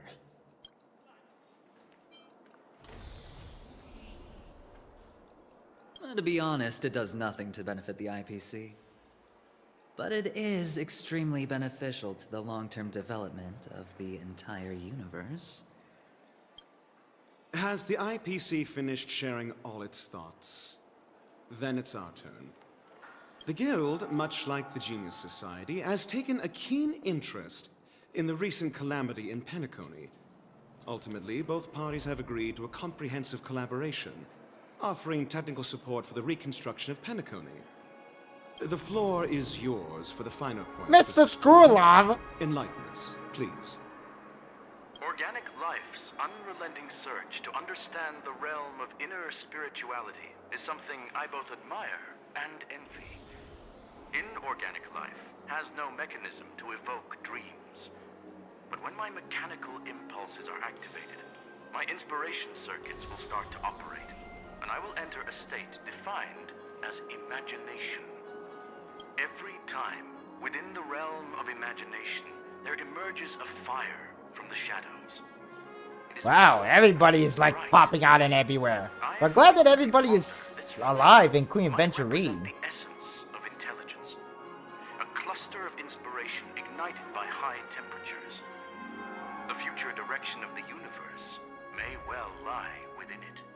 Alas, they are nothing but projections of my thought system to me. Desired, but unattainable. But after learning of Penacony's accomplishments, I have come to realize that the flame is not beyond my grasp. After deliberations with my partners, we have decided to defer the progress of the Simulated Universe project, and instead assist the Intelligentsia Guild as technological consultants in the research of the Dreamscape and Memory Zone, so that these assets may be better used to serve humanity. Yeah, literally, quite literally, the gang is back together. Not only that, we've also established contact with the Garden of Recollection through the IPC, and they've pledged their support for our research endeavors. I'm truly happy for the Dream Chasers on Penacony. The cosmos' brightest and, let's admit, dimmer intellects are now at their service. Thanks. Yeah, it's a big W for everyone. I keep getting this feeling that this is all too good to be true. Agreed. It's hard to imagine members of the Genius Society taking an interest in such mundane research. Never mind. At the end of the day, this is a positive outcome. No wonder everyone insisted that he be there. It heartens me to learn that everyone is willing to put aside their differences for Penacony's plight. I trust that everyone will surely reach consensus in the upcoming negotiations. And hello, welcome to the live stream, Diego. If you're first time here, my name is C+Hero. Here will be Vtuber the main king. And show the current banner. Right now, I'm kind of in the middle of the story, but I did unlock the banner and I got both Robin and Topaz signature light cone. Looks like and you know what? Future is As a tradition, at the end of the main story, I think I'm gonna poo somebody then. Crew is concerned about? I'll do some gacha poo after this. Peace is our greatest wish. Beyond that, we desire nothing else. Well, that's good. Now that everyone's minds are at ease, I shall take my leave. You may now depart with peace of mind. The Alliance will deal with all subsequent procedures. Sometime later. If that's the case, it appears that we have nothing else to worry about on Penacony. Looks like it's time for us to embark on a new voyage. Sounds good to me. You two head back to the Express first. I'll pick up March and deal with the checkout procedure. Oh, also, Miss Black Swan, you have a matter to discuss with me, yes? Nothing escapes your attention, Miss Navigator. Man, Black Swan voice is so seductive. You've been with us this whole time, huh? She is In so, any case, like... he and I will be waiting for you. She is in just, March like, on the so... So... Wait, huh? What the heck? Wait. What? Hang on.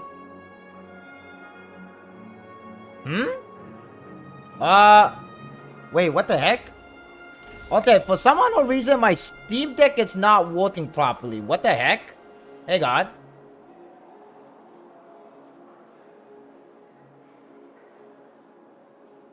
Oh. Hang on a second. Okay, for some unknown reason, my Steam Deck is not working properly. What the heck? Okay, I don't know what's going on, but my Steam Deck is, like, broken now. This is not good. Okay, well, I don't know what's going on, but... Oh, well. Let's go. Our time on Penacony has come to a fruitful end. Penacony's journey ends here. I guess it was pretty fruitful. Yeah, it really This was. is all due to your heroic deeds in Penacony. Everyone's been moved by your integrity and selflessness. No, the Steam Deck doesn't run on a battery. It's run on a USB cable to the PC. But I see that it is turned on, so maybe it's just something wrong on the software side. I am truly happy for the Dream Chasers on Penacony. The cosmos's brightest and, let's admit, dimmer intellects are now at their service. Well, seems the dust is finally settled now. Well done, friend.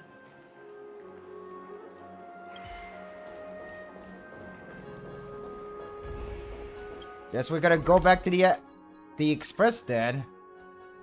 The navigation meeting is about to start. We're all waiting for you. When did the Express become so lively? Ahem. Looks like everyone's present. Let the navigation meeting commence then. This a meeting to decide our next stop? How we doing this? A show of hands. Hold your horses, cowboy. It's for those to decide. I'm just catching a I didn't get to see the choices, but oh wow. Allow me to explain. Mr. Boothill and Miss Black Swan submitted a request to temporarily travel with the Express for their own personal reasons. Oh, wait, Black Swan and Boothill joined the party? Well, temporarily that is, but that's cool. As you all may know, the Astral Express never declines any passenger whose heart yearns for the distant stars. Therefore, they will be traveling with us for a while until they reach their destinations. Whoa, the Express is going to be much livelier now. But, Miss Black Swan, you better not use your memo keeper abilities to pull any pranks. Understood, Miss March. I promise you, you'll never see me in your room while you're taking a break. Yeah, it gotta have to be some kind of a software issue side on the Steam Deck. Don't! I mean, the Stream Deck. You're freaking me out. All right. Now that everyone's met everyone, we can continue our navigation meeting. Firstly, Pom-Pom wishes to thank everyone. If it weren't for you all unearthing the truth about Penacony, Pom-Pom would have never known where Mikhail and the rest had gone. What they had to go through was regrettable, but I reckon they all fulfilled their wishes. And it was thanks to all of you. Thank you, everyone.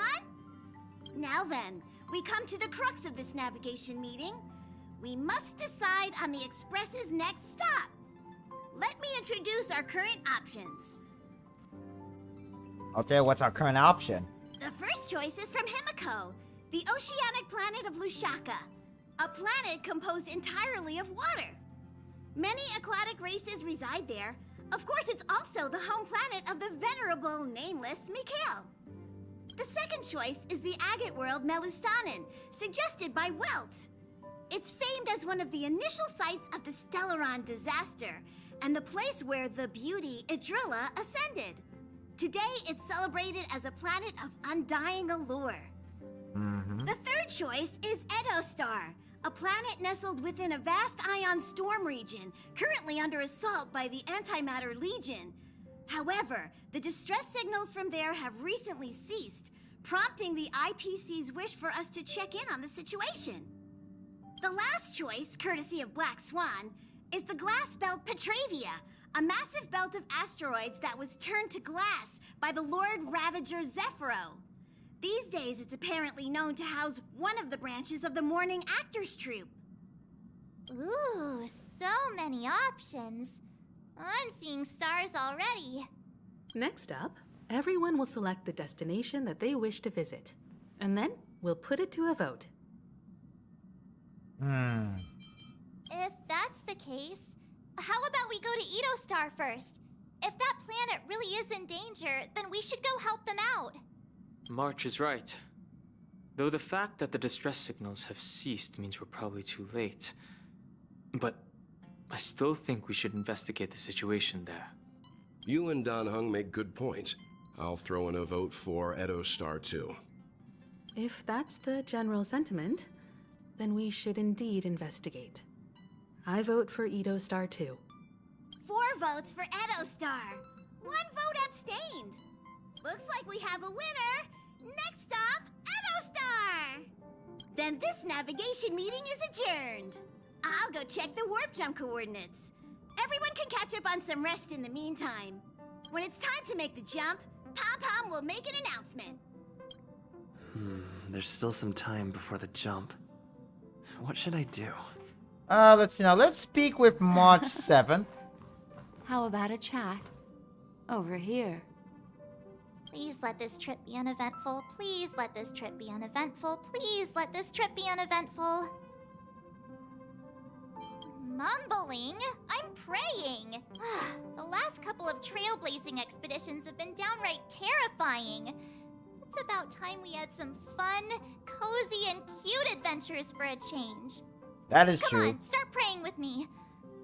Please let this trip be uneventful. Please let this trip be uneventful. Please let this trip be uneventful.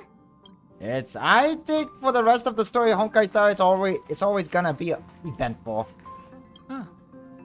For some reason, I'm suddenly stricken by the feeling that we haven't crossed paths in quite some time.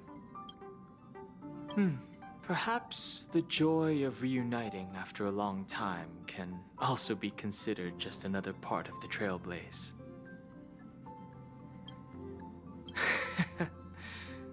Got it.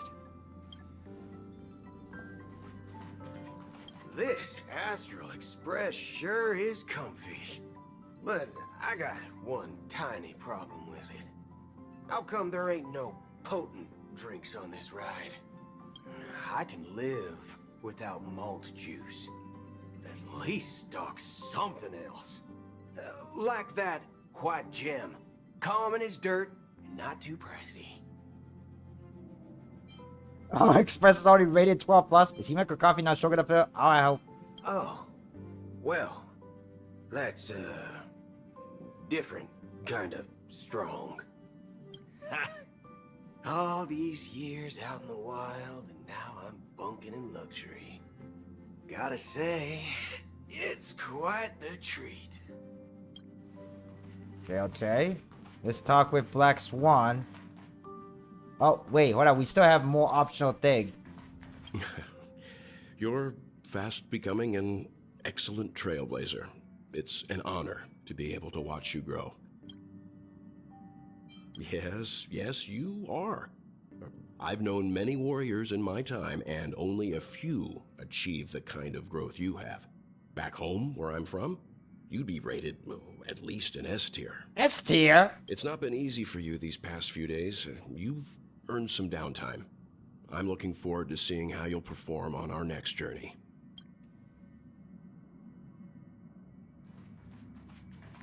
Come to think of it, this trip to Penacony was the first time we trailblazed together, wasn't it?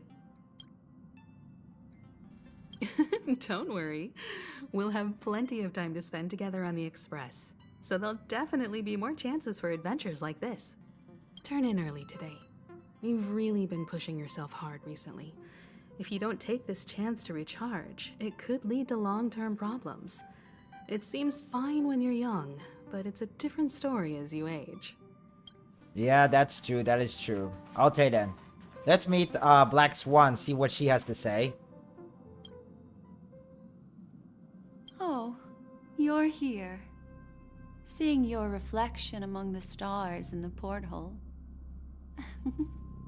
really does seem somewhat surreal. How about it? This journey of beautiful dreams. Was it to your liking?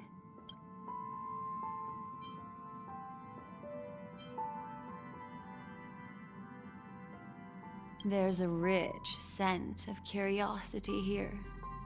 Such memories can be irresistibly captivating. So, how about you hand that small parting gift back to me?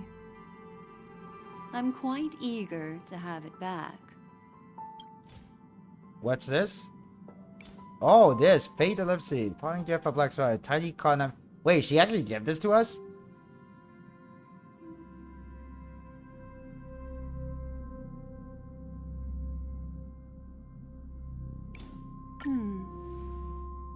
Oh? What happened? It's not this card? What's the one? Never mind. I just stumbled upon a particularly fascinating spot in your memory. Before I explain, I would like to apologize to you. This farewell gift I gave you isn't really a compass from the memory zone, but merely an empty light cone. Empty light cone? Remember when we entered the hotel in the dreamscape for the first time, and I procured a few trinkets from your companions? Their functions are similar. This way, I can always be attuned to your location, ready to assist immediately if you encounter any threats. But this is not its most intrinsic function. Light cones are slices of light used to encapsulate solidified phenomena. This empty light cone is the same. It can etch your memories in their most vivid form, and then allow me to admire and manipulate them, turning them into unique mementos. All the world is born from the power of mind and soul, and that power is memory. To prevent ourselves from being forgotten by the world, we must make the world remember us, or use our memories to recreate it. Life, seemingly vast, offers but a scant collection of impactful memories. Some joyful, some sorrowful, some light, some heavy. But you are different. I am? Memory is a reflection of the future. Within that reflection, I see your unparalleled worth. You have the power to craft memories that can captivate the world. Your memory can illuminate the universe's future path. And that memory will be as scintillating as the star clusters you see in this porthole. Which is why you want to collect my memory? You're making me blood. To help me see if I'm about to ascend? Precisely. But do you know the deeper meaning behind it? Not exactly. The reason is simple. In this grandiose and ostentatious dream of the families, only you personally experienced the entire course. Patience, my friend. I will reveal the answer to you, but that time is not now. Turn around and take a look at your friends. Every one of them is reveling at the arrival of their next destination, all filled with hopes and expectations of their own present and future. Revealing everything at this moment would be a bit of a buzzkill, wouldn't it? I'm looking for an opportune time, a time when you're totally at ease. Perhaps when the night grows hazy and you're about to drift off would be the most opportune. How about one fine night? I will prepare the candles, aromatics, and even a cushy couch to create a cozy dreamland for you. And then I will tell you the answer in the form of a little bedtime story to lull you to sleep. Ahem. Hi. Hello. Attention all passengers. The express is about to make the jump. Please be seated and hold on. It looks like we're finally about to set off. There are countless gleaming memories out there waiting for us. Why don't we just leave it at that for now? Ah, that's right. As a small token of compensation for playing that little trick on you with the empty light cone, I will gift you with some words. They hold great significance to me. Life is akin to a winding labyrinth where memories serve as our sole companions. You'll remember these words dearly, won't you? Maybe? In the year 2158 of the Amber Era, the first year of the new epoch, the universe resumed its intended trajectory. The kindling of conspiracy smoldered in Penacony, the land of the dreams. Failing to erupt into a blaze, it instead flickered briefly on Klapoth's anvil, before vanishing in the blink of an eye. The dead and those fated to die remain in their eternal slumber, while the living find solace in deep sleep. All clamored in a cacophony of silence, and then went about their own ways. The cosmos emanated a vitality characteristic of a new era, all for the modest price of a brother and sister's mild grief. Babies are born as stars extinguish. The silver rail unfolds. The story of the Astral Express comes to a close, yet it also embarks anew. Time marches forward, heralding the arrival of a new chapter in the history of trailblazing expeditions. Penacony, the land of the dream. The end! Honkai Star Rail. Wow. Amazing. Lead actors. Wait, hold on a second. This felt like a huge movie. C+Hero starring Dong Has Dong Hog. Somebody as much. Himeko what the? Okay. Wow, this is a long list. Agenti, Jingyuan, the Jiazhao, Script, Superfly, Ilio, and Loving Memory, Raslita, Theater. Wow. Hey, just wait. Just wait. Wait for what? Wait for what exactly? May this journey lead us thitherward. Onward. Countless shooting stars streak the sky tonight. If you can pick the right one, it will carry your wish to thousands of distant worlds. You're feeling very relaxed now, aren't you? So, then, it's time to tell you a little bedtime story. Well, let's start with a conclusion. The crew was defeated in the battle against Sunday. Everyone in Penacony failed, and no one survived. Wait, what? We're dead? We didn't defeat Sunday? But don't panic. The truth, as horrifying as it may be, is not yet irreversible. There's still a glimmer of hope, and that's why I'm here. Huh? I'm confused. Wait, what?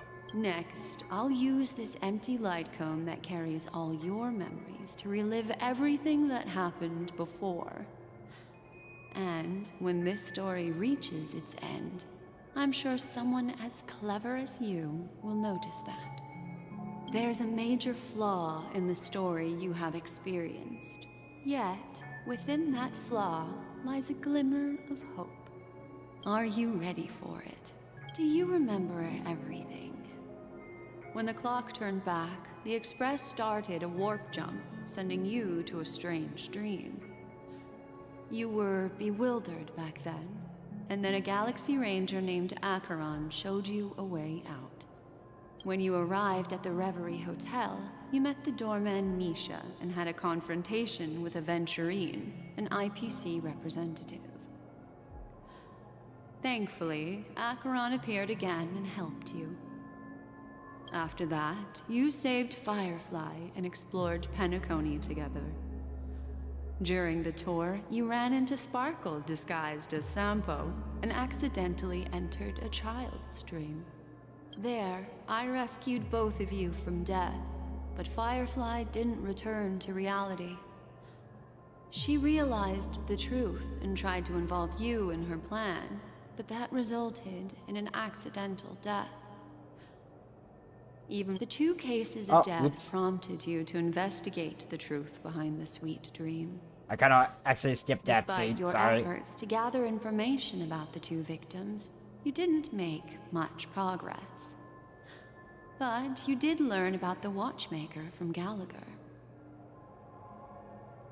Meanwhile, Aventurine was secretly carrying out his scheme, in which you were one of the pawns.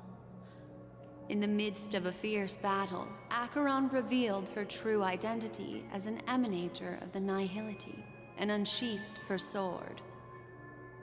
That strike foiled Aventurine's plan and opened a passage between the Sweet Dream and the original Memory Zone. Upon your arrival at Dreamflux Reef, you learned the truth that death was actually dormancy, as well as the truth about the Dreamscape, the Stellaron, and the bellboy, Misha. You split up with Sunday and Robin, looking for a way to seal the Stellaron. However, it turned out that Sunday and the Dream Master had their own hidden agenda. And you had to engage in an ultimate duel on the stage of the Charmony Festival. Finally, the story reached its conclusion. You emerged victorious, with the Trailblaze triumphing over the Order, and Penacony embracing a bright and peaceful future. This marks the end of the thrilling journey in Penacony. I'm sure you've already noticed something unusual, haven't you? Not really? The major flaw, which contradicts all the known information, hides in this story. My first encounter with Misha, I was attacked by Sparkle disguised Sample. The fake deaths of Firefly Robin. Acheron sure death is the disguise of...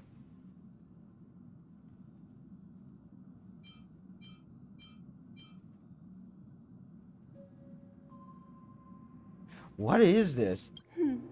Little Misha. Or should I call him the Watchmaker? He's only a segment of memory in a dream bubble, but his ambition for the Trailblaze led him to leave the bubble and embark on a grand adventure in Penacony.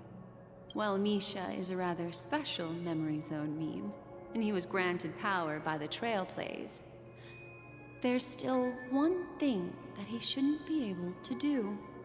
A life born in the Memory Zone could never manifest in reality. So, why did he appear in the Reverie Hotel? Wait a second. That's a good point. That is a good point. He's a meme that only exists in the dream. But how is he able to appear in front of us in the lobby? The answer is simple. He is the one fatal variable that contradicts all our known information. This means that you, who wholeheartedly believe in this memory, are still trapped in the dreamscape. No way! This very moment. Wake up, sleepyhead. Break free from this eternal dream and return to the real world. We'll find our answers there. The train is about to make the jump. 5, 4. All this time it has been a dream.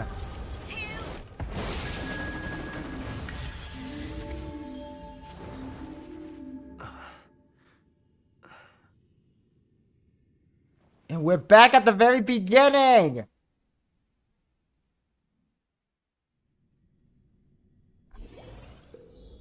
This way, darling.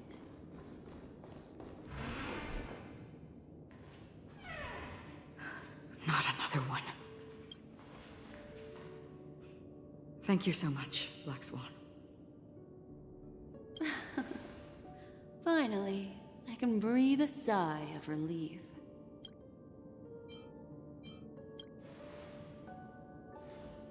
I understand you must be confused, and we'll do our best to shed light on the situation. However, before that, it's essential to know that this place is the rift between dream and reality.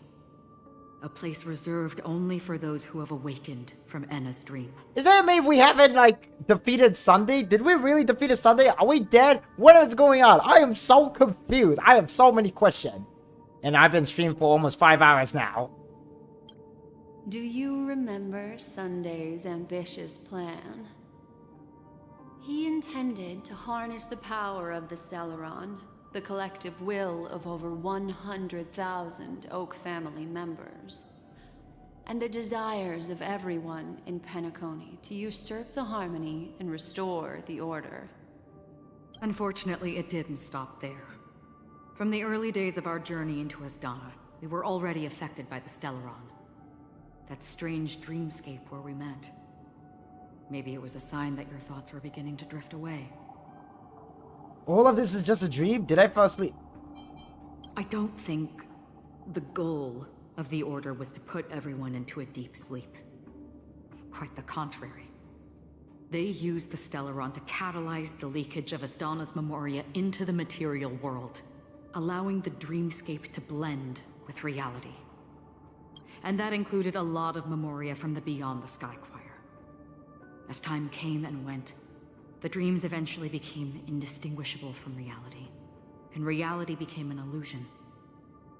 People think they are awake, but their spirits have long since stepped into the Temple of Order. This is what makes Enna's dream so powerful. In this paradise governed by the Order, everyone indulges in their delightful dreams and lives happily ever after. So Sunday actually won? I believe what you experienced in the sweet dream, except for that flaw, was real. Only in this way could you reach the destination, lifting the crisis in Penacony and embarking on your next trailblazing expedition. If it wasn't for Acheron's plan, we might have been trapped in this dream forever. Fortunately, while the path of the Order governs all things, it can't affect the Nihility. I came to realize this when the Dream Master tried to expel me at any cost.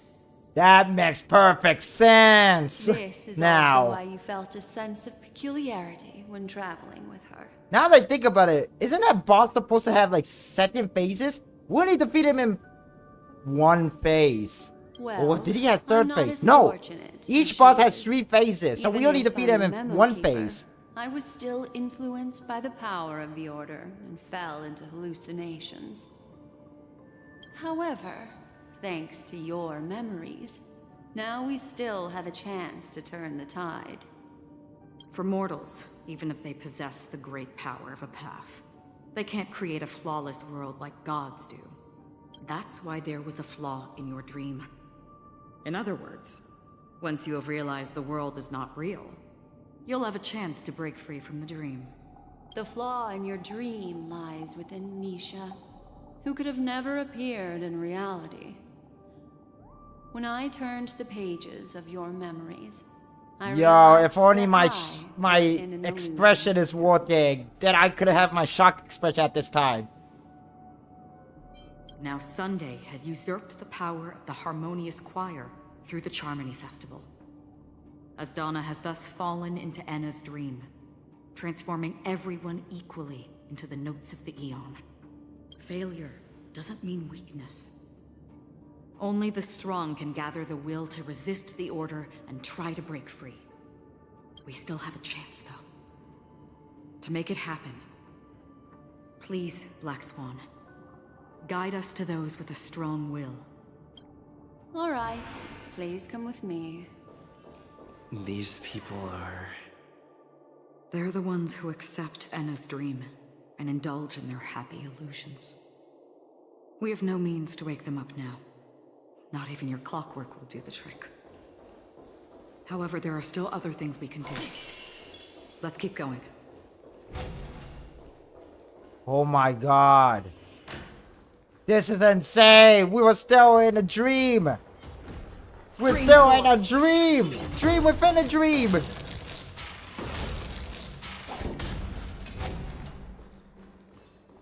Oh, wait, hold up. Am I going the right direction? Am I even going the right direction? Wait, I guess I am. Wait, hold on. I am going the right direction. Try using the clockwork. Optional. Can I try use my clockwork? Hang on. I want to see what will happen. Go to the lobby and meet with everyone.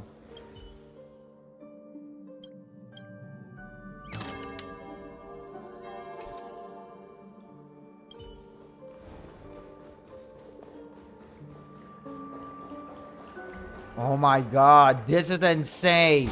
We still haven't done this.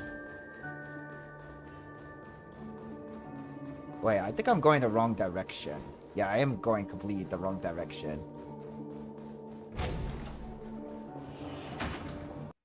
Stream 4. Wait, no, I am going the right direction. What? Hey guys, where am I supposed to go? I guess I am going this way. Then I go through here.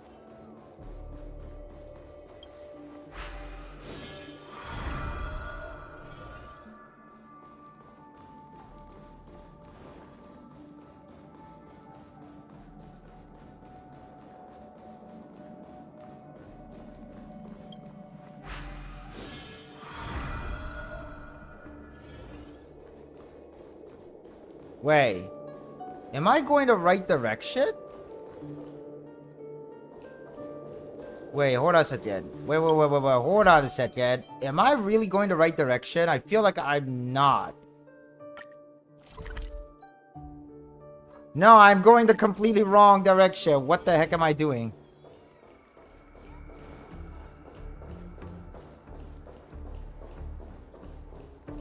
There's Robin! Here we are. It's Robin.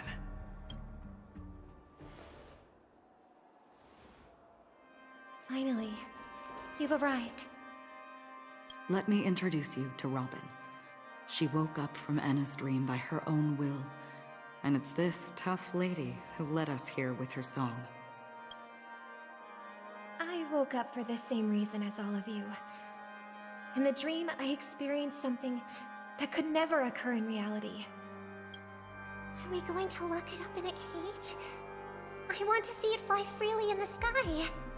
Without us, this bird would be too fragile to survive on its own. Do you want it to die? No, but... Then let's take care of it together until it can return to the sky. Huh? Birds have wings because they're meant to fly. Even if they may crash on the ground one day, they shouldn't be trapped in a cage.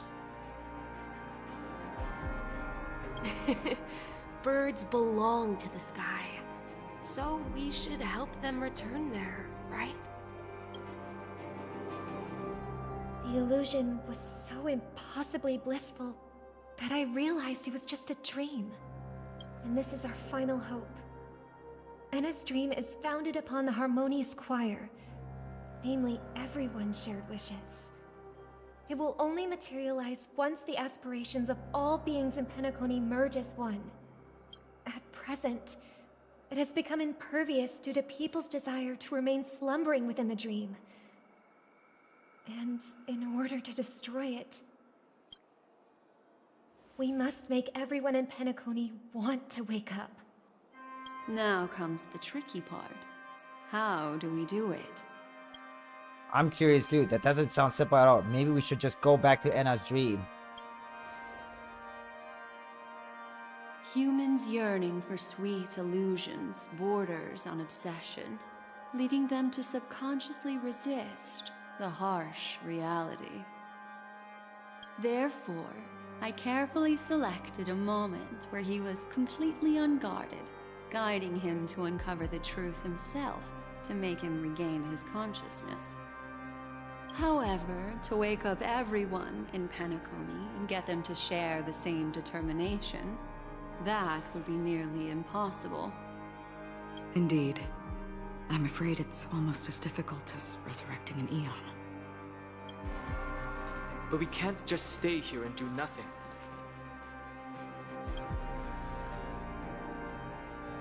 This is a critical moment for the whole universe.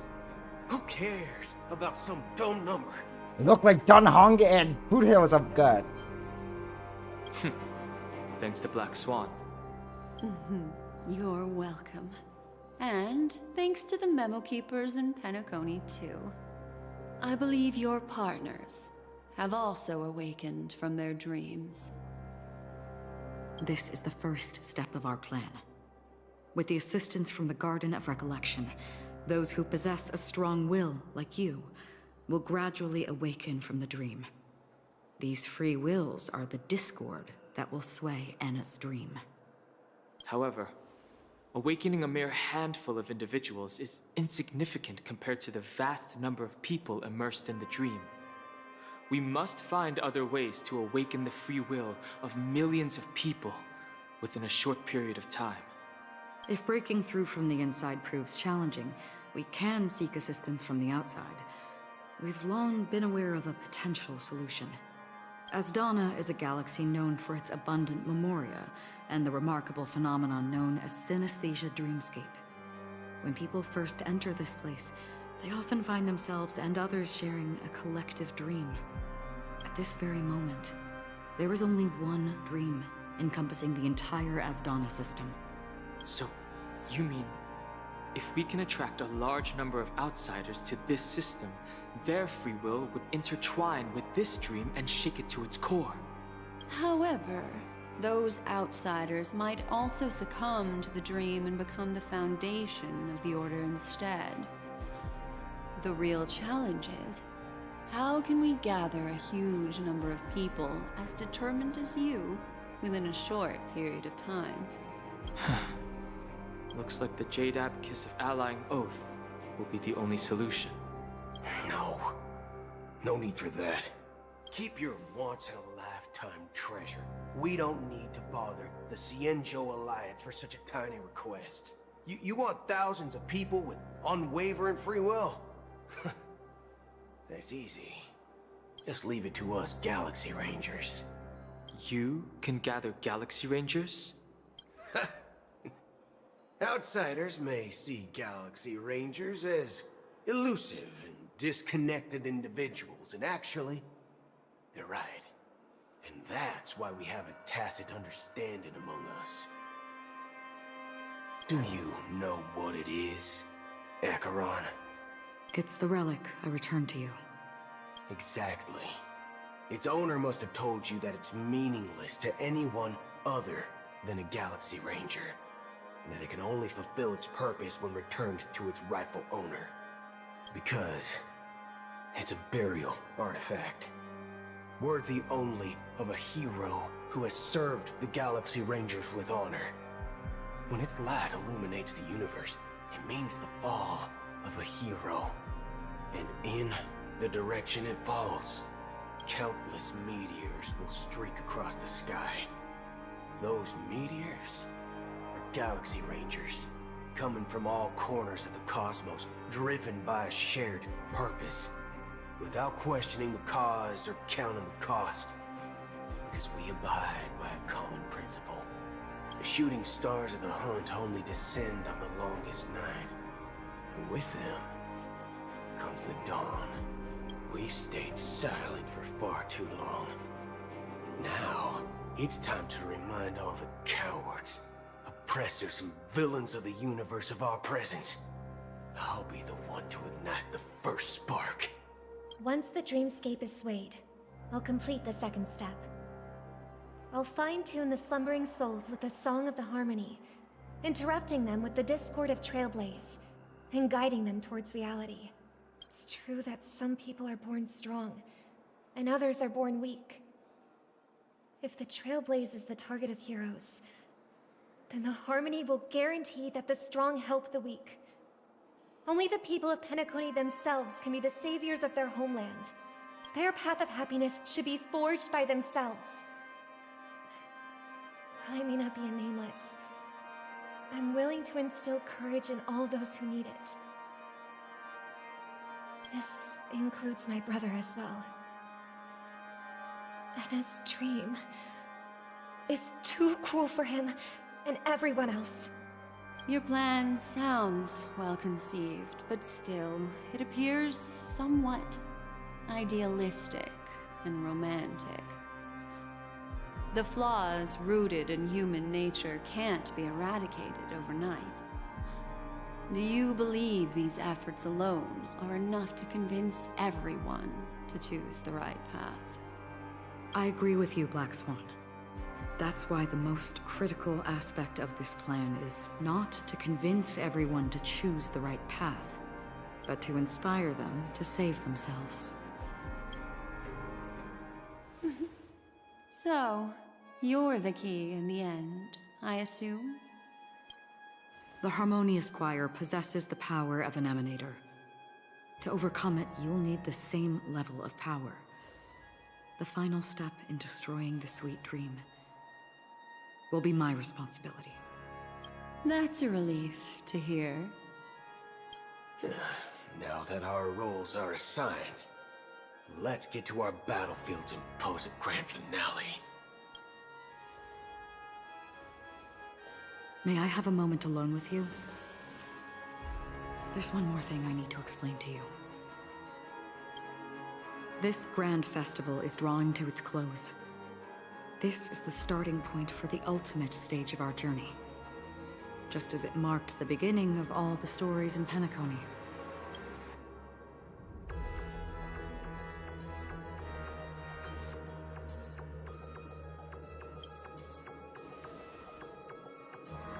Indeed, she was the first to discover the world beyond the shores of death, and shared this truth with all of us. There's something you should know. We were able to locate you within this boundless dream, and find the key to breaking free from the dream. All because of one person's unwavering dedication. Firefly. She awakened from the dream ahead of others, discovered the Express amidst the stars, and brought us valuable information about the remnants of the Order. She may have been aided by the script, and it came at a cost. As you know, Firefly is a stowaway who entered the dreamscape in a different way from ours. Without the dream pool in the hotel or assistance from the family, she can only awaken from this dream in one way.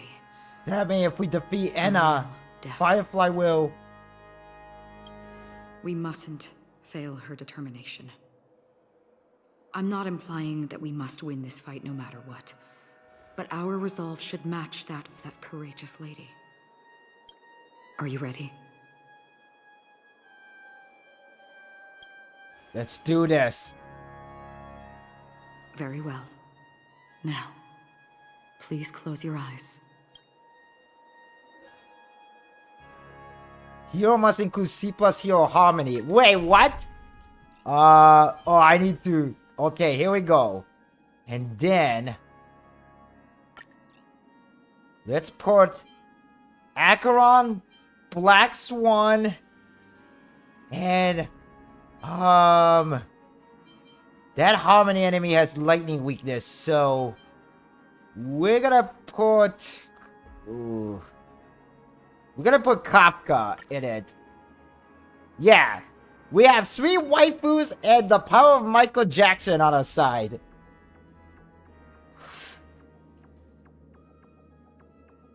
Let's do this. How long has this reign been ongoing? If I remember correctly, it has lasted for decades, or even centuries. The unwavering determination of the Hunt followers persists even in death. But thankfully, we've guided those lost souls to their lives beyond. They were heroes in their time. You see, the shadows on the sea have vanished. Do you remember? You once said that the sky would clear when the regrets of the departed had faded away. But it's still raining. I know. So, why is all this? Why did this rain choose me? Because someone's regrets haven't been fulfilled, perhaps. Mortals who walk the paths are like sailors on a vast ocean, leaving behind a trail that creates countless ripples of possibilities. These ripples last longer than the fleeting lifetimes of humans, and for some, their presence leaves such a strong mark that it's reflected in the waves. Sin-thirsters, the obsessions of the Pathstriders. They emerge from the depths of Ix, seeing themselves as masters of their own destiny, unknowingly repeating the actions of their past lives. They emerge from the nihility and head toward it, leading purposeless lives. However, these hollow phantoms, they have journeyed with me for such a long time. This is how it is.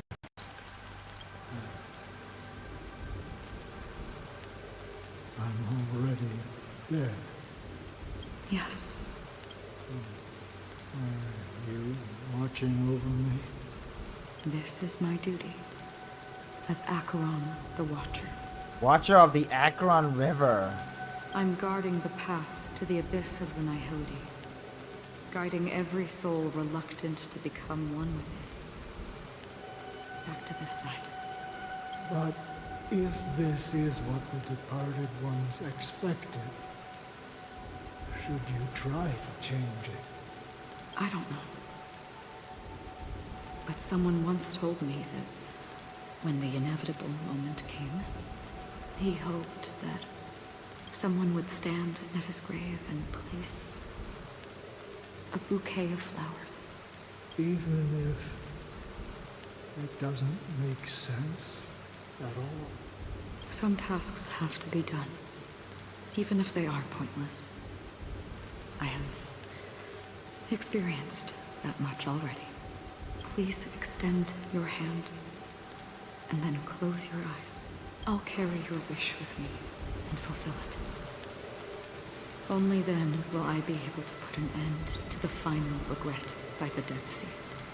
Will I ever see them again? Yes, that is certain. Because it was you who told me about the Express, your two former companions.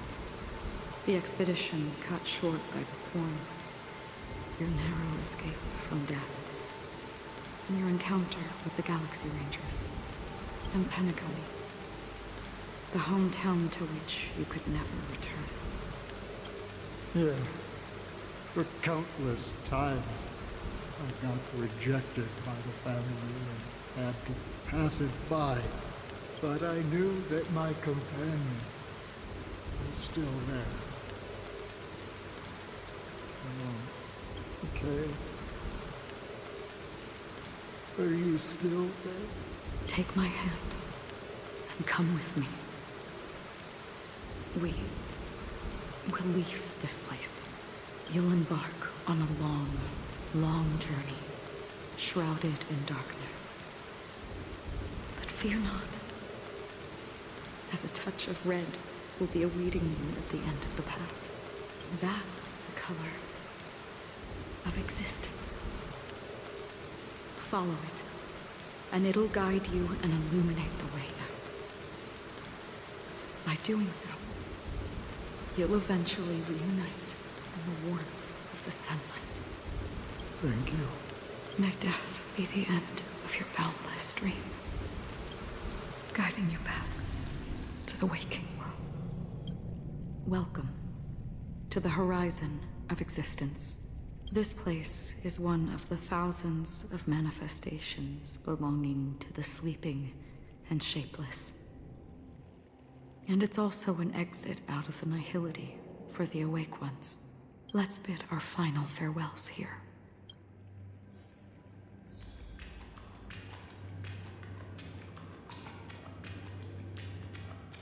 Always distinguish between reality and imagination. Life is akin to a winding labyrinth where memories serve as a... May your schemes be forever Oh. concealed. Hey guys, that's it guys. I'll be back.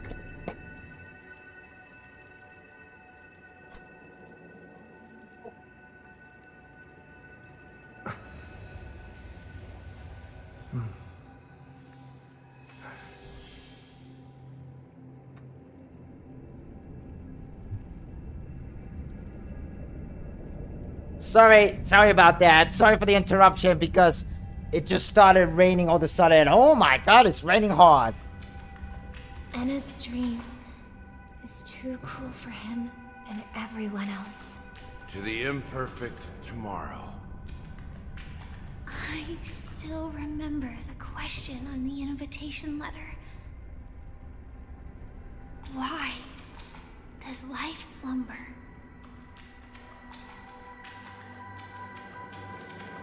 Why does life slumber? We don't know the answer yet, but we're about to awaken from this dream. Or perhaps such is the answer itself. Leave this place. Return to where you belong, and awaken Penacony from this dream. What if folks don't want to wake up? Will I get to witness your hidden power? As I said, our plan is not about convincing everyone to choose the right path, but about inspiring them to save themselves. So, when will people actively save themselves? The answer is when they are in desperate situations.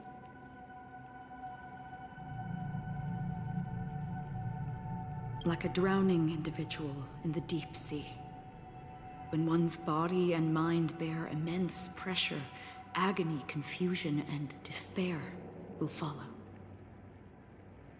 I firmly believe that. The fragility of humankind often freezes them in their tracks. But in truly desperate situations, they will strive to save themselves. And now, Penacony has enough heroes to lead them forward.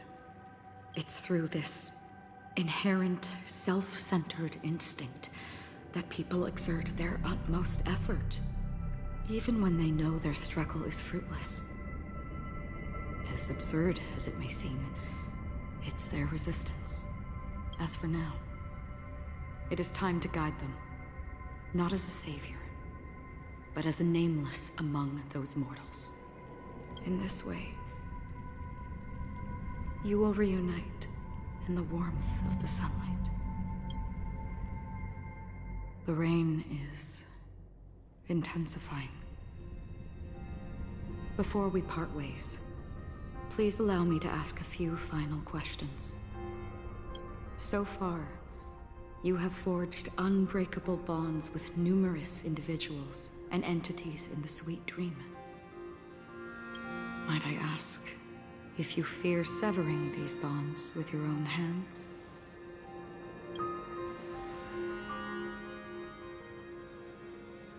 If there is a vast, lifelike dreamland that is virtually indistinguishable from reality, a realm without death, where everyone can attain the happiness and fulfillment they deserve, living blissfully ever after, I would ask, would you wish to stay?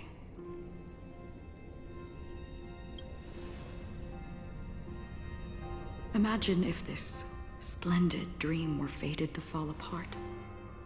Friends, family, strangers, followed by the gentle breeze, soaring birds, the stars, and ultimately yourself. Everyone, and every face they remember. The joy and the heartaches, the vows sealed and those left hanging. All will inevitably march towards a predetermined ending. If you had grasped the journey's finale right from its inception, I would ask, would you still embark on this journey? Of course. I'm glad. The answer itself doesn't matter. What matters is that you've made a decision. Listen, touch, and ponder. And therein lies the sensation. Cherish it, because that's what makes us exist. Such is the only answer humans can offer when facing the nihility. If the nihility represents the primal fear of life, rendering any lofty convictions insignificant under their imposing shadow, then behind this shadow, there must exist the most fervent source of light in the world. Just as every life that edges closer to death fervently approaches the end of the nihility, we must pursue that primordial light. Now come to think that you exist in the nihility, and you watch over others to depart it. Such a task is absurd and meaningless. Nevertheless, someone had to do it. Oh my god, this is so much lore. This ending, it really is intense. Even if it's a meaningless task, I've come this far, haven't I? Even if the future you forge may not even belong to you. It may not belong to me, but it definitely belongs to someone. But hardships you must have experienced. In that case, allow me to do something meaningless too. Please, tell me your name. Perhaps my existence will vanish in the next moment, and nobody will remember this conversation or your answer. But I believe that your name should be remembered, and this universe will remember it as well. For me, some things are difficult to recall. Yet there are others that I find challenging to forget. Such is memory, a creation of the past that blossoms into significance in the distant future. I remember that marks the start of my journey. The origin of the vibrant red hue in my life. And the most fervent element amidst every tempest. That's my name. Raiden Ozenmori May. Raiden May. Oh. The Golden Dream is getting restless.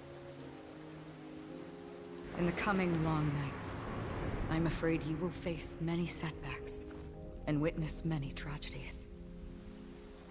And in the end, you will only see in black and white.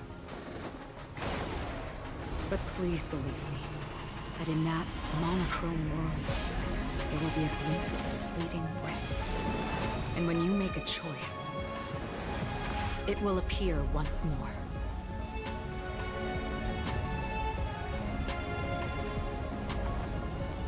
Whoa!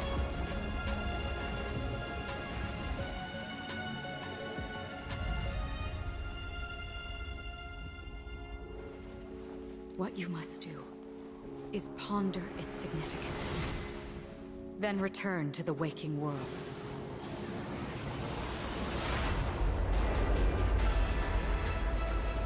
That's where we all find our answers. And here we go. The real battle began. There we go. Oh, okay. Here we go. The real final battle began. We've done enough sleeping already. Let's show them a wake-up call. Yes, it is time. And we have Mr. Trailblazer. Okay then. I think we're gonna attack this. May as well kill them all. And then we will break one of them. Okay then. Relax. Okay, go. Oh, maybe I should switch to Aventurine. I don't know. Okay, go, go, go, go, go. It too shall fall. Nice. Not order.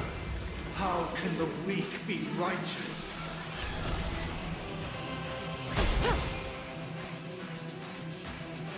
Let's see now. Go. Stand still. Nice, nice. We got a shield.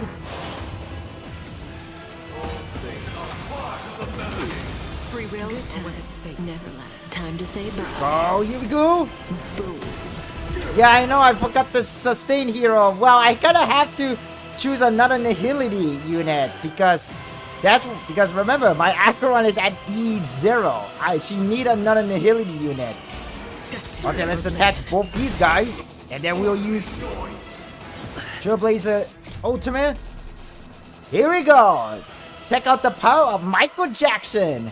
The show begins.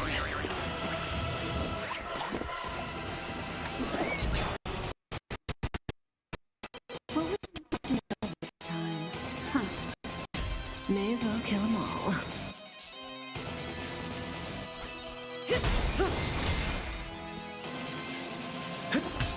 Relax.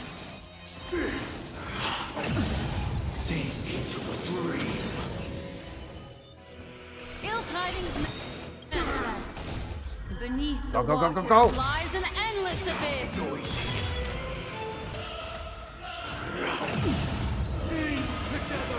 Say bye to breathing. Go. Nice. We did it.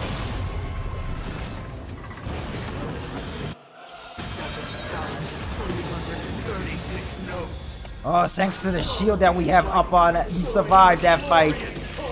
Oh, I destroyed them all.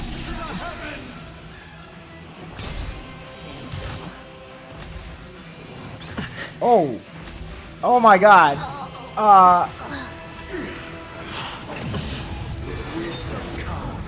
Oh my god. Though they are skippable. At least that's good. I think we will gonna die very soon, unfortunately. I think I'm gonna switch. If I fail, I think I'm gonna switch Kafka for Adventure Read. Because I'm dying very soon. Free will, or was it fate? Destiny or oblivion? Disorderly noise. Now noisy. Yeah, I'm dead. I'm so dead. I am so dead. Indistinguishable from reality. Can it still be called an illusion?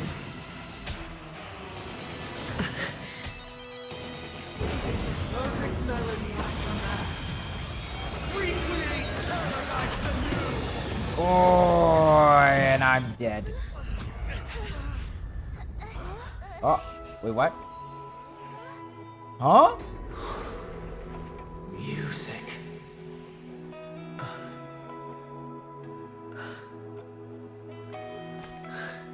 There seems to be another kind of sound coming into the Order's symphony.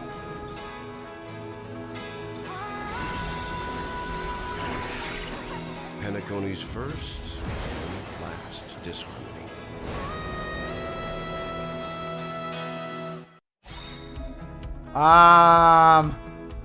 Yeah. I'm kinda almost dead though. Those imprisoned in their dreams are awakening for freedom. Whoa! Holy fudge! Is that you singing? Brother, you have heard their cries. This is not the paradise they hoped for.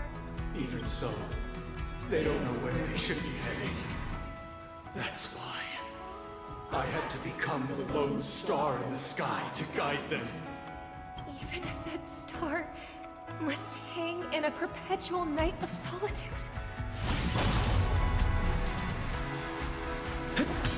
Another journey begins. Still walk out of oblivion. I weep for the departed. It too shall fall. If we had never experienced solitude, how could we have embarked on different paths?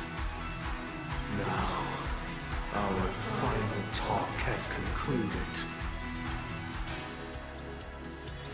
All the work of creation has been completed.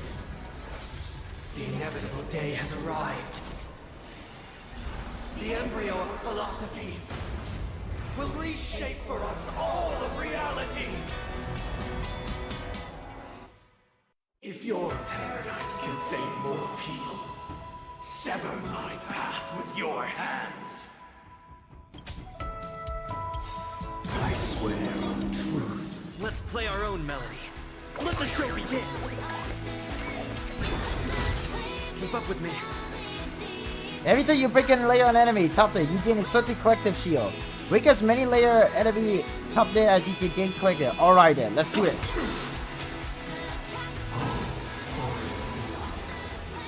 May I honor you? I swear on words. I'll take the lead. This 7-day vow, I command you to heed my... I have a bad feeling about this. It was not you who created all things. Oh, there you go. The weakness of humanity cannot be redeemed by others. Nice. Very, very nice. It was humanity that created you. There you go.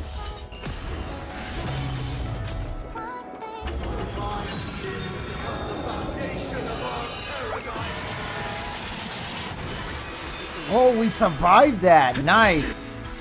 Let's play our own melody. Let the show begin! This is peak gacha gaming. Yeah, it really is.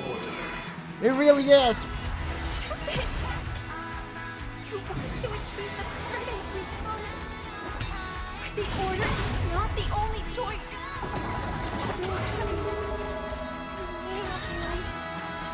Lie in defying the nihility. Embracing all that life offers.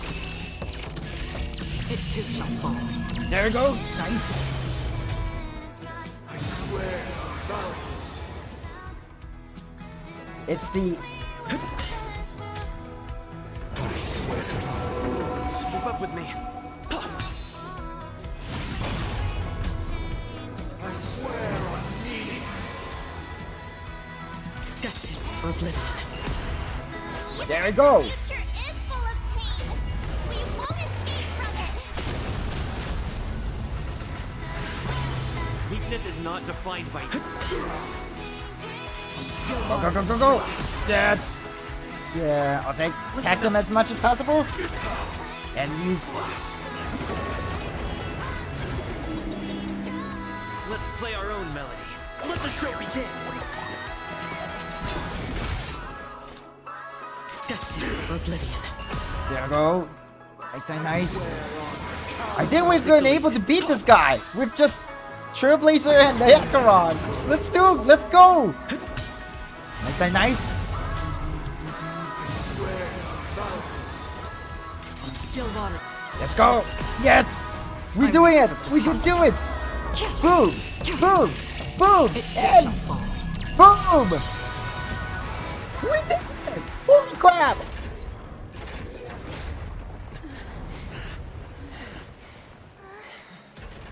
So, why does life slide slumber. Because someday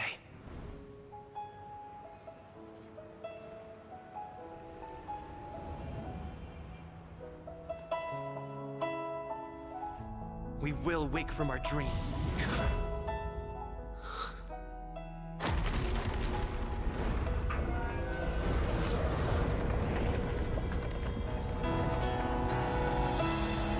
The night is still too short.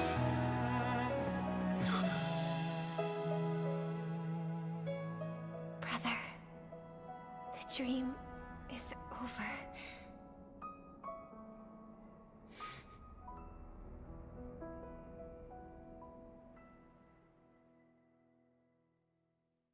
Yes! In the first year of the AE 2158, a fiery conspiracy erupted in the land of the dreams, but soon faded in chaos and destruction.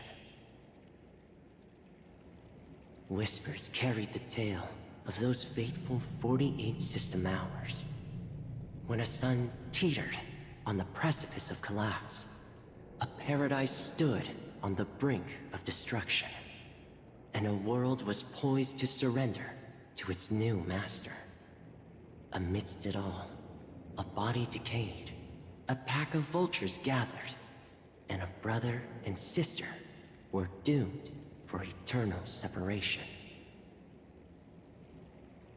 And so, an eon succumbed to slumber once more. Some celebrated this fall, while others mourned. Among the insignificant witnesses, mere specks in the vast tapestry of the universe. It was said that this time, the Eon met their demise with dignity. As the cosmos bathed in the radiance of a pure dawn, a tempestuous storm brewed on the horizon.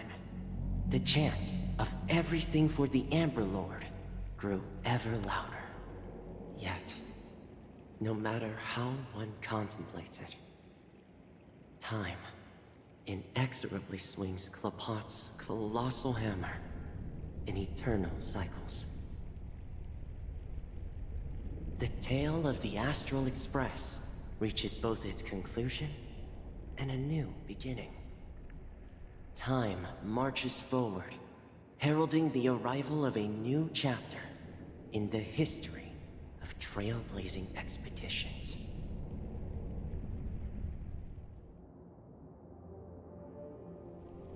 Brother, do you think the stars will fade away? Where did that come all of a sudden? Because the constellation that looks like a bird, the Torrent Eagles, looks a bit dim lately. It's the Torment Eagles. Don't worry, it's still there. It's just it's located in the inner ring of Penacony and can only be seen when spring and summer overlap. As for the question you asked, I think stars do die, just like people. But do you know, sister? No star actually belongs to the present. The light we see from them is from a long time ago. Yep, that's actually really true. If you guys, I learned this in astronomy, is that the light, the star that we see it, they're all practically, I sound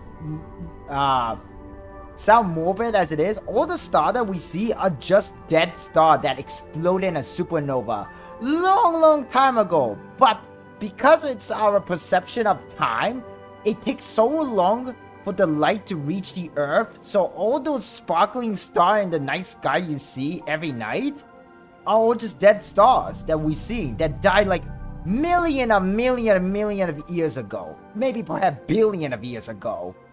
But it's just perception of time. So in other words, we literally see probably like, I don't want to say the beginning of the universe, but probably like a very like long the old age of the universe, you know, part of it. So it's very interesting. Kind of sound morbid, very romantic, but you know, that's just what it is. Even It's after science. the stars perished, Their light will travel millions of light years, spanning countless years, to illuminate the night sky of another world. In our paradise, I believe there will be a star like that, shining with the same light. Its radiance will last forever, and its name will be happiness. No, not just one star. We should have 2 stars. Or maybe even more. Yeah, you're right. It's a deal. It's a deal then. This is our promise, and nothing will sway our ideals. Yeah, you bet. And that's the true ending. I hope this is the true ending. I hope this is the true ending. Oh my god. Wow, that was insane. And we still have a question mark for March 7th. Raiden Bosa Mori May as Acheron. Yeah.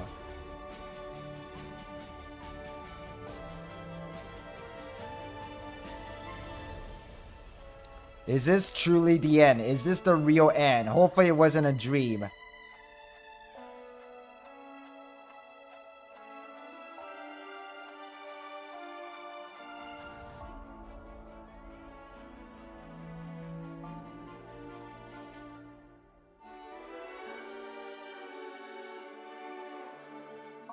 Oh my god. I think this really is the end. Toward the end of the voice, she piloted a shot on her own, disappeared.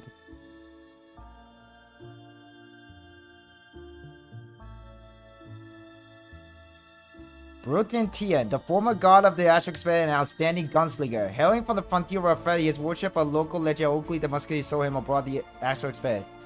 The Penacony most accomplished and sword whenever the fragmented metal and wounded. Oh.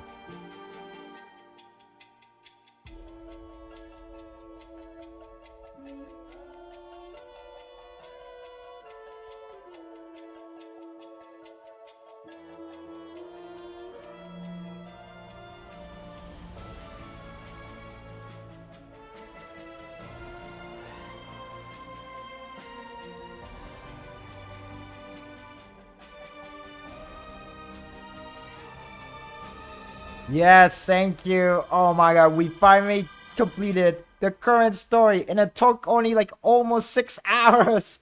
This truly was a marathon. This was a truly Honkai Star Rail marathon stream.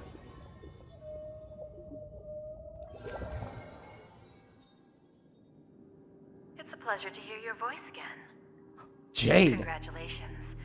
You've become the biggest winner of this festival. Are you calling just Oh, it's to a poke Ventury. fun at me? No. I'm just impressed. Not only did you venture alone into Penacony and discover the truth of Dreamflux Reef, but you also managed to escape with the help of that Knight of Beauty. Remember the recording you received from your Trailblaze friend? It's now the most valuable chip in this game. However, this came at a high cost. Losing a cornerstone is a hefty price to pay. Diamond just called a meeting to discuss what to do with you. Just as I expected. So is Diamond planning to demote me? Or kick me out of the 10 Stonehearts? Why don't you take a wild guess? Well, alright. Then I'll guess. He's going to promote me to P46? Alright. What will you wager? Are we talking about a real bet here? I don't want to wager anything just to escape your clutches. But if it's just a friendly bet, I'll put on the line what I did when we first met. I'll bet my life, ma'am.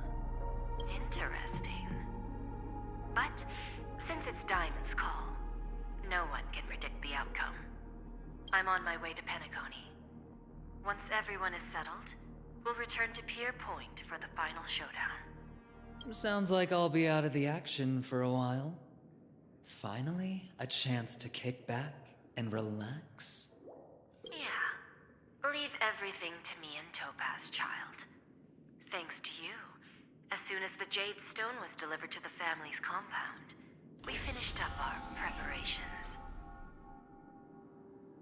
The seeds we planted have taken root. Soon, it'll be time to reap the rewards. Huh?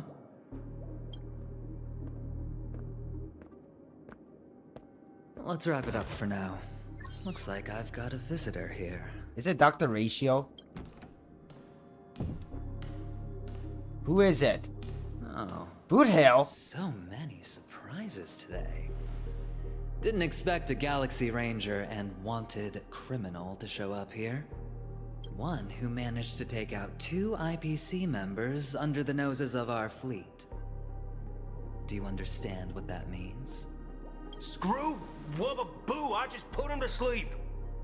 Don't try to intimidate me with that nonsense. Besides, I've taken down more IPC lackeys than the residual value you squeezed.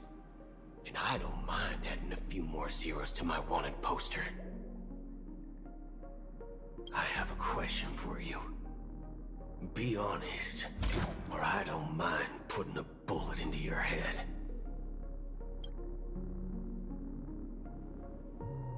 Tell me, where is Oswaldo Snyder? Oswaldo Schneider? To be continued.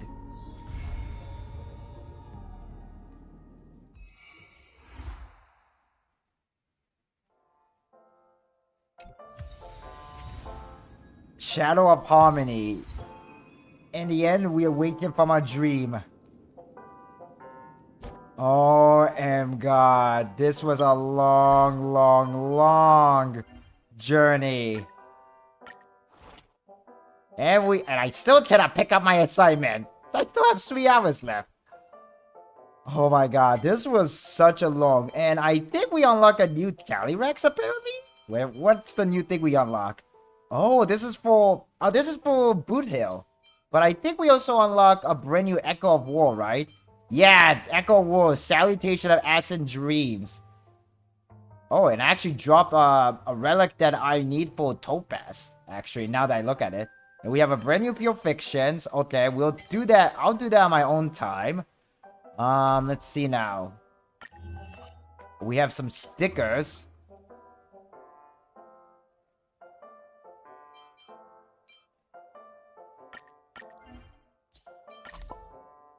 Just gotta put some random stickers on this. And let's see now. Gotta put this. Not much of a designer myself. I'm just gonna put some random sticker, whatever sticker I have. And then... Yes. Is this enough? No, it's not. Sticker collection. Alright, we get 30 Stellar Jade. Alright. Yeah, I know. This was a long, long stream. Very long stream.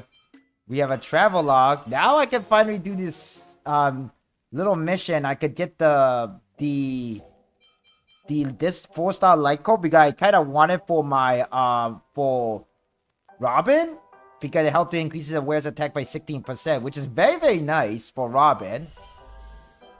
And so, yeah, for anyone who asked, this is what the banner looked like. Actually, no, hang on a second. Where's the warp? Hang on a second.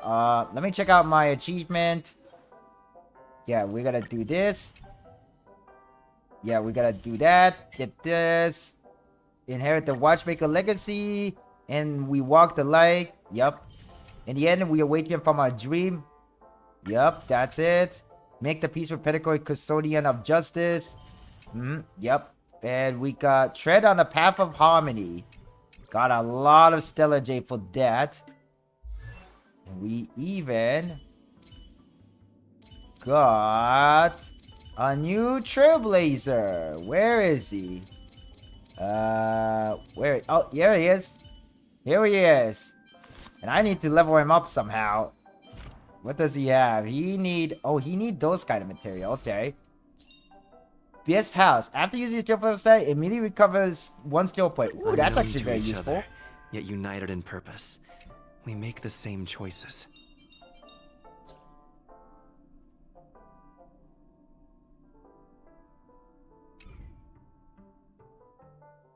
Okay, so we have some mission. So we could do some of these missions, but I think we will do that. I think I'm gonna do that on my own time. Okay, so we have tutorial, collective shield. Okay, share HP. Yeah, I think I should visit Clocky because I think I have enough credit to get the reward. So let's go to the golden hours. Ma, I can't believe it. I was able to beat that boss with just 2 characters. With Trailblazer and every touch, Acheron. every moment. Like, that was so crazy. I will definitely gonna make a clip out of this, but I'm so tired because I've been streaming for 6 hours now. I was planning to do some video editing today, but I think I'm gonna rest up right after I end the stream. My computer needs rest too, probably too. We've been through all these adventures, helped so many lost people find themselves again in these dreams. It's really extraordinary. This is the best adventure I've ever been on. Though I probably won't be able to play with Misha in the future, I know this is the destination he's always been seeking, so I won't let sadness knock me down. I'm gonna perk up and be happy for him. The reason why Misha and Mikhail decided to build up Dreamville was the hope that everyone could bring their friends and family here to have a good time. But they definitely wouldn't want everyone to just drown in this place and forget where the road ahead is. Thank you, my best friend. You're the one who helped Dreamville rediscover its original purpose. Aha! Gray-haired friend, our journey is approaching its next stop, too. No, I still need to protect Dreamville, so I won't be going with you. But don't forget about your friends like Clocky, Brother Hanu, the Origami Bird, and even Boston. If you have the chance, come back and see us. And remember to bring me more clock cards if you can. If you ever get lost during your travel, just call for the Compassy. I'll be there in a flash and help you navigate with great precision. Before that, I'll remain here as Clocky, defending the dreamscape, happiness, and peace. Tick-tock. Interesting. And we got a lot of reward to collect. Holy crap. How far this goes? 50. Whoa. Okay, well, we're gonna offer everything now, so let's offer everything. Oh, we got up to like level 40. Nice. Nice. 120 stellar jade. Very, very nice. And we got another Eidolon for the Trailblazer. Very nice too. That's how much we have. We have 192 stellar jade. That's very nice. Let's see.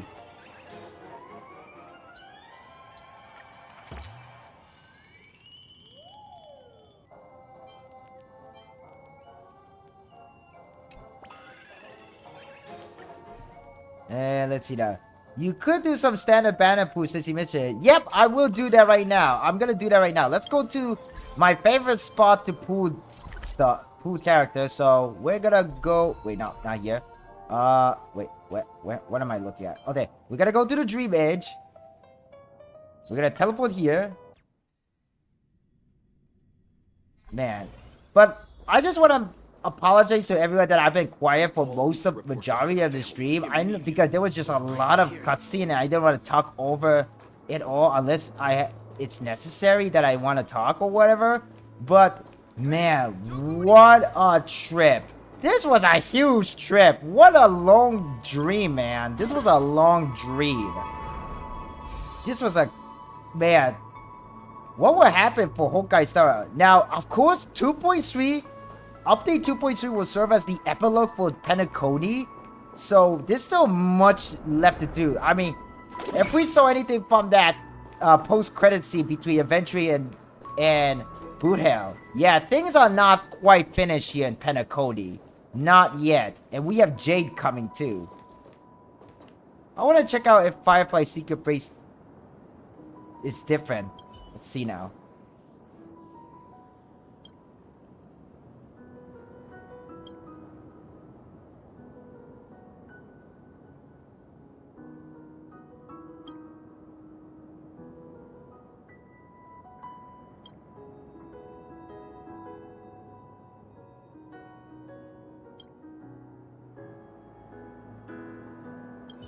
Ah, so it changed. The line did change. Alright. Let's do some let's do some pool then. Here we go. And what do we get?